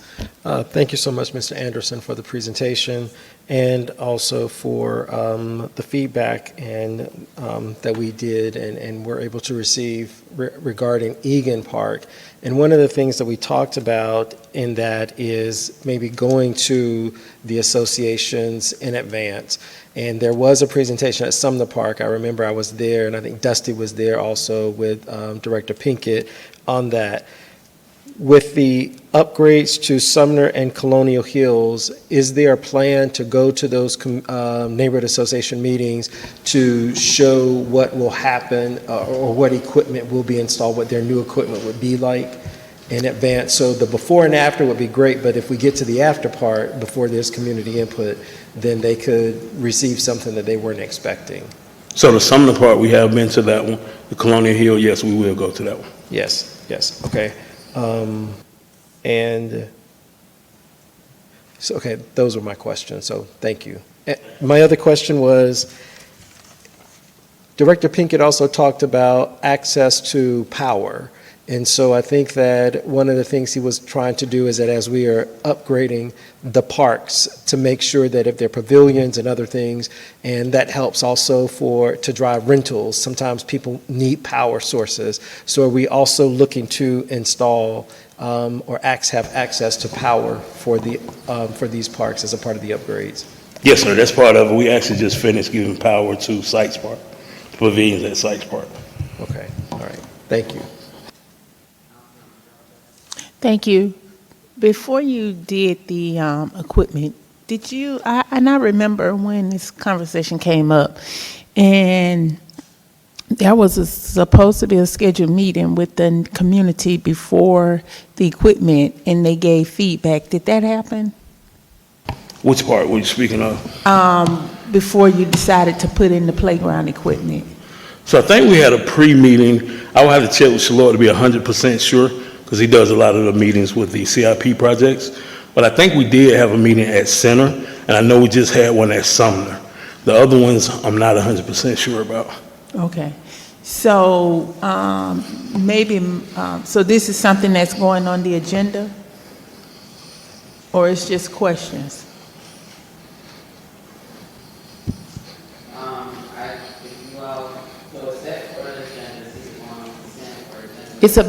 Is it about playground equipment? Okay, so if we can put it on the agenda, and when will Director Pickett be back? He'll be back at the end of this week. Okay, and he can just come and explain, because I do believe, I remember him saying that he was having community meetings to get an idea of what they wanted in the playground. I don't recall a building being at Egan Park. I do recall a building being at Sumner Park. Recreation Center at Sumner Park. Yeah, I would have to check. I don't remember a building at Egan either. We did have a recreation center back in the day at Sumner Park. It's Sumner Park. Thank you. The Colonial Hills meeting is tomorrow. Okay. At 7 o'clock at the Arts Exchange. Okay. I don't know I know it's really short notice, but, I can attend it, it's fine. okay, thank you. The agenda item also has photos. I don't know if those are just examples or actually what you all are, Those are actual photos. okay, so I may get feedback on that. Okay. One on the agenda, and then maybe you can give updates at the meeting on Monday about that meeting with the community tomorrow. When is the agenda? So at the Colonial Hills meeting Yeah, I'm tomorrow, going to that one. and then this will be on the next Monday's agenda, October 20th. Cool. I was just asking because we do have a grant associated with this for $35,000. So we have to use it before October the 31st. Yeah, I was just so checking. either way, it wasn't going to be decided before Monday. Gotcha. The question was whether it's going to be on consent or agenda, and it's going to be on the agenda, so. Gotcha. Do you have any updates on the multi-generational recreation center? We're actually still in the beginning phases of that. We are in the illumination phase. We've done the investigation phase, which basically was a site analyst, site context, and initial zoning and coding. We've done the community engagement. We've done the vision workshops. So now we're just moving through with the programming workshops and getting all of the tests of the soil and the site.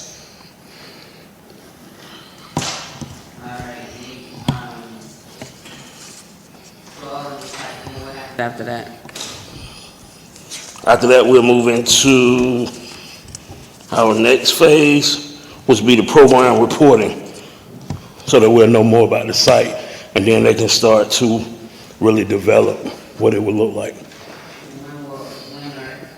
will there be additional community input? I'm not sure on that. I can check on that and bring it back to you. Madam Deputy City Clerk, if you could put item number 21 on the November 10th work session. All right, I think that concludes your item.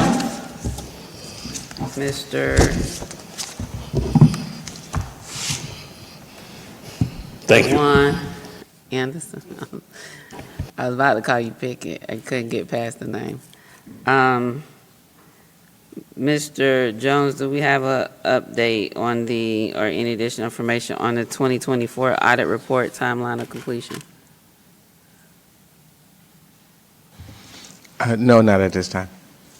Do we have a tentative date of when it would be completed, since it's passed through as well? Our tentative date is before the end of the year. Before the end of this year? Okay. November 10th work session, this wasn't my item, for number 20 as well. And then let's go to the 14 domestic partnership, Madam City Attorney and Planning and Zoning staff. And I think the last one from staff would be the facade update, which probably will take some time before we get into council items. Madam City Attorney, item number 14. Yes, good evening again, Madam Mayor and Council. After the discussion that we had the last time this was on the agenda, I did send out a revision to the ordinance based on some research done for some other cities in the exchange with Councilwoman Ziegler. I didn't receive any feedback from that, so I will tell you that it basically removed the provision that was deemed unconstitutional, left everything else. If you remember, originally it was going to be repealed in its entirety. But after that meeting, that was changed to what was sent out September 8th. The changes include removing the same gender restriction to receiving that affidavit, and also adding language that the city employee shall have the sole and exclusive right to make all benefit elections on behalf of the domestic partner, because remember, that was one of the things that we saw in other cities, that it limited to the benefits or insurance that unmarried people could receive from the city. It also included that the city employees shall be responsible for any tax liability, and that this affidavit that they were signing, the declaration rather, is true and accurate and signed under the penalty of perjury. It included some information about sick leave, funeral leave, and annual leave benefits being to the benefit of the partner, and also insurance benefits. And lastly, nothing shall be deemed to alter, affect, or conflict with the laws of the state of Georgia or the United States. And so those were the changes that were made, and that's all I have. Unfortunately, the revised version isn't attached to the agenda. I was trying to see if I could locate it. Is council ready to act on this tonight, or do you want it on the November work session?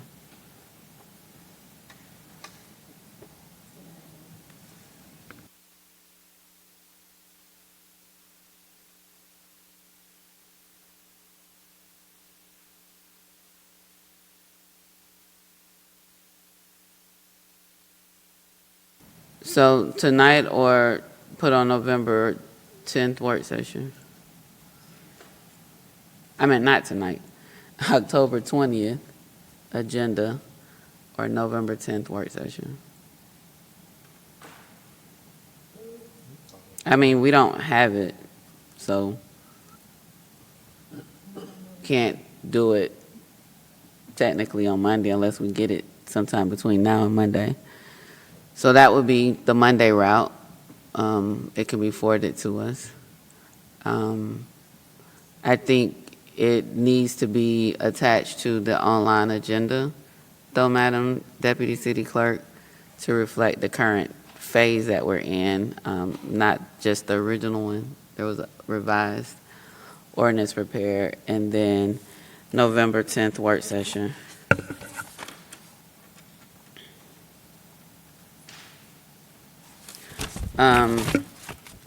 Last staff item is the facade grant update. Mr.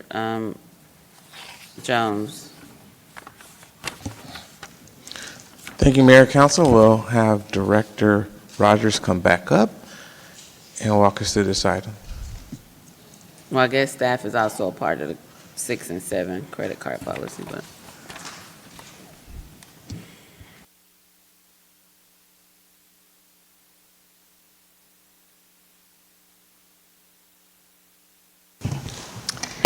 Good evening, Mayor Council. Again, Maceo Rogers, Economic Development. And also joining me will be the facade grant management team, Aaron Rogers, Economic Development, and Jasmine Cheney, City Manager's Office. We have, based on the last meeting, we've incorporated the 2 requests that was made by Council. One was to identify the source of funding for the facade grant program, which is the ARPA funds. We incorporated that into the agreement, and the other was to revise the scope of work based on the amount of funding that each awardee got or received. To date, we have a total of 32 awardees. We have signed contracts from 31 of them, and of course, we're in the tracking sheet signing process at this time. And that's where we are. We are prepared to take any questions that you might have.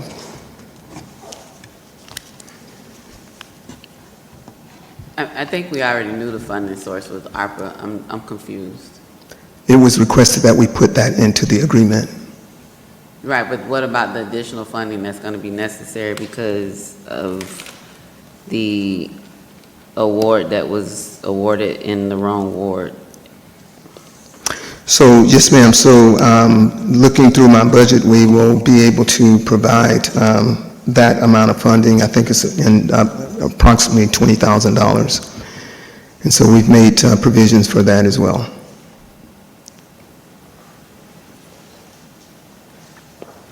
Attorney Wiggins. Yes, Madam Mayor, that was my request to put in there the ARPA funds were the source to avoid a perspective or some type of conclusion that could be made that there was a gratuity violation of giving away city money. So that was the reason for the ARPA funds to be included. Have you reviewed the 31 contracts that allegedly have been signed? So yes, Jasmine, Ms. Cheney did send over, I don't know if it were 31, but there were quite a few of them. They appeared to be all the same except for the recipient and the amount. And then the attachment there too would have been different based on the work that the recipient would be doing. So they all included the ARPA language. And there was one other change. I would need to go back and look, but it did reflect the changes that I requested. And I do believe it reflected the changes that they heard from council.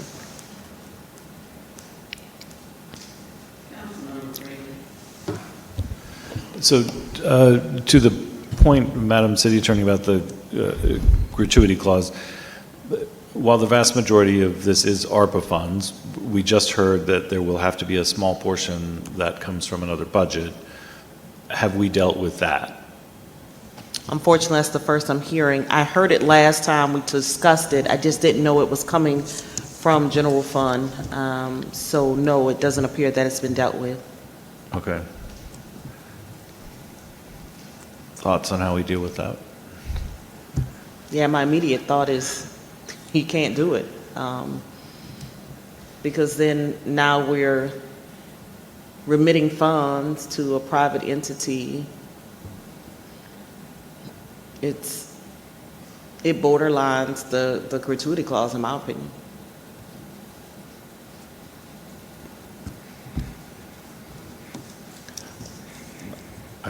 We'll have to leave that to you to sort out. I just wanted to ask the question. Thank you.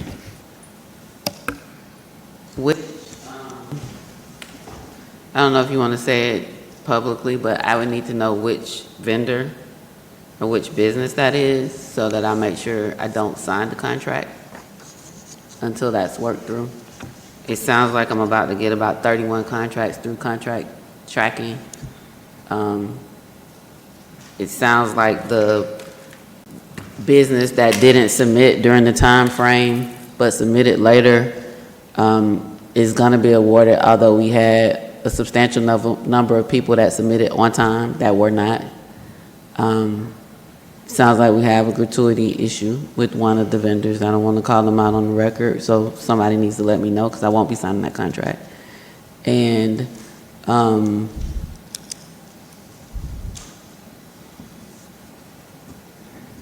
yeah, I think those are all my questions right now. If I have more, I'll put it on the agenda on Monday. But that, I don't recall the business, but that's not going to be able to be approved. Still trying to figure out, but I forgot they had already sent out approval letters without presenting the council. So that's how we ended up in this situation anyway. But if you can make sure I know that vendor. It's interesting that they've been signed by all of the businesses, but the contract tracking sheet probably is about to route them to everybody, including legal, before it gets to me. But I will be paying close attention to these contracts. I'm not optimistic about what the scope of work is going to be, but here we are. So if you can get that information to me ASAP this week so I'll know whether or not I need to include it on Monday's agenda. Any other?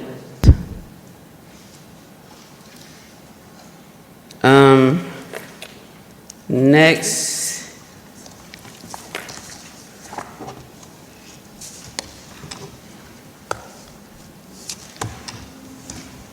and you've already notified the vendor that has a gratuity issue that they've been awarded? We will do that, Mayor.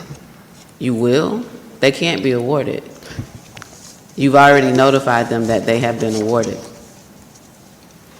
So it sounds like you all need to work through the legal quandary that we might be in at this point, and we could talk this week. Again, if I need to, I'll put it on the agenda. Thank you, Mr. Rogers. Next up is credit card policy and travel policy, and also city council credit card payments, reimbursements, and reporting. Those two are together. And then it looks like after that, we'll have number 8, number 11, and number 35.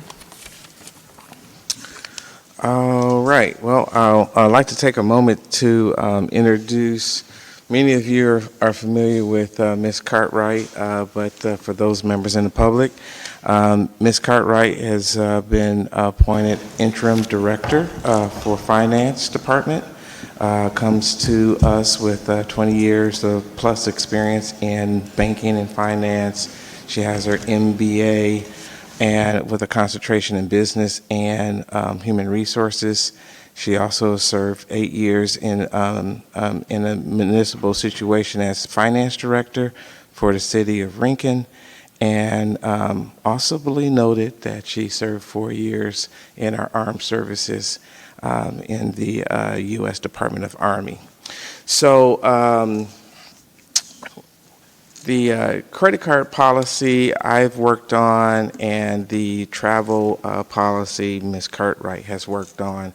In both cases, we visited with council members who were interested in these policies, and I've been asked in, I think, our latest meeting to prepare a recommendation. So I'm kind of going through our agenda for this. I'll do a quick recap. I did do a survey of cities similar size as ours, and I have an option 1 and option 2. So just kind of going on what work has gone into this so far. I was just reminded today that this has been a discussion amongst council for over a year, and there's been a number of iterations of those discussions. I think it basically planted the seed of area of concern in our forensic audit analysis. The city attorney has also have done some work in some legal review and helped craft a draft of a policy. The city manager's office has conducted some research and administrative review and some and provided some key benchmark policies for the council to look at. And this evening, I'll go over our recommendation, or the city manager's recommendation. So the survey was really focused on communities that are 30,000 to 40,000 in population, which East Point resides in that range. The city of Canton, Georgia, and these are all Georgia cities, by the way: Hinesville, Kennesaw, LaGrange, Lawrenceville, McDonough, Peachtree City, Rome, and Stockbridge. So out of these communities, basically 30% of those communities have elected official appointed credit cards are issued to elected officials, with one little hybrid with LaGrange, where the council is not, but the mayor is. So looking at recommended best practices, both looking at suggestions from GFOA and ICMA, all kind of focused on reassuring that accountability and usage and reporting be strong components of any policy, strong internal controls, and also making sure it was a clear distinction between administrative and elected official credit card policies. So my recommendation, particularly looking at our current state of internal controls, is essentially discontinue, or at least until we can establish strong internal controls, the practice of city-issued credit cards. Now, effectively, what would that look like? When the city does, and particularly for cities that do not issue those credit cards, they're very efficient on managing advanced planning and notice, which allows staff to process all kind of necessary purchases that council needs in advance. And so the same activities council are entering into now with credit cards would be the same activities they could enter into in policies or in organizations that don't have credit cards. Registrations, transportations, and all those type of arrangements can be handled with per diem checks, particularly for travel, in advance of the travel. And so council would have the ability to cash those checks based on per diem calculations. Many cities use the Federal General Service Administration example for their per diem checks. Those tables that they have are based on cities across the country, as well as regional communities. And so that's a practice. Also, with regards to events, preliminary or pre-planning, advanced planning allows for purchase orders to be used to make those type of purchases. And then in all cases, staff support is still there to make purchases should there be some late moment purchases that need to be happening, then staff could make those purchases with a purchasing card. And then there's always reimbursement options. So option 2, and I think council was familiar with, there were a number of best practice policies that were presented. And while I think Augusta was a very strong policy, it was also very long. City of Monroe was also very good policy. It's shorter than the Augusta policy, but also kind of long. I thought the policy from the Georgia Municipal Association was succinct and provided at least a good starting point.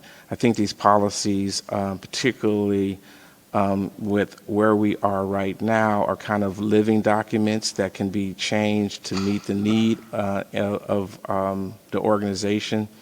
And so kind of focusing here on transparency, also a strong public inspection component. So in the Georgia Municipal Association, that, if you recall, was in Section D. It was a really small 1-2-liner tenet that basically relied on public information requests and public meetings, but didn't go into any specifics. So I kind of presented a policy with the Georgia Municipal Association as the base, but then really beefed up the public review and council accountability section. So in many of the council debates that I've been able to either listen to or be a part of, over and over there's been conversation about the council being self-policing. So with that in mind, kind of recognizing how self-policing function would operate, kind of went into beefing up that Section D and the policy, the model policy from the Georgia Municipal Association. So to beef that up, I had 4 components in that. One, to ensure the highest level of public transparency. All charges on city-issued credit cards or purchasing cards by elected officials shall be subject to monthly review and approval at a public meeting of the East Point City Council. The Finance Department shall prepare a detailed monthly expenditure report itemizing all transactions made by elected officials using their city-issued credit card. These issues shall be, shall be placed on the agenda for formal council consideration.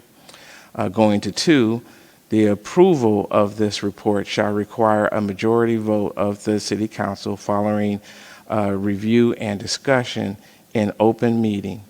If the council cannot provide approval for one or more of these specific expenditures, or if an item is removed from the approval list, the council member associated with that charge shall be afforded the opportunity to provide additional documentation and justification at the next regular scheduled council meeting or at the next available public session.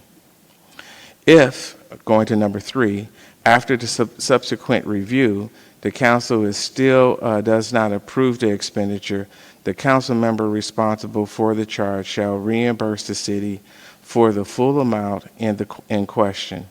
Failure to do so would result in the amount being withheld or garnished from the individual compensation in accordance of the city payroll and finance policies. 4 is just to recap, this public review and approval process is designed to promote fiscal integrity, transparency, and public confidence in the stewardship of city resources. So that section would be added to replace the Section D in the public inspection section of the model policy. Outside of that, the model policy is what I'm recommending. I think final tips or takeaways, the things that didn't really cover is our internal controls. While they are getting better, they're still in the progress. I think our current credit card review process is overtaxing our controls at this particular moment while we're in the process of trying to build stronger controls. This is another reason why option one makes sense and why I'm also offering it up. Administratively, there's I call it a budget loophole. Currently, credit cards are based on monthly limits, but there is nothing that ties in annual budgets to those limits. So theoretically, you can have items that are for scheduled events, but if you stay within the budget limit of every of a credit card issued every month, you can still go over budget on those items and others. So if we were to look at option two, one of the administrative tasks would be to utilize a purchasing card versus a credit card, where it would be a lot easier to just lock in budget amounts for annual budget approvals, and then the card just would not work after those budget thresholds are met. Currently, our capacity for reconciliation is also challenged, with receipts not being disclosed at a very alarming levels. The corrective actions needed would cause tremendous burden on staff to essentially track down those receipts. And what that means is calling vendors, getting the actual receipts. If those things aren't submitted, and then they become problems for our annual audits, which in the past have contributed to delays. So with this in mind, that's why I recommend both options. I think I would probably have hedged a little bit on option one, but understanding that it's kind of hard once you get used to having that availability there, we can fall back on option two with those parameters. But with that, seeking feedback, again, provided those benchmark policies, been asked to give my recommendation, and so these are my thoughts on it. If you want to kind of take a little look under the hood, I'm still getting some information, but we have gotten some positive information that will help our purchase card endeavors with Concur. I think that was mentioned as a software that allows a lot of flexibility that would also help our option number two. And move to a purchase card system is something that we would also have more flexibility than a typical credit card situation, which usually takes 30 days just for those type of reporting mechanisms. And then if there's any type of corrective actions, that might be 30 to 60, maybe even possibly 90 days before those things show up on accounts. So purchasing cards allow a little more expedient response, a little more flexibility to see where we are when we're in the process of making expenditures. But again, we're still in the process of strengthening internal controls, and this initial, at least initially, the additional administrative duties to make sure we have a solid program would be taxing the system a bit. So that's my presentation on that. I'm willing to answer any questions. You go to the previous slide. What does under the hood mean? Oh, under the hood is just some of the things that you won't know about, but being a purchasing card versus a credit card is going to be different from administrating it, but from the user standpoint, it's going to feel the same. So I call it kind of under the hood, going to a kind of a Mopar type of view of looking at the internet work. Thanks for that clarification. I don't know how we waive or get around the requirement of receipts. If there is a credit card purchase at a bar, city credit cards resources cannot be used for alcoholic beverages. And the only way you establish what was purchased is to have the receipt. So I understand it might be time consuming, but from a credit card auditing, forensic audit, or just we're open government, open records perspective, I don't know how we get around making efforts to ensure that those types of purchases do not violate law, because, we can't buy certain things. So if the receipts aren't provided, like with Amazon, you can go back. I have all my purchases for years, and I go back and get my receipts.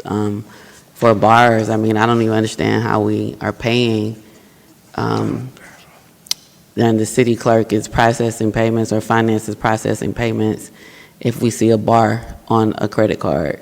Those are things that legally cannot be done. His assumption would be that because we have staff that are responsible for these things, that's not happening. But that assumption has been invalidated by recent credit card disclosures. And so I don't know how we get around the need, requirement, duty of staff, whether it's, I don't know, it's the city clerk's office or finance. I don't know who sends the money over to Regions Bank to pay the bill or tells them to transfer money from one account to the other. How are we doing that when we see things that should give us pause and we know that we can't cover, and we don't ask for the receipt, and if we don't get the receipt, we don't call the establishment, because oftentimes you can get a receipt from the establishment, whether the person provides it or not. But I don't know that those are duties that we can say, oh, it's too much, and so we're going to just start moving from this point moving forward. And if I misunderstood you, I apologize, but that's the whole purpose of having a forensic auditor look at credit card spending and making sure that our processes are in place. And then that is the whole requirement by law to ensure that we're not using city funds or resources for certain prohibited items by law. When I started talking, no one's light is on, now their light's on. Councilmember Atkins, Councilmember Cummings. I'm sorry, Mr. Jones. Yeah, I just wanted to be a clarifying point here, because there's a couple of different ways to look at the remarks. One is, if there is a per diem, that per diem goes through a calculation, and that calculation is based on the meals and the registration, the cost of incidentals, and then that then forms a check that's given to council members before you leave. And then you can use that check however you use that check. We're not going to be worried about that, but we go through the calculations which create that legal environment to make sure that you've gotten money for the specific items that we've identified which are appropriate. After that, essentially, either you're not using up money for those appropriate things, that's the flexibility with per diem, or if you are, then you're not going to have money for anything extra, and you're paying out of your pocket anyway for those extracurricular type of items. But that's acceptable practice, and that was that's the per diem piece is the only where that you would not have to worry about receipts. Ordinary anywhere else you would. And that's one of the challenges we have now, is we have a form that council have been allowed to use. The challenge is that we're doing it at such a rate, it becomes a challenge for auditors. And then auditors will be digging into, and then a lot of times they will try and find receipts that by the time they come in could be a year old from the vendor. So that creates those kind of delays, particularly when they're doing type of forensic type of auditing. No, and I totally understand that. Thank you for your clarification. I've received per diem checks and I've used my card, but what I haven't done is use my card at a bar, right? What I haven't done is have charges on my card that are questionable, such that I would expect somebody to look into it before paying it, right? Versus just this automatic process of paying bills without making sure proper documentation is submitted. And I know you inherited a lot of this, but as we move forward and as we get through what we already know, like, there are things that we can't do. There are things that we can't pay for. And we can't say, oh, we paid for it, but there was no receipt. We're not sure, but it says bar, right? Like, you know, it says lounge. It says, I mean, even if you go to certain restaurants, there can be, you know, alcohol available with the dinner, right? Which is why it's important that receipts are either provided or there's an effort to make sure that somebody in staff is taking an extra step to try to get that receipt. To your point, I mean, we don't know how long restaurants or businesses keep, you know, how far they can go back, but even if we just make an effort to ask and document that we tried, right? You know, I think all of that helps build trust and transparency, right? So, like, as we're looking at this, I'm always concerned about when we talk about, okay, well, let's just move forward. No, there's some things we got to address that's within current audit years that are still pending, that we can't act like we aren't aware. Councilmember Atkins and Councilmember Cummings. Thank you so much for that presentation, Mr. City Manager. With the P-card option, how much customization can we do on the P-card option that would require the uploading of receipts, all of those things? And should some of those things that we as a body decide that we would like to have as guardrails in there, if they're not met, then we could have the card would automatically shut down until those provisions are met? How much customization would we be able to have with the P-card option? So from my understanding, a great deal more flexibility than a typical credit card. So there had been, I think even you mentioned Concur. There had been some other programs and that staff has been looking into. We've gotten some positive feedback on Concur. We just need to fine tune to make sure it's going to actually work with our particular AP system. But it's going to allow us to be able to shut cards off a lot faster. I think I kind of alluded to connecting those cards to budgets that are, you know, approved. There's some thought of like, okay, that's your amount for the year, that budget, you operate within that. The card doesn't work, you don't get to call and say, cut the card back on. The budget's been expended, you know, and so there's things like that you can do with a purchasing card. And actually, from what I understand, even from my conversations with Regions Bank, is that when this whole system was set up, it was set up as a small business as opposed to a multi-million-dollar organization or government organization. So they don't even recommend utilizing a credit card system that we have right now. Okay. And so with that, if I hear you correctly, because it has been a concern of mine that we pass a budget, and for instance, for us as council members, we have 3 buckets in addition to our salary, and for those who get benefits, we've got a bucket for office supplies, a bucket for travel and training, so our conferences, and then a bucket for professional services or extra help. Those total $25,050.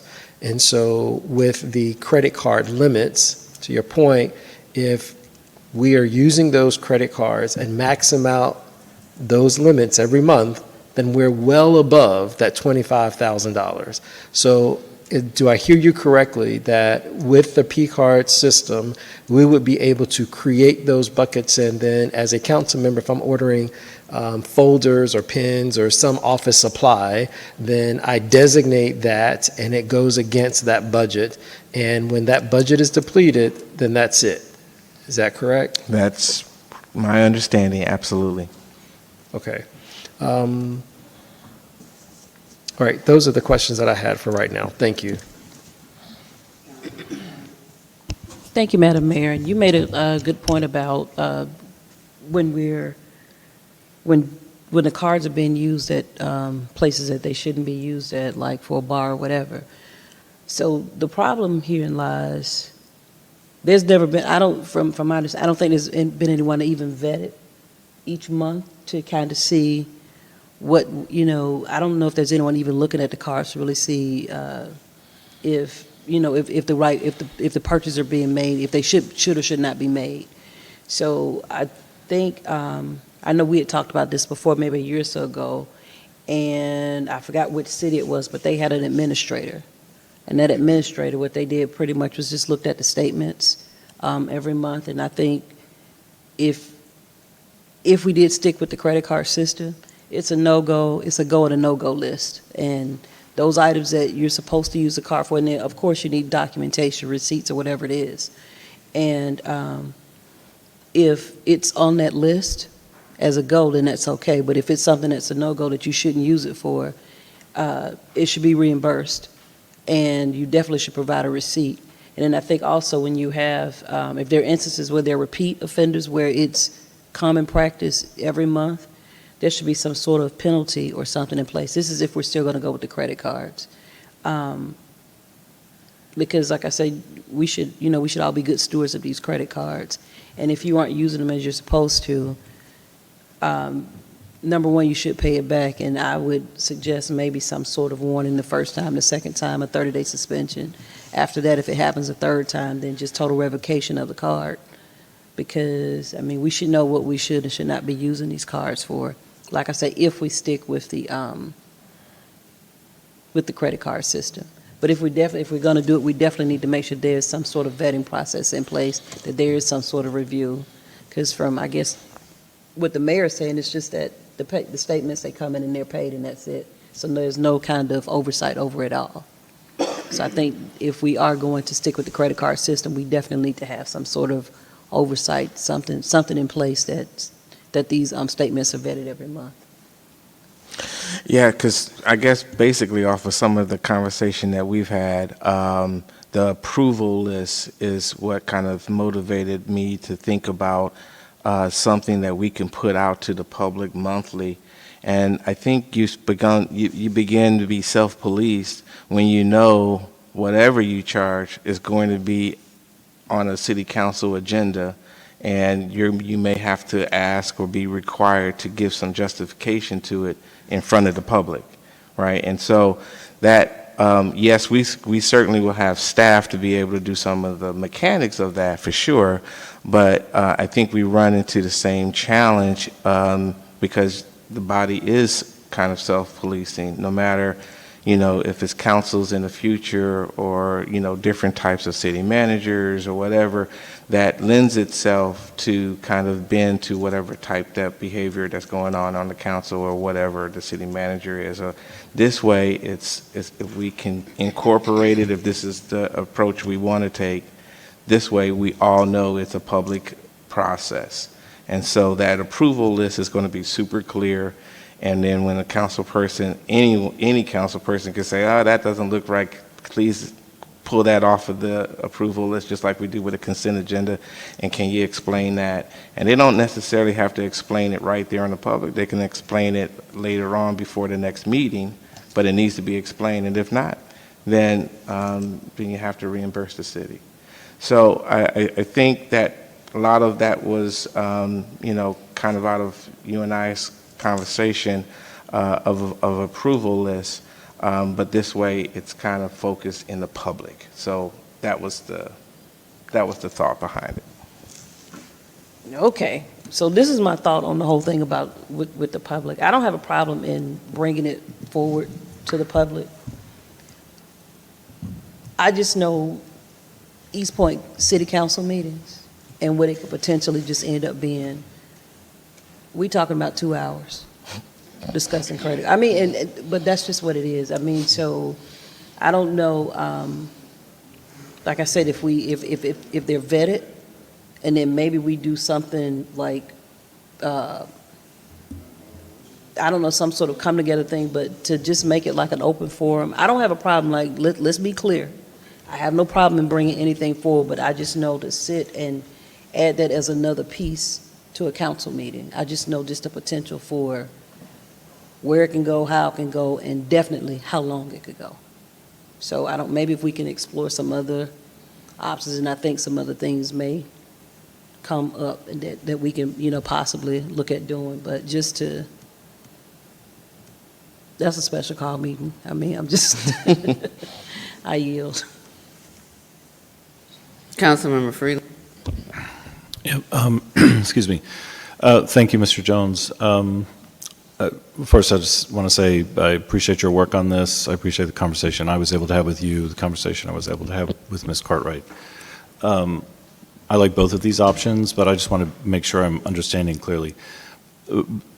The option 2, there's not an option where we're retaining credit cards. Both, there's either eliminating at the council level or there's P cards citywide.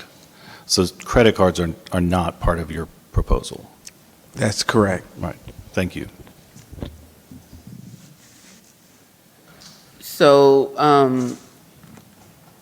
I, of course, have no problem with public review I mean, it's an open record, can't even object to it anyway, but to Councilmember Cummings' point of having this monthly be reviewed, I mean, I think I'm hopeful that there's a way that staff, whatever this process is, can do what's needed, and if there is an issue, that issue is brought to our attention by email to everybody about whatever charge, and give the council member the opportunity, mayor or council member the opportunity to provide the information before a meeting, and then having meeting only on issues, right? Not 9 credit card statements every month, and whether there's 0 charges or not, that's what we be looking at every meeting, right? I think there is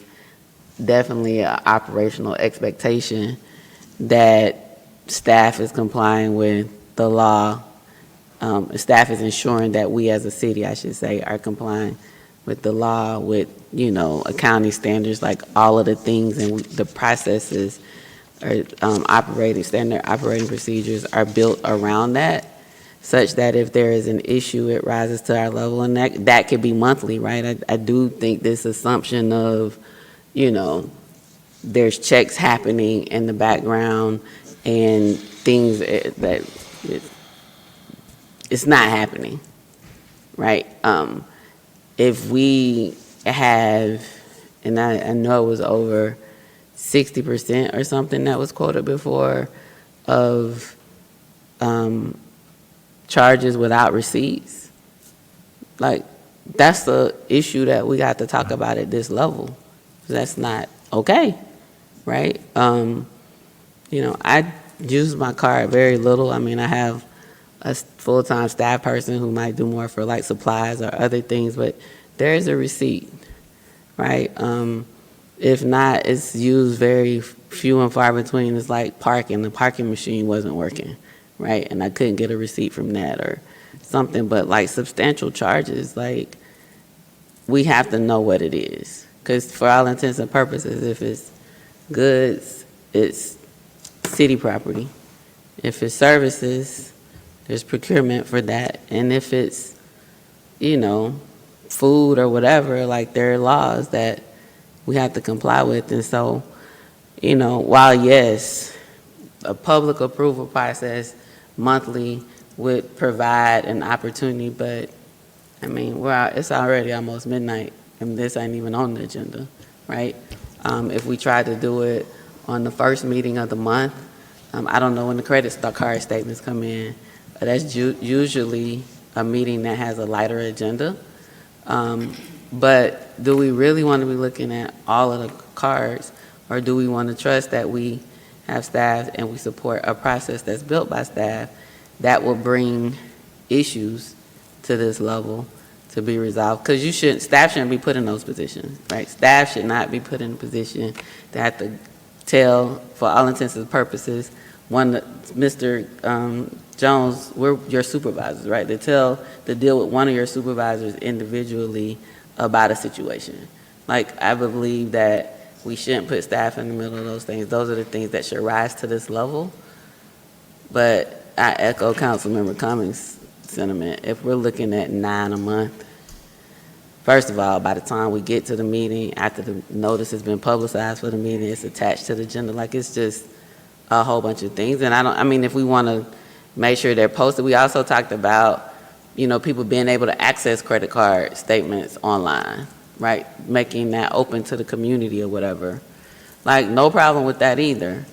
But do we really want everybody to sit and spend time, an hour or more each month, on credit card statements when really we're just trying to make sure we have processes that are, have a level of integrity, that are compliant with law, and if there's an issue, we don't put staff in the middle. Councilmember Stratford and Councilmember Atkins. Thank you. And I agree with the mayor. In the process of the approval will be required by the majority. What if the majority decides that they don't like what's on one person's credit card, even though it could be a legitimate purchase, and they decide, oh no, we're not going to approve that, and it could be a legitimate purchase, then you have a problem there. So, I don't think. So if you want to do P cards, that's fine. I'm very familiar with the Concur process. It's part of the government. We work with that anyway. But you also have to think about, what if the majority feels that a purchase was not a legitimate purchase, or a purchase that they feel shouldn't have been purchased? So there are everything that has to be looked at.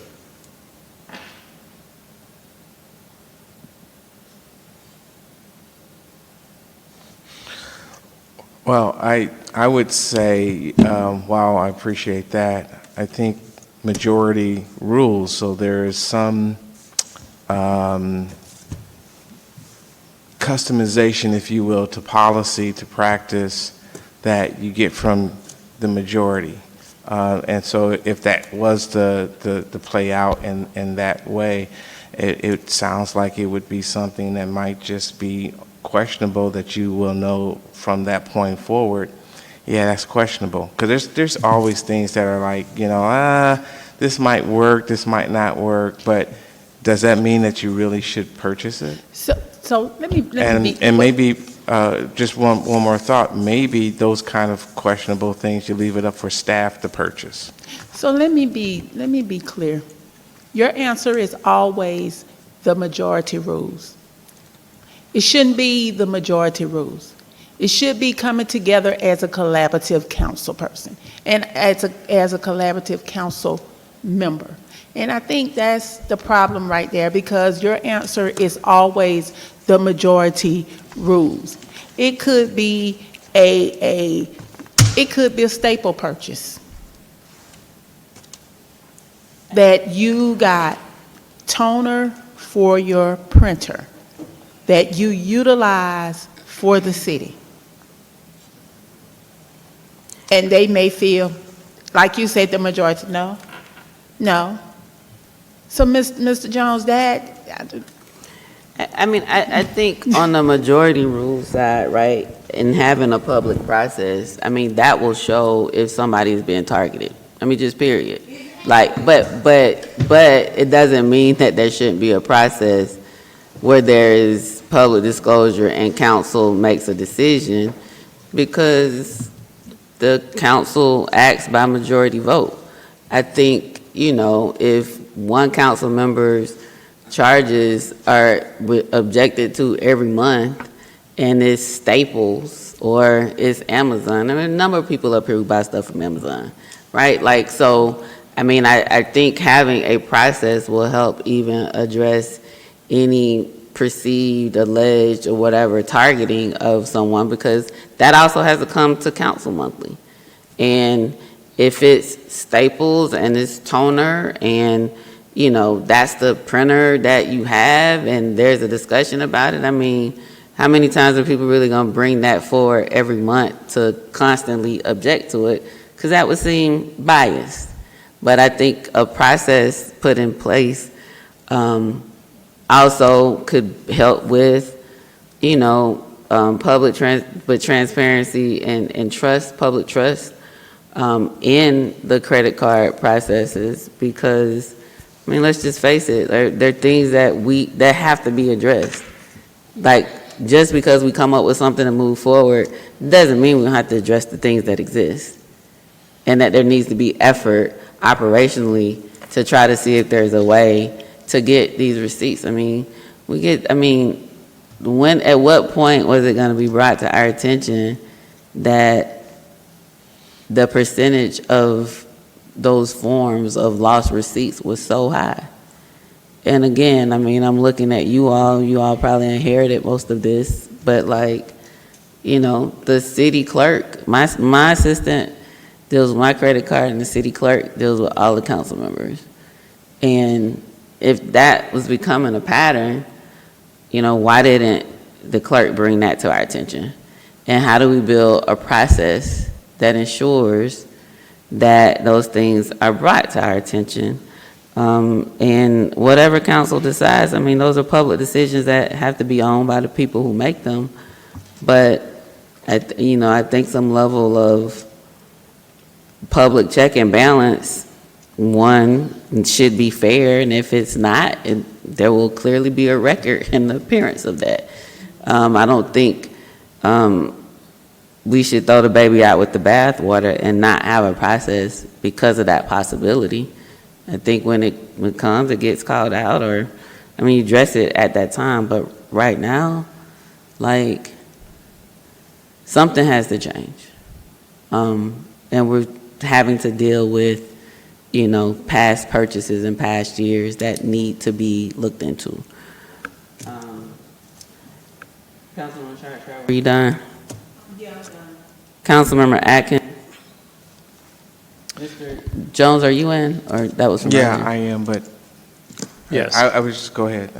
I can save my remarks. Mr. Jones, should this body decide that it would like to go with option 2, which is the use of P cards, how long would that process take to get us up and running with that particular option? Good question. I think one of the points that I've been trying to make is that we really have our systems pretty taxed right now. So I will have to double back with staff to kind of get a real estimate on when we could go live with the program. But I will say it has to be a thorough program, not just the fact that you have the cards, but an actual reconciliation process, an actual accountability process. That's going to take some time. Right. And I'm asking that question because based on this discussion, it's obvious that there are some gaps in the way that we're currently operating. And so to bridge us to that point, then it also may be wise for us to create some policies that this body can vote on sooner than later. For instance, no receipts.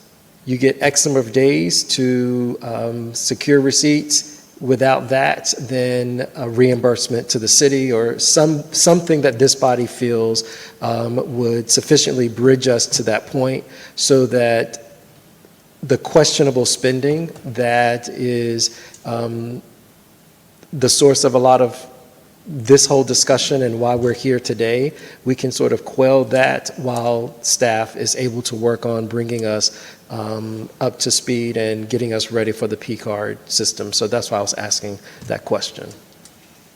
So if it's the will of the body to go with option 2, then I guess the next thing we want to do is to ask for some policy changes or updates so that we can vote on those and implement those now, and also to address any of the past charges that this body feels should have documentation, support documentation for. Thank you. Councilmember Ziegler, Councilmember Mitchell, and then Councilmember Cummin. Yes, thank you. So my position is that I don't think it would be the best idea to have city council vote on issues that they think where someone may have misused the card or misused public funds, because what's wrong is wrong, theft is theft, regardless of how many people agree with it or not. And if you have a council full of people who are not wanting, to act in an ethical way, then the public has a problem. And, I think that in other cities, they do make a staff person responsible for figuring out which charges on the cards are acceptable, which ones are not. And, that staff member is protected by the law.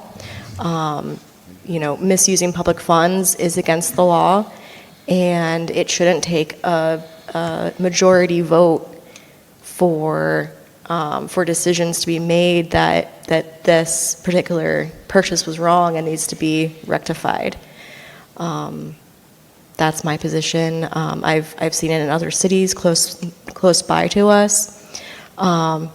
Trying not to name names, but there are other cities right now that are battling some things that are very similar.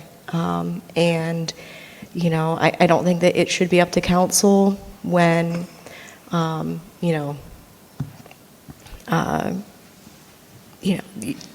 just don't think it should be up to council. I think it should be up to a staff member, and then they would be protected by the law that you can't misuse public funds, and that they would be there to uphold that. Thank you. I just lost my train of thought.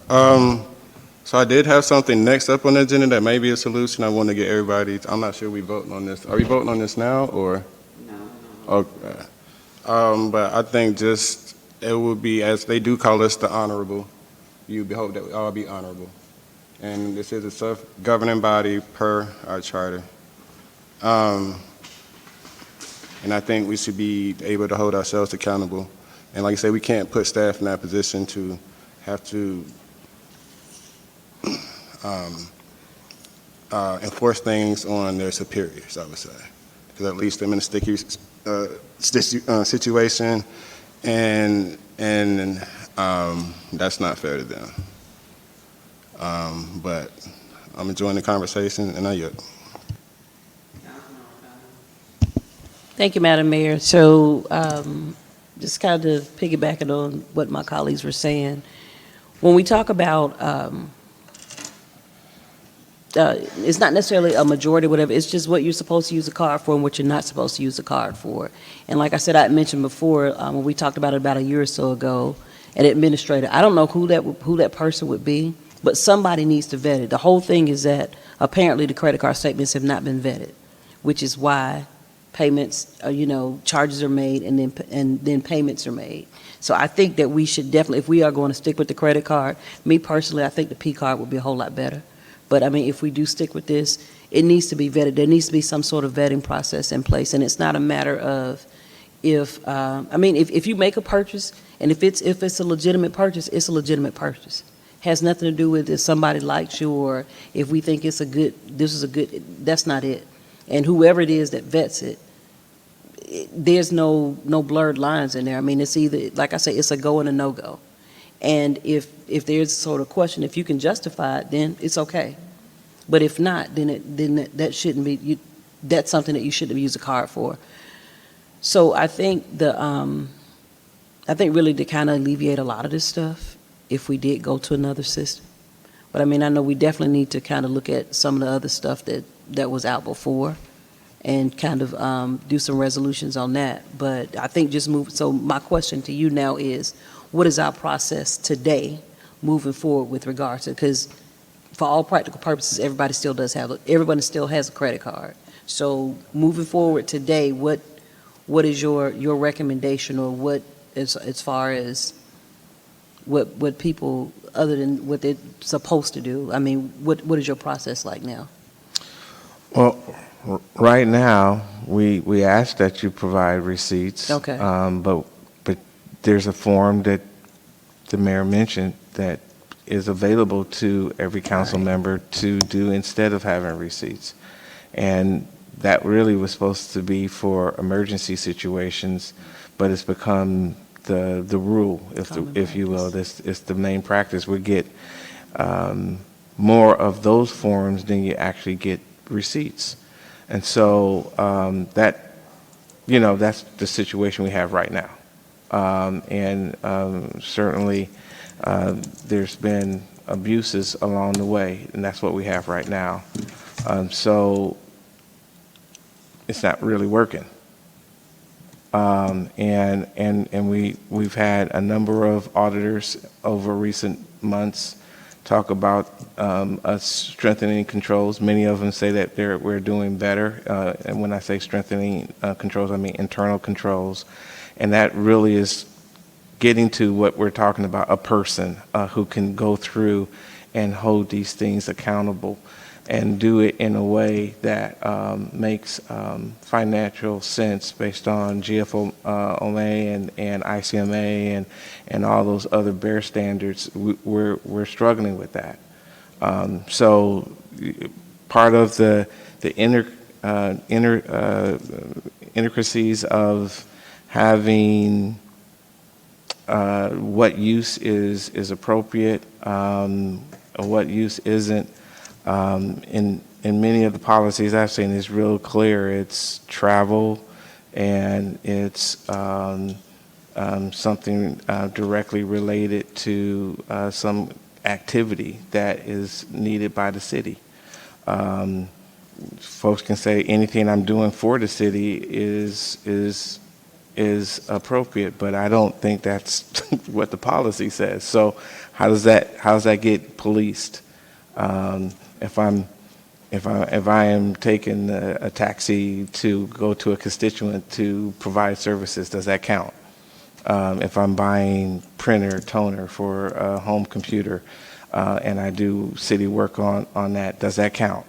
I don't think that's been anywhere close to vetted or anywhere close in the policies that I've seen. Right. Everything's been very focused on travel and something maybe related to a ward event. So that kind of conversation, who's keeping up with that? And that takes time, that takes staff, that takes strong internal controls, which we all know that we're rebuilding. So, I want to throw, if we have those kind of policy discussions that we're wanting to have on what's the appropriate uses, maybe almost like a moratorium, we say, okay, let's hold off on the credit cards until we figure out what that looks like, and then come back and then reinstitute the credit card policy. Because there's a lot of questions there.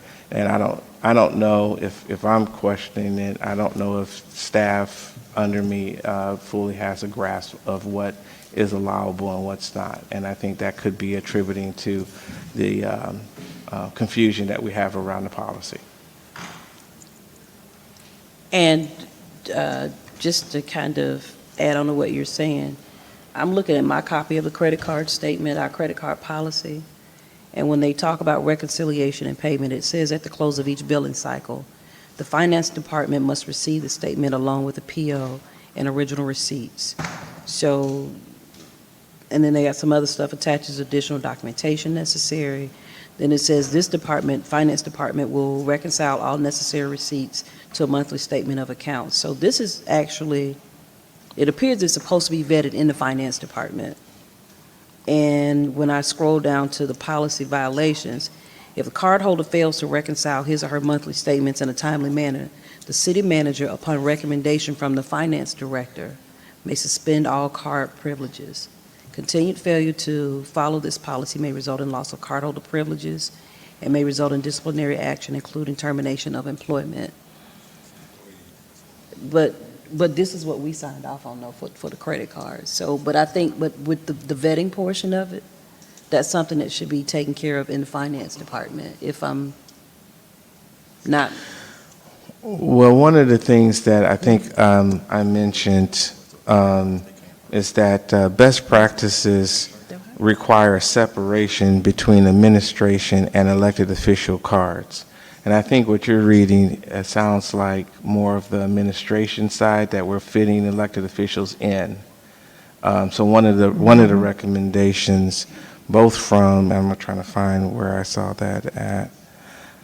Yeah, for GFOA and ICMA both say we should have separate policies for elected officials and a separate policy for administrative staff. Okay, so, and right now we're pretty much all operating under the same umbrella. Correct. And I think that's the challenge. You put staff in the middle. The city manager nor any other staff person supervises the mayor and council members. So if there is a you shouldn't do this and they say I'm gonna do it, that's not at the staff level. The council has to address that and the staff has to feel supported that there's a way to address it. So I think it's both and, like, yeah, it should be done operationally from a, verification, but if there is, I don't think that that is a staff level, even city manager call for mayor and council. That's something we got to do. Member Cummings? Oh, I'm Councilmember Shropshire? Thank you. And go back to the staple purchase. First of all, the city gets a communication budget, home office. And at the time, former Mayor Pittman will talk about that because she used hers to print newsletters. So you get a communication budget where you can actually purchase items that's related to council. Like if you need to print your receipt or you need to print the agenda, that's your budget, whether you are printing flyers to pass out in the community. That's your communication budget. So yes, you can purchase toner for your printer that you use as a council person. And I wasn't trying to single you out, Councilwoman. I was just saying that's a question that a policy debate should happen around because I'm not clear on it. That's all I was saying. I was just saying that could be one of those things that need to be cleared up in a policy because based on what I saw, travel and specific items related to like an event, those kind of incidentals is kind of a question from what I've seen in the policy. Now, when you say event, what? Like a city activity. City activity. Correct. So you're purchasing stuff for the city event that you're having. Correct. And I will also go to say this is a minority in cities. Most cities are able to do this without having any credit cards. And a lot of that time they make those requests of staff and staff just makes those purchases. So you would rather for staff to purchase all of the stuff that's needed for whatever event that's going on? Certainly that's how it works in other communities. So let me ask you this. So then is staff going to have the credit card limit to make those purchases? Because remember, they're 9 council members, and what staff is going to be designated to do that? I'm just saying the majority of cities make it work. So, but... And some of those are really premier communities. No. Will staff have the credit limit to do that? Because this body, and I'm going to give you a good example, in November, there's 2 turkey drives. So will staff have the capability and the credit limit to do that? The answer is yes. Okay, well then, if their credit limit is gonna be raised to do that, then that's fine. Can I just want to just also finish that this is prime for utilizing purchase orders. Like if you have advance notice, you But- purchase orders to make those type of But you can't. charges. Okay, but you can't do purchase orders to order from Amazon or to get those things. Well, I'm not going to go into the weeds of if Amazon has sole rights of every particular item that needs to be purchased. There might be multiple places that you can purchase, but I can certainly say you can use purchase orders to order off of things like Amazon. So you have to have, you can't do it in the last minute. You have to have advance notice so that you can make those appropriate purchases. We do it all the time. So then so each person is gonna get an account set up to do a purchase order? Because, I mean, I'm not familiar with a purchase order with Amazon. The only way I know you utilize Amazon is through a credit card. So I'm gonna look at Amazon to see if a purchase order can be done. If that's so, then, hey, that's fine. That works best. And if you're gonna utilize, if staff is gonna increase, if you're gonna increase their credit limit to accommodate or to do those things, then that's fine. And what staff will be designated? Because I know the city clerk handles council's items. So I'm gonna go to Councilmember Ziegler. I'm gonna make some comments, and then I'm gonna go to Councilmember Mitchell, because item number 8, I think, addresses a recommendation around this as well that we can segue into, and hopefully we'll get to at least, even if at all, if it's brief, discussion on the travel policy tonight as well. And then we have grievance and whistleblower policy and conflict of interest. Councilmember Ziegler. A couple things. The first thing, I know that, it sounds silly to talk about things like toner and things at Staples, but Staples is kind of a premier company. And there's normally a place, at least I would have the assumption that there's a place that government agency can go to buy office supplies cheaper. If we're not doing that, then we really need to explore something like that, especially with something like toner, because toner is very expensive. The other thing is that the clerk is not she is not an event planner. That is not her role. Her role is to be a city clerk, which is one of the most powerful positions in the city. And that is not to be an event planner. So we need to figure out how we're going to manage these events and things without her being the primary contact, because I feel like it's not a good use of her time, or it's really inappropriate. But when it comes to this, to the credit card policy, Amazon, it is a useful resource in times of emergencies, but it really should not be the first thing that we go to. Especially when we talk about things that happen at the same time every year, like turkey drives for Thanksgiving. We know that these things are coming up ahead of time.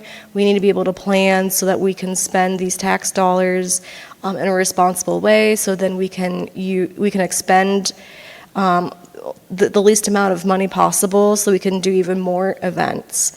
I shouldn't say more events, but we can do more things with the money.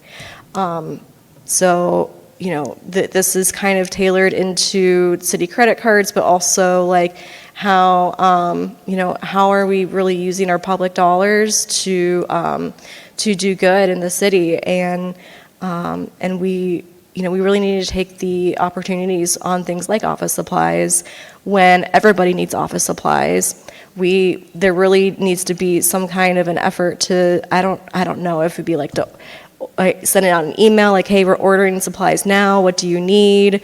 Something like that. I know that happens where I work. There's this mass email that goes out, what do you need, we're ordering right now, and you have until this deadline, or you're gonna miss out. And then that's how, we get the best price on things, because we order things in bulk. Yeah. So, thank you. So a couple things before I go to Councilmember Mitchell. If a moratorium is put in place, I'm not sure who's traveling to NLC next month, but that would create a challenge for hotels that have probably already been secured. I have worked in organizations with P cards. I worked in organizations with credit cards. I worked in organizations that paid for my travel before I got there. So I didn't need a card because it was already fully paid. There is often, when you stay in places though, incidental, like a charge per night, right? But like, I'm open to exploring all of it, but I feel that it's very important that staff not be put in the position to solely be the determiner of what should happen. Yes, for 95 plus percent of all of this, staff should be able to go through, check, verify if there's, a bar receipt or a restaurant receipt is provided. If it's not provided, staff calls the establishment to try to get a copy of the receipt based upon the credit card. I mean, they do it all the time, right? If that fails, then that needs to be brought to council, because we shouldn't be putting staff in this position to make a decision that this is quote-unquote abuse or misuse. They don't supervise us. They do not have any authority over mayor and council. So I think all of what has been shared is helpful. Thank you, Mr. Jones, but there's probably a hybrid of a number of these things, right? It shouldn't be something that should have to come to us. If we are spending an hour plus at every meeting talking about credit card, I mean, where's the public trust even in that, right? They should be available online. I said we should go back 10, 15 years, put all of them out there, like, fine, so people have access to it. But when we talk about a process that makes sure this works, we cannot put that on staff. It's not been working putting it on staff. It's not. So, I mean, something needs to be done to bridge those gaps. I know in previous either budget year or years, council approved allocation of funding that would amount to covering either a part-time staff person or a contractor to be able to work with council members individually to provide the support. Right now, if you go on I think it's on the city clerk, on the webpage for the city clerk for the city, it talks about being the support staff person, administrative person for council. But maybe that's too much, along with the other charter requirements of maintaining records and open records and all of those things. And I think that money is still in each council member's budget to be able to have additional support within your quote-unquote office for each ward to be able to help. And this could be one of the key things that, that person helps alleviate some of the manpower hours required to ensure that there is a process that operationally deals with 95% plus of all of this. But when there is an issue, the policy needs to make clear what gets brought to council so that everybody's aware that it's coming, right? And not that we're making one person or staff be responsible for that. Councilmember Mitchell. Is this the same item, or if not, I'll just wait till we go to next. You can go into, your item 8 deals with credit card. So I'm combining 6 and 8, and then, I don't know if we have a report from the city clerk. I think that's what Madam number 7 Deputy, is. Did you get a chance? I was going to pull it up on the screen. I'm not sure if you guys. So you're talking about the ordinance? Yeah. I'm talking about number 7. Uh-oh. That was supposed to be a report from Councilmember Atkins. This is a credit card payments, reimbursements, and reporting. And I think you were expecting some kind of report or information to be compiled for this item? Yeah, there Had was, the two travel together? yes, so there was, and I did want it to be discussed with the credit card policy, but there were questions about, as I mentioned before, we've got budgeted items for each of the council members, and what is the process for managing that? I also had a few questions about currently, what are our limits on credit cards? I have seen my own statement that has a limit of 4,000. I've seen my statement that has a limit of 5,000. I've heard of other statements where the limits are greater. So just wanted to know, what is our policy around that? How are we managing that? How are we managing against our various individual budgets to make sure that we are staying within what this body has approved for our spending? So I think, what was, you wanted some kind of information that, for the clerk to compile, right? Was it the spreadsheet? It was something. I think you were referring to some type of reconciliation spreadsheet or accounting Yes. of some sort. If I recall, Keisha said she had something like that, and she was going to present it.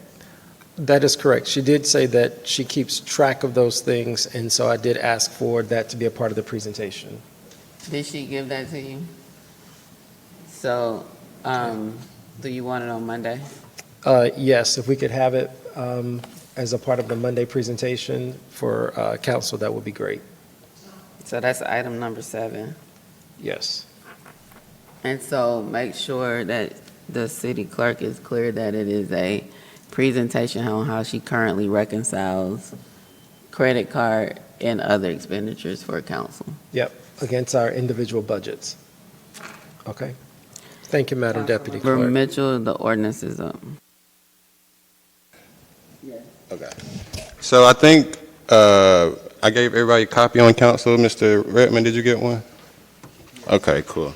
All right, so this is an ordinance to establish a transparency and financial oversight policy for mayor and council expenditures and to form the council expenditure oversight committee.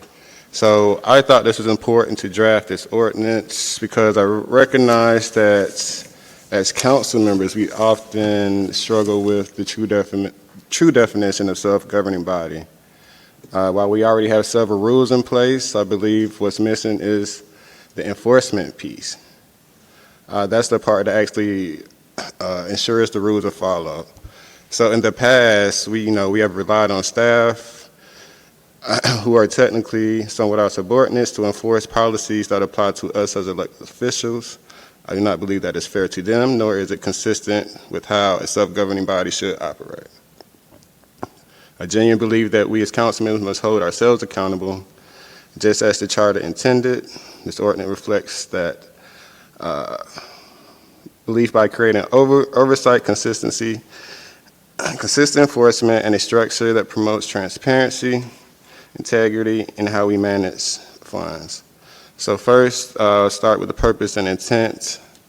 So this ordinance reinforces our commitment to transparency, accountability, and ethical spending of taxpayer dollars. It ensures that every dollar spent by the mayor and council is properly documented, reviewed, and justified. The goal is to protect the integrity of our government and rebuild trust, rebuild public trust.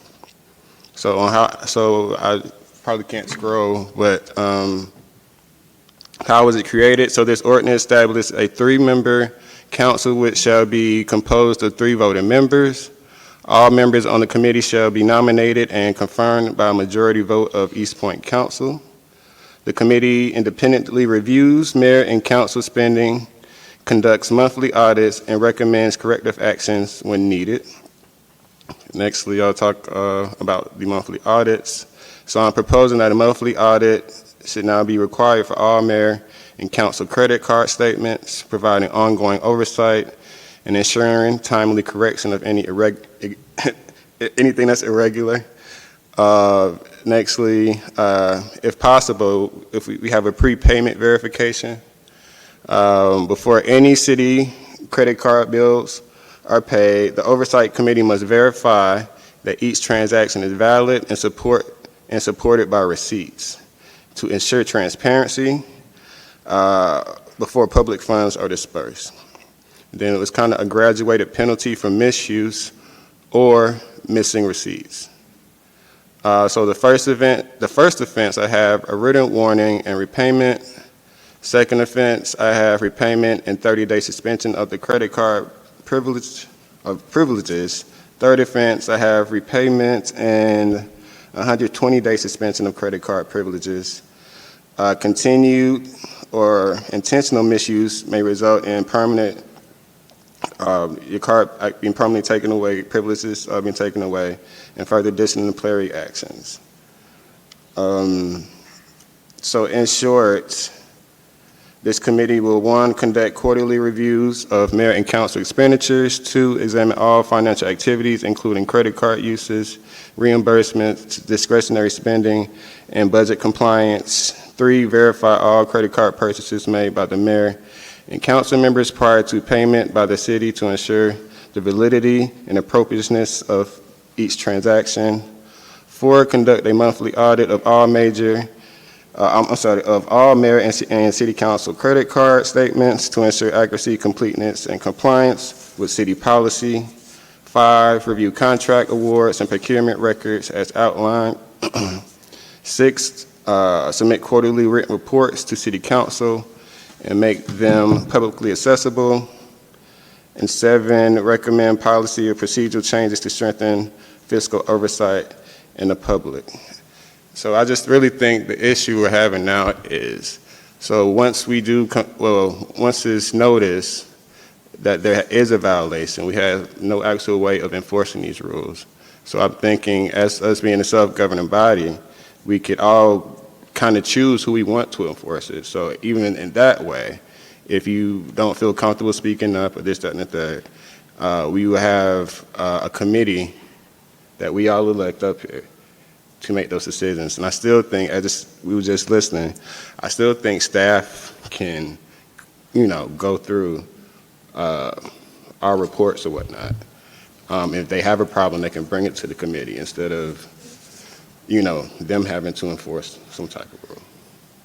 So I can see we can use both. But yeah, so I think you have it in front of you. This is my second draft, so I look forward to y'all comments. Councilmember Act. Yes. Thank you, Madam Mayor, and thank you, Councilmember Mitchell. There are a ton of nuggets in here that I really like about this in terms of creating guardrails for this body and for expenditures overall. I have a few questions for clarification and then some recommendations. So for Section 1 purpose, and this would be the same question for Section 1 and Section 2, the phrase regular review, I think could be general. So are you looking for monthly reviews, quarterly reviews? I think that it would be best to be more specific because regular reviews to one person could mean something completely different to another person. So those are my questions about Sections 1 and 2. Section 3, second paragraph, it speaks to those individuals with whom the committee may consult, and the city manager is not listed in that. Was that an oversight or was that intentional? Hold on. It says the committee may consult what with the, Section 3, A, second paragraph. Oh, I'm sorry. Says the committee may consult with the East Point Finance Director, City Attorney, or external, but it completely leaves out the city manager. Gotcha. Okay. I was going to say for the first one, if you look Section C, number 4, I think it clarifies, it says conduct a monthly audit of all mayor. I know it might be a little broad in the purpose, but it's number 4. Okay. Or deal with sole source. Okay, so number 3C, number 4. Conduct a monthly audit of all mayor council members. Okay. Okay. So that is what the regular review would, in essence, mean monthly? Yeah.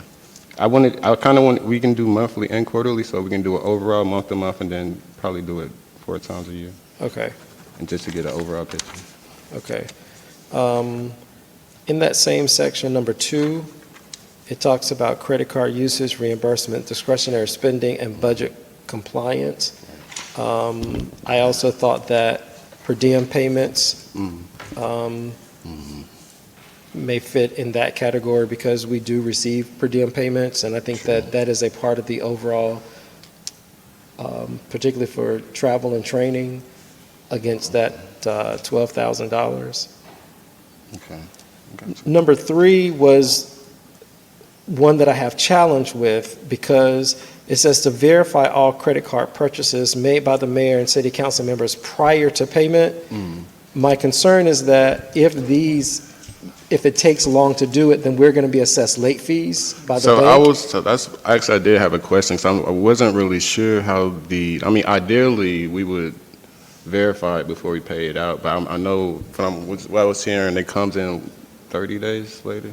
Right, but what I'm saying is that if you're creating a body, then you're going to have a quorum. So if there are times you don't have quorums, then we're going to have late fees and interest charges. So that's the challenge that I have with number 3, is that if we have to do this, if the committee has to do it every month and for some reason they don't have a quorum or they don't meet, then non-payment of the bill will result in late fees and interest charges. So I think that's probably one of the biggest issues, is that things are getting paid out anyway, so it might be more advantageous to take that hit than pay out all this stuff. I mean, I take a hit, but however that could be structured. But I think the issue is now that we're paying this stuff out before it's verified. And if there is a way to verify whatever that process may look like, but just paying out stuff, because like you said, what if it's a illegal purchase or something like that? And then, but I think that's one of the major problems with all of this is once we see it, it's like, well, who paid for that, or who paid it out, or, you know what I mean? If we can somehow come up with a formula to verify before it actually gets paid, I think that's probably one of the biggest strategies in all of this. But I'm open. Yeah, that was just one I think that we probably need to work on a little more, because I don't want to adopt a policy that's going to put us in position to incur costs, because those are taxpayer dollars also, late fees and interest charges. And for number 4, and this may be a question for Madam Attorney, it talks about city policy, but I was thinking that maybe it should state city and state policy, because I know the state has some regulations around the use of funds related to credit card expenditures.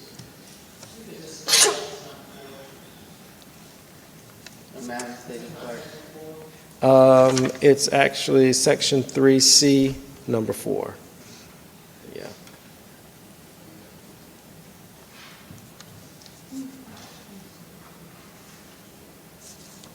Right now. Yeah. I think it's city, state, federal policy. City, state, federal policy. Regulations and laws, including all levels of government would be added. Okay. Yeah. So that's what, and then a part of this here is the conduct. So when we use the term audit, I think, are you using the term loosely? Because I would think an audit, for these purposes, I always think of professional auditors, right?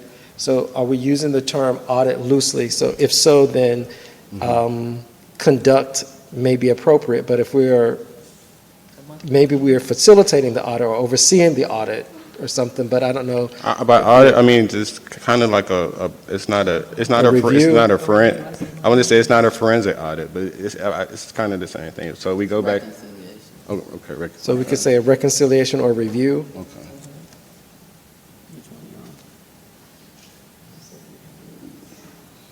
Which one is this? Yeah, as the maker of the ordinance, I'm okay with either reconciliation or review, but when I hear audit, I think of like professionals who would do that. I mean, it's, No, oh, I'm sorry, it's still number 4. It's the very first word, conduct. right. Because what I'm saying is that, is this body, if we're not a body that has a professional auditor on it, are we really conducting the audit? Or are we overseeing it, facilitating, or initiating it? Would that include payment to reconcile? So I know, I mean, when I say audit, it's basically, it's like, there's different levels to, audit means I'm going back through and, No, I think you mean reconciliation. okay, that's fine with me, that's Payment fine. and charging payment. But we're not making payments though. Okay, go ahead. Okay. And then the only other question that I had is section 7. It talks about, this is about penalization, that the process shall be referred to the city attorney or the city manager for corrective action, which may include reimbursement, administrative discipline, or referral to law enforcement. I don't think that as a legislative body that the city attorney or the city manager can levy discipline or administrative discipline on us. I would say, so say if somebody gets their card suspended, right? So I can't go suspend the card, I would say. I guess once we come to an agreement, this is how I was envisioning it, then we might have to, well, say if a law was broken that maybe we needed, I don't know. But I think it would take an administrative action to like actually suspend the card. Did that make sense? After a vote of council. After a vote of council, right. That's kind of what I was envisioning with that. Okay. So I think that, yes, we would have to put that because they wouldn't be able to discipline us. Okay. So maybe administrative, hold on. Okay. Those are all my comments, but I definitely love the tone and tenor and the intent of it, and thank you so much for working on this. No worries, my pleasure. I yield. Councilmember Stratford. Thank you. Who's going to be on the committee? So that would be voted on by all council members. Is it council members? Is it Yeah, I mean, so it would be three council members, so. 3 council members and the mayor? Like all standing committees? No, 3 council members. We need an odd number. And then, yeah, like all committees. So would it be like the standing committees now? Sure. No, it can. So let's take like budget and finance, right? It's 4. So. Me, you, Carrie, and the mayor. Okay. Every committee has, We didn't vote on the mayor. Okay. And the mayor doesn't, I mean, we can go down this road too. See, I mean, so the mayor's going to be on every committee, correct? and that's my point. So it's going to be 4. Okay, excuse me. So we need an odd number. And we let the council choose. This is how I'm envisioning it. Okay, so say if it's 4 and we disagree on something. We're gonna have a 2-2 tie. Yeah. Well, this is what I'm saying. We need an odd number. I envision this with an odd number. No, it should be in keeping with what the standard committees are now. Because it might be 2 people who have already met and decided, and here again, you have undue process. So it should, if you're gonna have a committee, it should be. That's fine. 4, Well, so voting members, how about that? I think that matters. We have to have 3 voting members and the mayor wants to be on there, that's fine. It's not if the mayor wants I to don't- be on there. That's what I'm saying. This is the policy. This is already in place. If you're gonna have a committee, it should follow what the committees already are. That's fine. Well, we have 3 voting members. I think I have that. So, okay, so who set the guidelines What do you mean? for voting? Wow. Because even though, let's say the mayor is a voting person as well. She's usually not. On the committee. She's not on the committee. Oh, you? Currently, I the don't see- committee is made, the members are appointed by the mayor serves on the committees and votes, and there takes quorum to have a meeting, which is 3 people.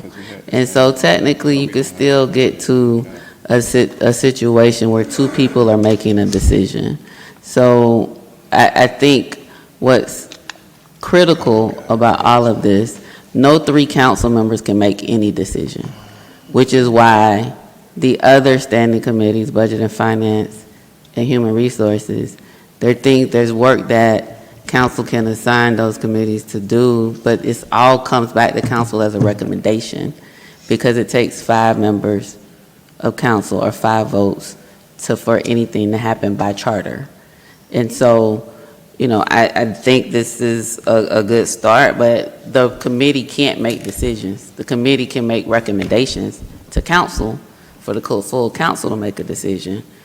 So, whether it's 3 or 4, it can come to council, because ultimately council is going to have to make a decision. The committee can only make recommendations. Gotcha. I think it's pretty much like half in one hand, half in the other. Like, ultimately, it's coming to everybody. Cool. So that's even better because it does take the pressure off the staff, I would say, to even bring it up, and then we can let everybody decide. So you can't say it's biased. So basically, this would be, this would need to be changed to committee, bringing recommendations back to the full body of council, because that's correct. No committee can vote because it takes 5 votes. Yeah, okay, that makes sense. So instead of so then the question is, Mayor, are the other committees ordinances or policies? Ordinances.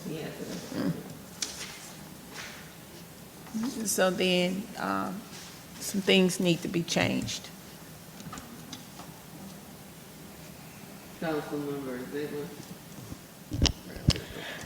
Yes, thank you. So, my comments were a smattering of who's on this committee, because it wasn't really clear that that it was going to be council members.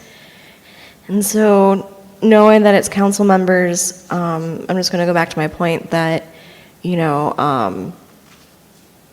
there have been times when council may not have the public interest at heart.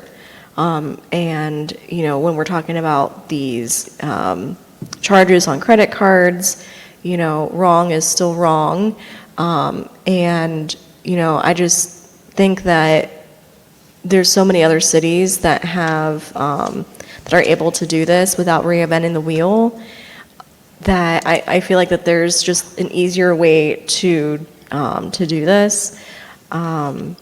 When we were discussing this last year, I know me and a few others had called other cities, and they were just saying that their clerk does it, or their finance department does it, or an internal auditor does it. There are ways to make this happen without making it overly complicated. And we really don't have to reinvent the wheel in order to make this happen. I do appreciate the time and effort taken to think this through, but I think that when you're dealing with a body that is political and you're trying to make decisions that are really cut and dry, but you're having the body that is political try and make these decisions.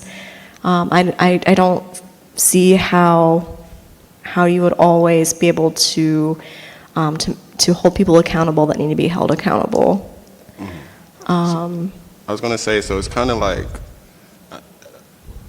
the ethics boards, right? So so everything is political. This is a political body. So everybody appoints somebody to the ethics board. It's really the same problem, except the ethics board can't really enforce anything. The only people that can enforce any type of rule or any type of repercussion will have to be a council member. That's the issue that we're running into now. We have everybody making these recommendations and nothing's getting done. So I think ultimately, this is a start to, at least, because we're supposed to be a self-governing body. It's not, I'm going to let this other body govern us, because they can't really enforce anything. So I think I mean, I've been taking notes, so I think ultimately we have to vote on stuff anyway. It's always going to be political. Every decision we make is going to be, takes a vote of council for anything to pass. I don't see why this would be any different. The thing I did know earlier is the three people who initially wanted to be on the council, be on this committee, would have to bring it back to council for a vote. I really don't see any way around that.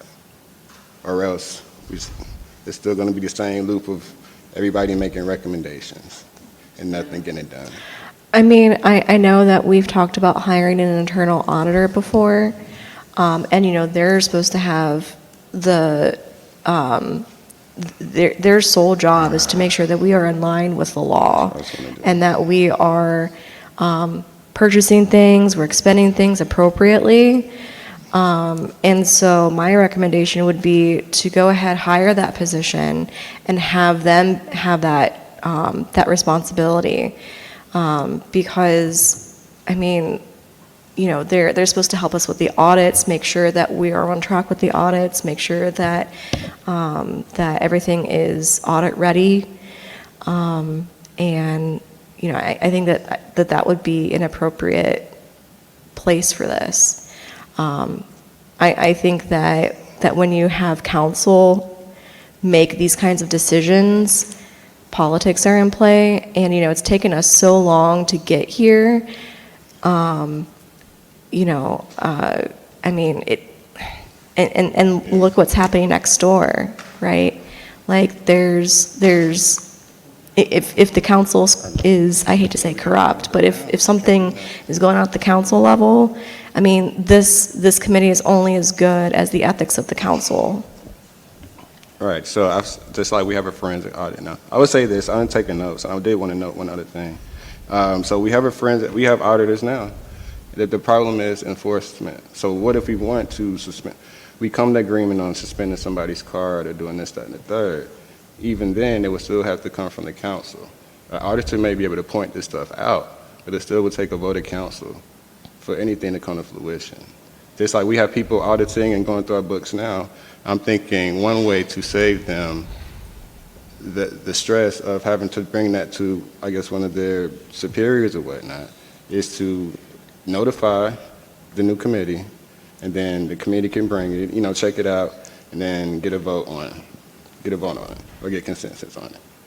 Either way, I don't see us enforcing any rules going around us not having a vote of council.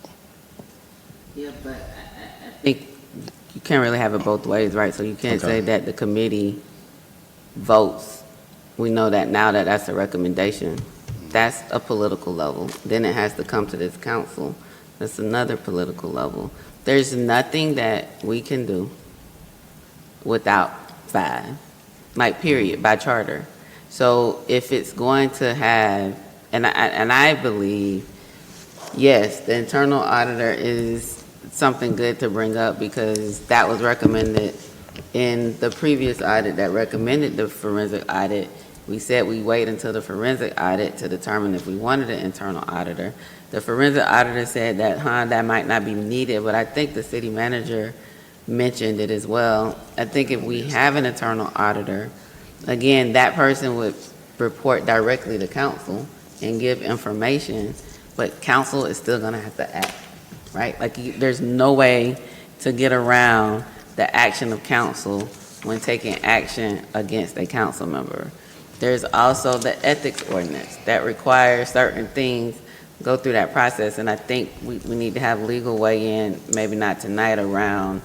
I don't think that our ethics ordinance would prevent, like, dealing with credit card violations, right? Because that's just taking away the credit card. It's not like dealing with a person's service on council or things of that nature. But there's no way to get around coming to this body, and if we try to get around it by putting that responsibility on staff, that is too much for any staff member to shoulder. It's way too much. I mean, even the city manager to shoulder. The city manager, all 9 of us are his supervisors. So to put the city manager in the position to make a decision about a council member without bringing that to this full council, whether it's for informational purposes or whatever, I think that's just too much for any one person to shoulder, and it opens itself up to even more politics by putting it on staff members who are not in these elected positions. Councilmember Ziegler? Okay, then I don't know, because, I mean, if you take someone who spent $30,000, $50,000, I don't know, $100,000 on Amazon with no receipt, we would have to have someone, we would have to bring that to council and have 5 votes to do an investigation on it, or like, you know, that just is really frustrating because, I mean, there's certain things that need to be investigated. But so, to your point, the charter can be amended. That also requires 5 votes of council. It also, to even start the process, whether it's home rule or whether it's going to be through local legislation from the General Assembly, they generally require a resolution from council that has to be approved by majority. So I hear you, and I'm not disagreeing with what you're saying, but the, you know, rules, the laws, the things in which we operate in require certain things to happen, right? But to the point of investigation, or if those are things we want to look at that are currently in our charter, we can do that. I'm not saying don't do it as we're trying to explore options, but those are the confines in which we work. We have an ethics ordinance. The ethics ordinance can be amended easier than the charter, right? Even with home rule, you still have to have, I think it's like public hearings, there's still a process. That's a little more lengthy than amending the ordinance. So it's all of the things that we're talking about to try to come to the end result of ensuring there's checks and balances around credit card spending that doesn't happen annually or later, that it should happen more in connection with time in the event that receipts have to be obtained from vendors, right? Like, so that we can get what we need from a record-keeping perspective as the city, to have that information in its best form as we can have, regardless of whether the person provides it or not, right? Because there's still a record-keeping function. So I'm not necessarily disagreeing with anyone. I'm just saying the space in which we work, there are things that we can do. I mean, to your point, we already have Budget and Finance Committee, right? You know, this is something that technically could be there because it still has to come back to council at a committee level. We don't have a committee form of government. Our charter, you know, we're not like Atlanta, but Atlanta also has 15 council members. So you're talking about, you know, 7 people or whatever versus 3 trying to make a decision for the entire body. But I think we do need to talk about these things and figure out like how we get to the appropriate checks and balances that brings this to our attention. I think one of the things about enforcement is we only find out through audits or if things happen, right? Like if something is, if we get information, we create a process that provides information more timely, monthly, quarterly, whatever that is, there's a way to deal with it. You know, my assumption was everybody's providing receipts. I provide mine. But I'm not also going to the city clerk every month to be like, did everybody provide receipts? Because the city clerk gets paid to make sure we follow, you know what I mean? We follow the processes, I think but that's needed. Yeah. you know, things happen. And I think we're here in the things happen, and so now we need to build processes.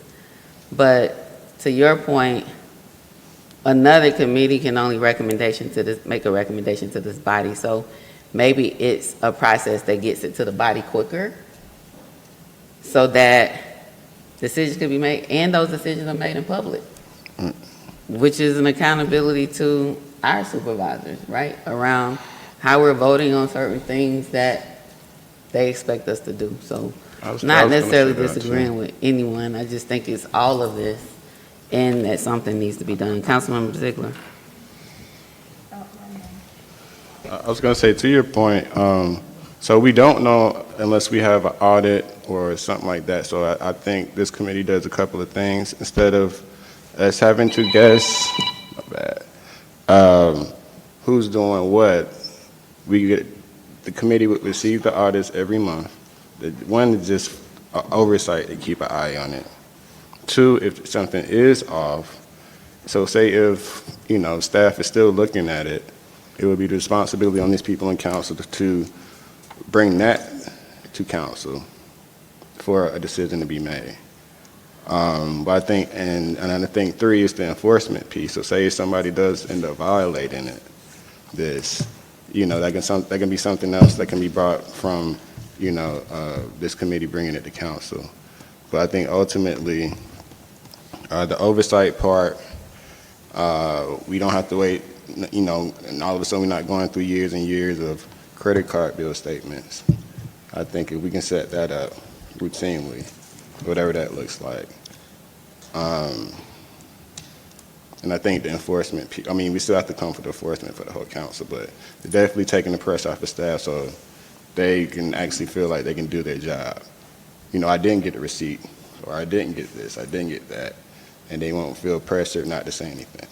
And it goes months and months without. So it's a working document, but these are all good suggestions, so thank you.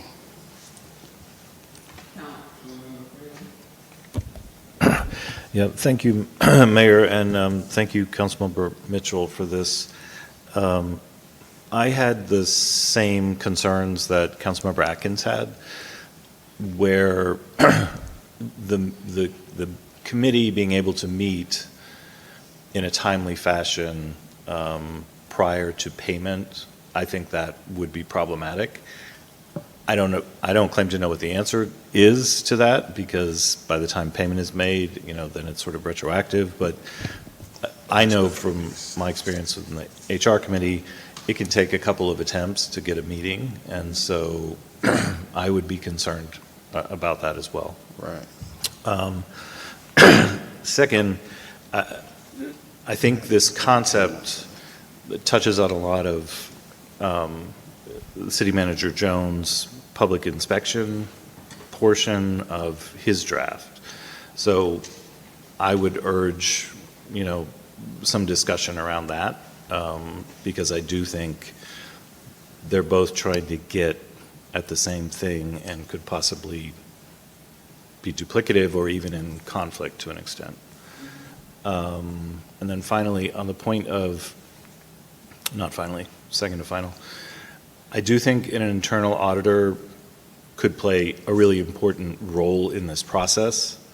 So I don't think, to your point, throw the baby out with the bathwater, but I think an internal auditor certainly would be a critical role. And then finally, just not specific to this draft ordinance, but to the issue as a whole. I think, yes, the misuse of the missing receipt form is egregious, and the fact that the vast majority of charges do not have receipts is egregious. I don't think the receipt, though, is even the full story. You can have a restaurant receipt and hand it in, but why did you go to that restaurant and spend $200?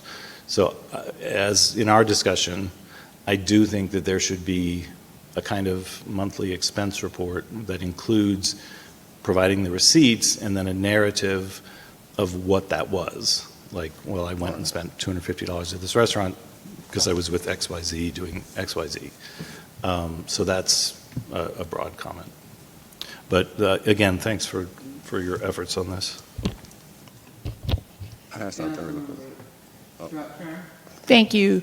And I'm going to say, I do remember having the conversation when Yeah, you gotta have like an agenda. this question came up about we do need an auditor that reports to council. And I think we looked at it or put the scope of, did we ever put the? No, we tabled it until after the forensic audit. I think we did initially look at the scope. Yeah. And whether or not it required a charter amendment, and it doesn't, and then we tabled it until after the forensic audit, and then it came up. I think that's something that we probably need to bring back and do, because, like you said, no committee could do anything without a vote of council. So maybe if we get the auditor, that could kind of work out, and they report directly to mayor and council.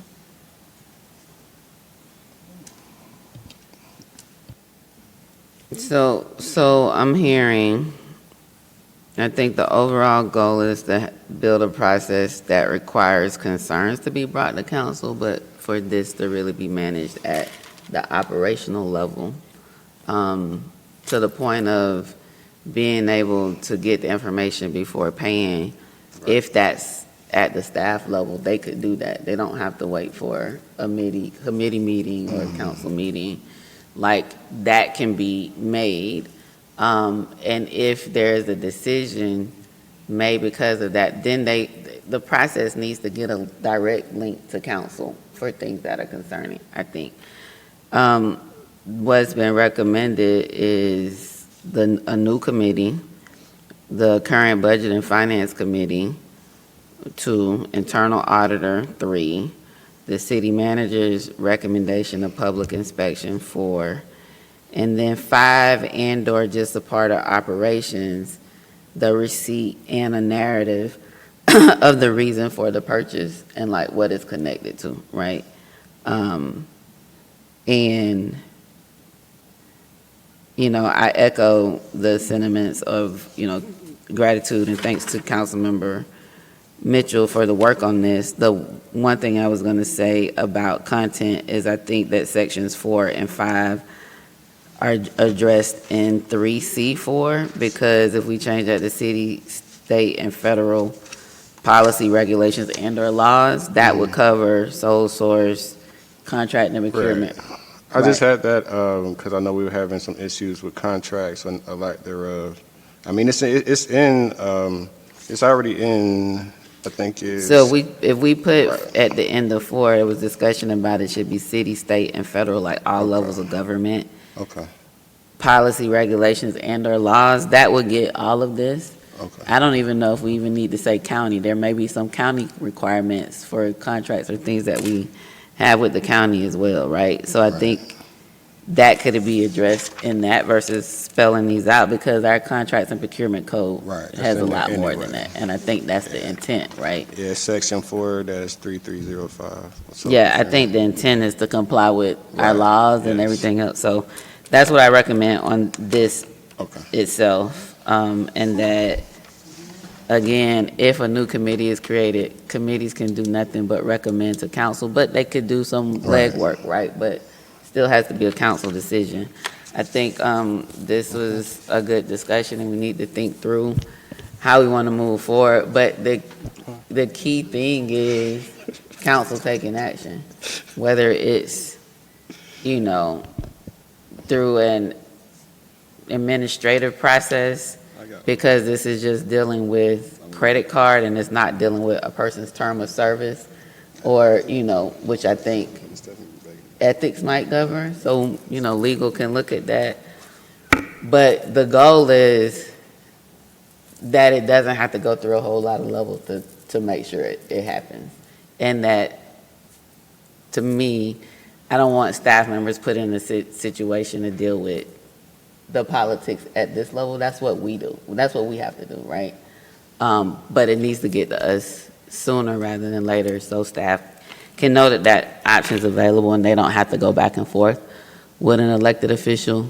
They can do their job, bring it to us, and it's on us to make that decision in a public meeting, on the record, for accountability to our supervisors, the residents of East Point. So Councilmember Mitchell, again, I think this is a good discussion. Sounds like we probably need to at least put it on November work session, because there's just a lot to think about and consider.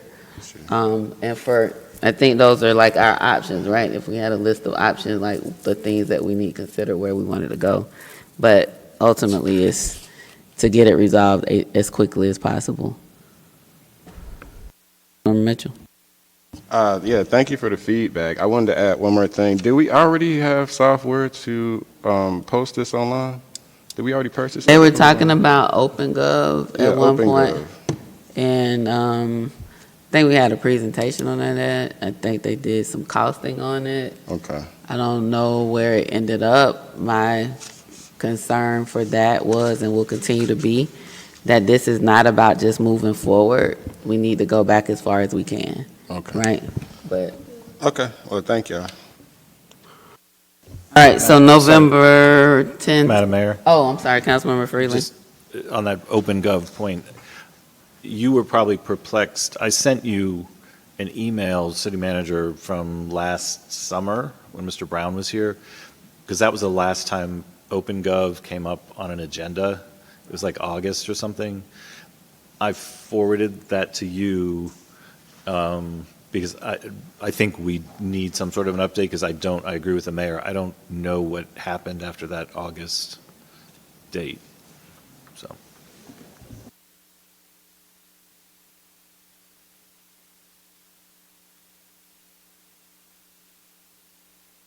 I believe you have a presentation for us on travel policy. You've been very patient.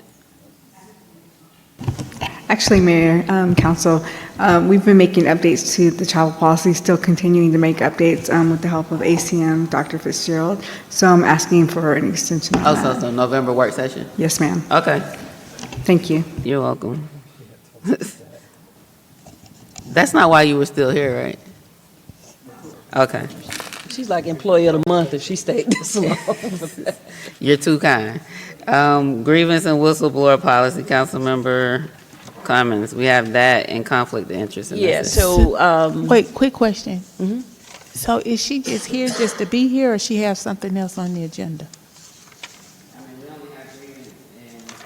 Whistleblower policy, but it seems like the city manager, deputy city manager, and assistant city manager, we had the interim finance director, and we had the water resource director. I don't think she has anything else either, so they might just be hanging out with us. Okay, all right. And our men and women in blue. Okay. So, Exactly. They love spending time. They look forward to Mondays. The Don't first, we second, all? and third Monday. Councilmember Cummings. thank you, Madam Mayor. So I'm going to put all these together in one little thing, and I'll make a statement afterwards. So the purpose of the grievance policy is going to be to provide employees with a formal and fair process for raising their concerns, disputes, or complaints about workplace issues, management decisions, or violations of the policy. Our whistleblower is to protect employees who report any type of misconduct, fraud, waste, abuse, or unethical behavior within the city operations. And the conflict of interest policy is basically to ensure that the city officials and employees act in the best interest of the public and not for personal financial gain. So I had these, the grievance and the whistleblower policy kind of shored up what we already have, what the city currently has. And the conflict of interest, that came from one of the recommendations from the forensic audit, that we didn't have a true conflict of interest policy in place. I do know we have some things, but this kind of brings it all home. Yeah, it's in a charter, but just. There are 1, 2, 3, 4, 5, 6, 7, 8, 9, 10, at least sections of there's our sections, but- ordinance that deal with conflict of interest. Yeah, they're sections, but just kind of just written out kind of policy. So bringing it, well, if not, we'll just say it's shoring that up as well. So they're both, all three of those are currently in the office of the city manager and the city attorney for their vetting and their legal opinion on it. I did send copies to everyone on council to kind of look through, and just if you needed to make some, if you wanted to add something to it or no. And then once we kind of do that, we can sort of bring it all together and see if council would like to discuss it and make them some official policies. So until we kind of get feedback from everybody and get it back from the city attorney and the city manager's office, we can, so I guess we'll move it to Work session. November. Yeah. But I do want to get it moving, especially, because, I mean, even like, I'm sure everybody got this anonymous letter about Oh, what's I going haven't on. seen Yeah, it, so somebody, they I see them on other people's desks. But, just so that we can have a process or something in place. No, and I agree with you. I mean, we talked about the grievance and whistleblower, like, we've been year talking ago. about that for a long Yeah. time. The conflict of interest, though, it's in our ethics ordinance. Our ordinances have more weight than a policy. And a policy can't conflict with the ordinances. And so I understand, and I'm unclear how the forensic auditor didn't do a search on Muni Code for conflict of interest and pull up all of these sections. I'm not sure, but it's in the ethics ordinance, in a number of places.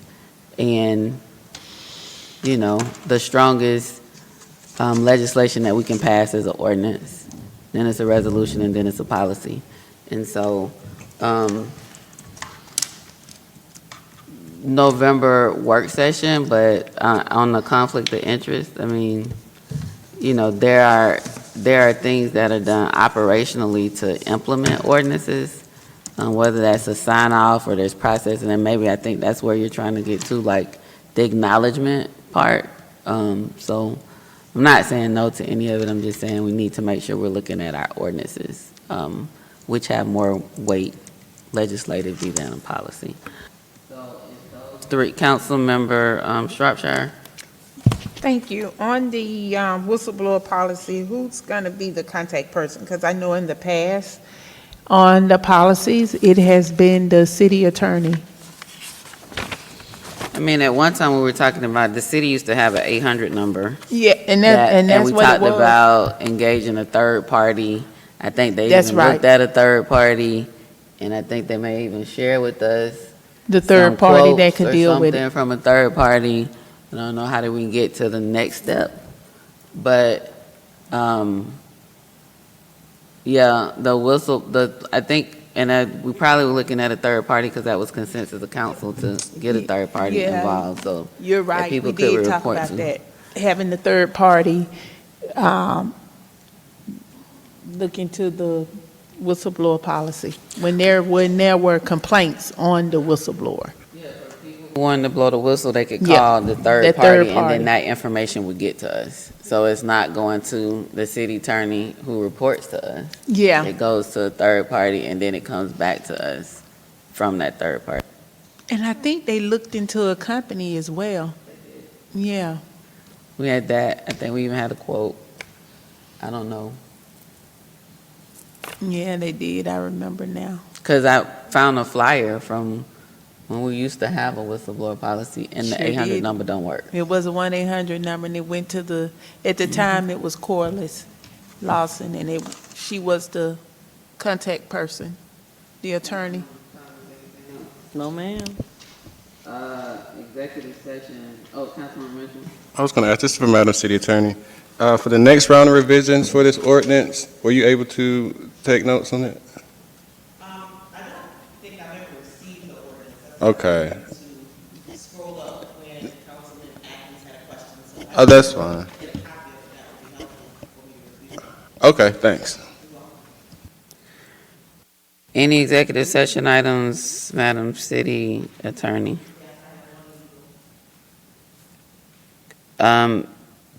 City Manager, None this evening, thank you. Council, any executive sessions?